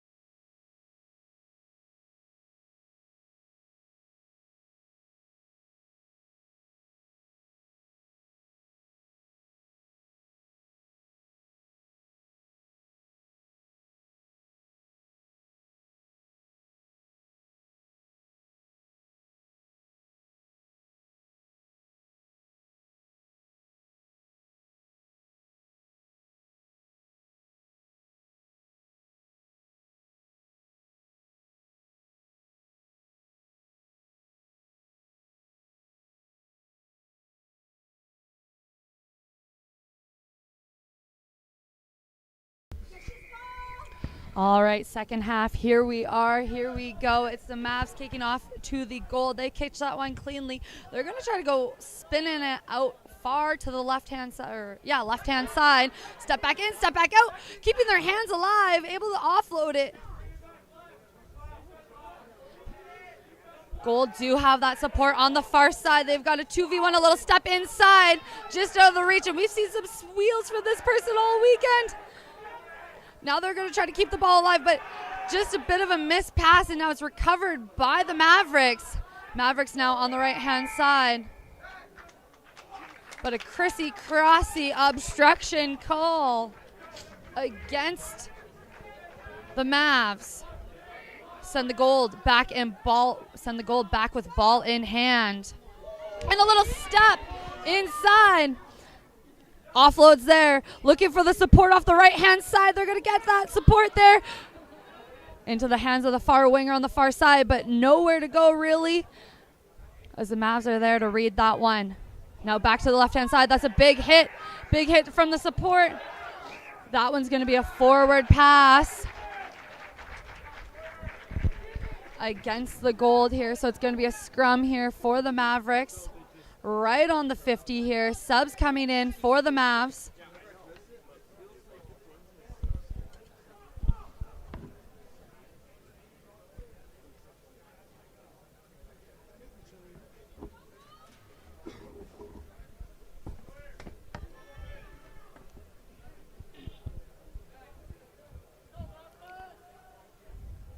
Mavericks putting the ball in at this scrum, but we're going to have a little bit of a reset here, mostly just because we got somebody tying a shoe. All right, we're back. We're ready. Still 12-12. In it goes. Out the back pass, bouncing off the ground. And it's going to be a little bit of a chip there. Recovered by the Mavs. They're going to go out to the right-hand side. He's going to find a gap in the defense, and he's going to be off to the races and just be short of that try line. We're going to have a penalty here against the gold as the AR, Andrew, and head official, Mitch, are going to have a little chit-chat of what's going on here.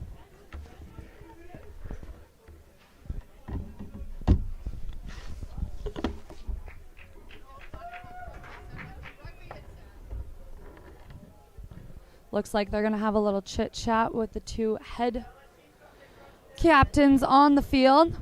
A yellow card has been given to the gold. So they are going to play one player down.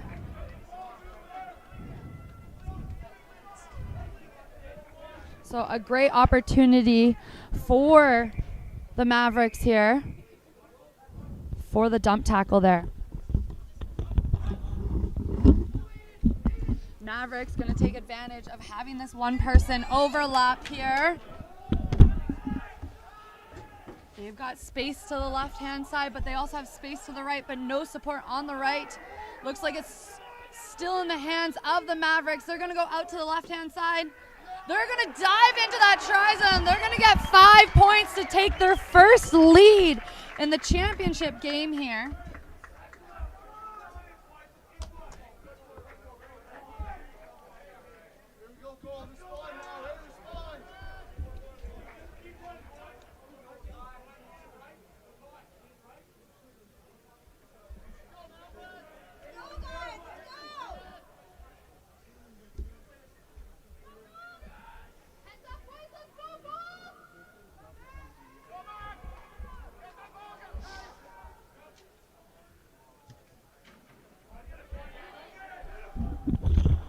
Mavs kicking it off there, able to recover.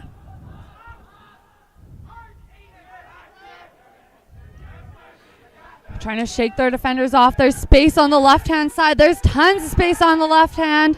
He's going to quickly scoot around that corner. He's got one more support player on the far side. Down they go on the far side. Keeping those feet moving. Gold trying to disrupt in the ruck there. going to be a penalty for diving over.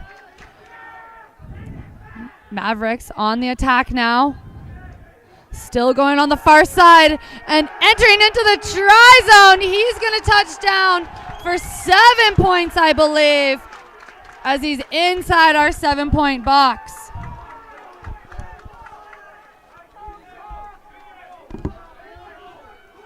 He's going to make it 24-12.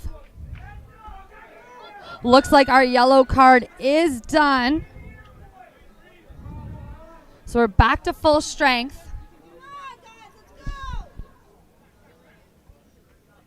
Got another shoe tire here. As I say, the energy is still high. The tempo of this game is still up there. This one's going up high. What a lovely drop kick there. Gold trying to get it spun out to the left-hand side. 2v1 into the hands of a speedster down the side here. And they're going to go all the way to the try zone. That 7-point box. Nobody's going to touch them there. They know they're a race against the clock, so they're not going to waste any time. They're going to hustle back. It's 17-24. We've got some quick subs coming in and out.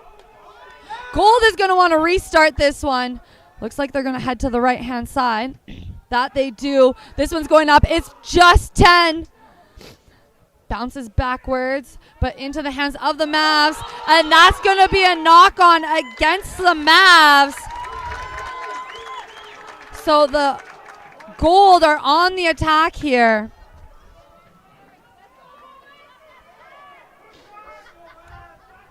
Gold know that they are a race against the clock. There's 7 minutes. They know that they're going to have to score here. It is 19-24. I apologize. My math is just, the energy in here is just too high and my math skills can't concentrate.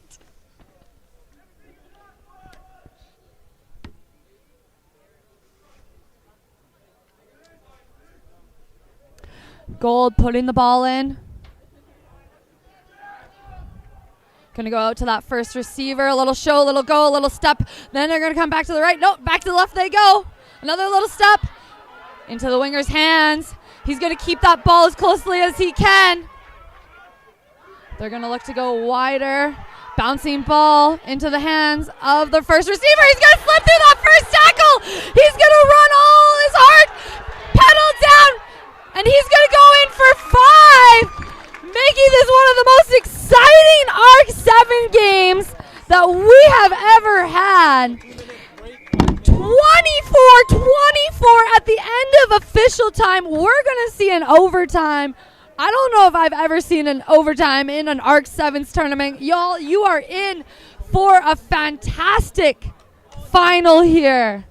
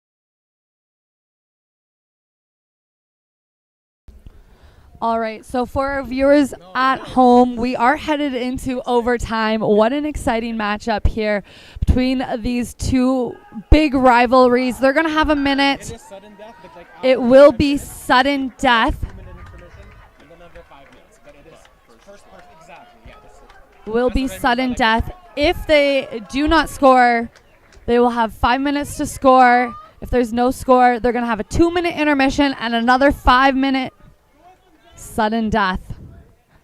Everything on the line here. Every time those coaches yell, next point wins, this is one of those moments where the next point officially wins. The ARC 2026 championships for sevens. And that one goes out of bounds. I'm pretty sure it was touched there by the Mavericks on the last play. Or sorry, by the Gold. So it will be the Mavericks who are putting the ball in.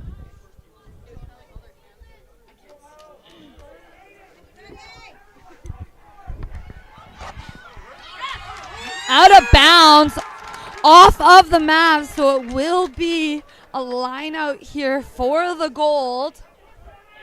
They're going to have to just get pushed back to make sure that ball goes 5.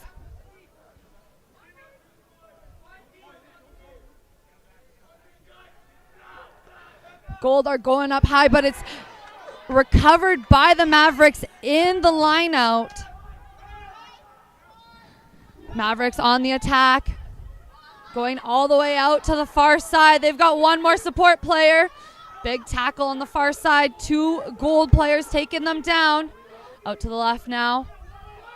They've got some overlap here. They're just finding a little bit of a seam inside the defense. He's going to step back inside. He's looking over his shoulder, wondering where his teammates are. Going out to the right now. That's where the support is. First receiver, and you can hear the benches, you can hear the energy, all of the people inside the dome yelling. They know how big this game is. Went backwards, we play to the referee's whistle here, and an offload, 1v1 tackle, and it's knocked on, it's recovered by the Gold, and the Gold, big tackle there from the Mavericks, but it's an advantage. It's a penalty against the Mavs. Gold staying alive.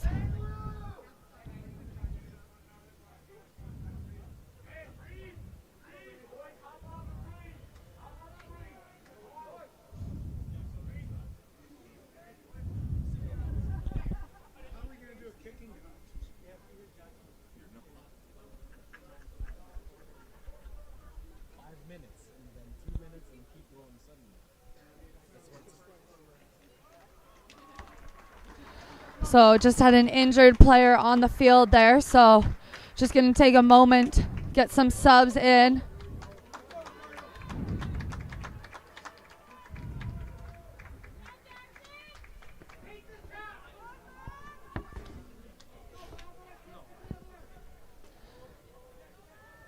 So still waiting for our injured player to make it to the sidelines. Got some subs helping him out.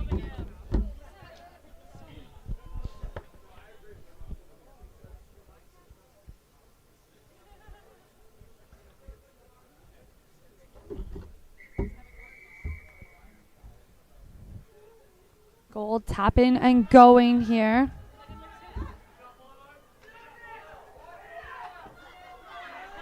Now out to the left-hand side. Offload. Not successful to their hands, but it's stolen in the breakdown. We do have a Mavs player down now.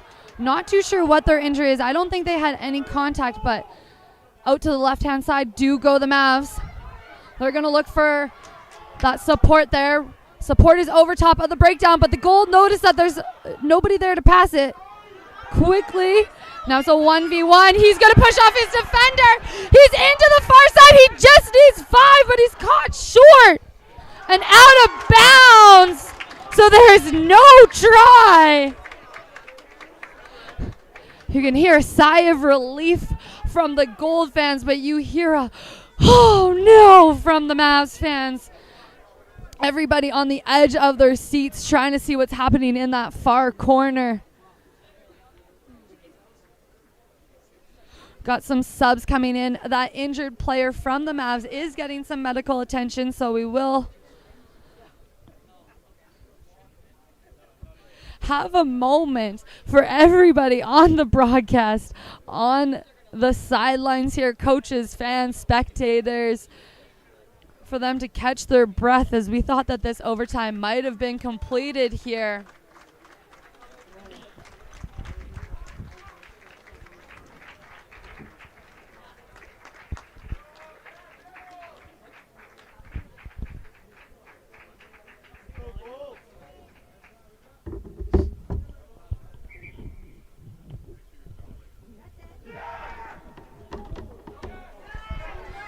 Gold maintain possession. After the line out, they're going to come out to the right. They're going to put that boot up.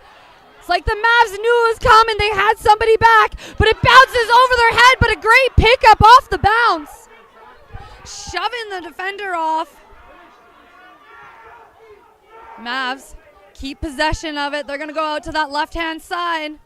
Back into their hands. Gold there. He's trying to keep the ball alive. To the deck he goes. Supports there quickly. They're going to pick to the left. Pick to the right. He's going to slip through. He's got the offload. He's got one more offload. A second chance. Here we go. He's in. And a try for the Mavs to secure the title of the 2026 ARC 7 champions. There'll be a lot of screaming. It'll not be a quiet bus ride home, I'm sure, as the Mavs take the victory of the ARC 2026 champions 29-24. What an exciting final game here as we wrap up our 2026 ARC 7s. We were about 1 minute away from having to enter our second overtime period. Congratulations to the Calgary Mavericks Black Squad. An excellent game and an excellent effort by the Edmonton Gold Green Squad. They should keep their heads up high. That was a high-tempo, high-paced game, and they left it all on the field. Congratulations to both teams for an incredible weekend here at the ARC. After shaking hands, we will have President Chris Cook handing out the hardware to the champions. Stay tuned. We will keep that on stream.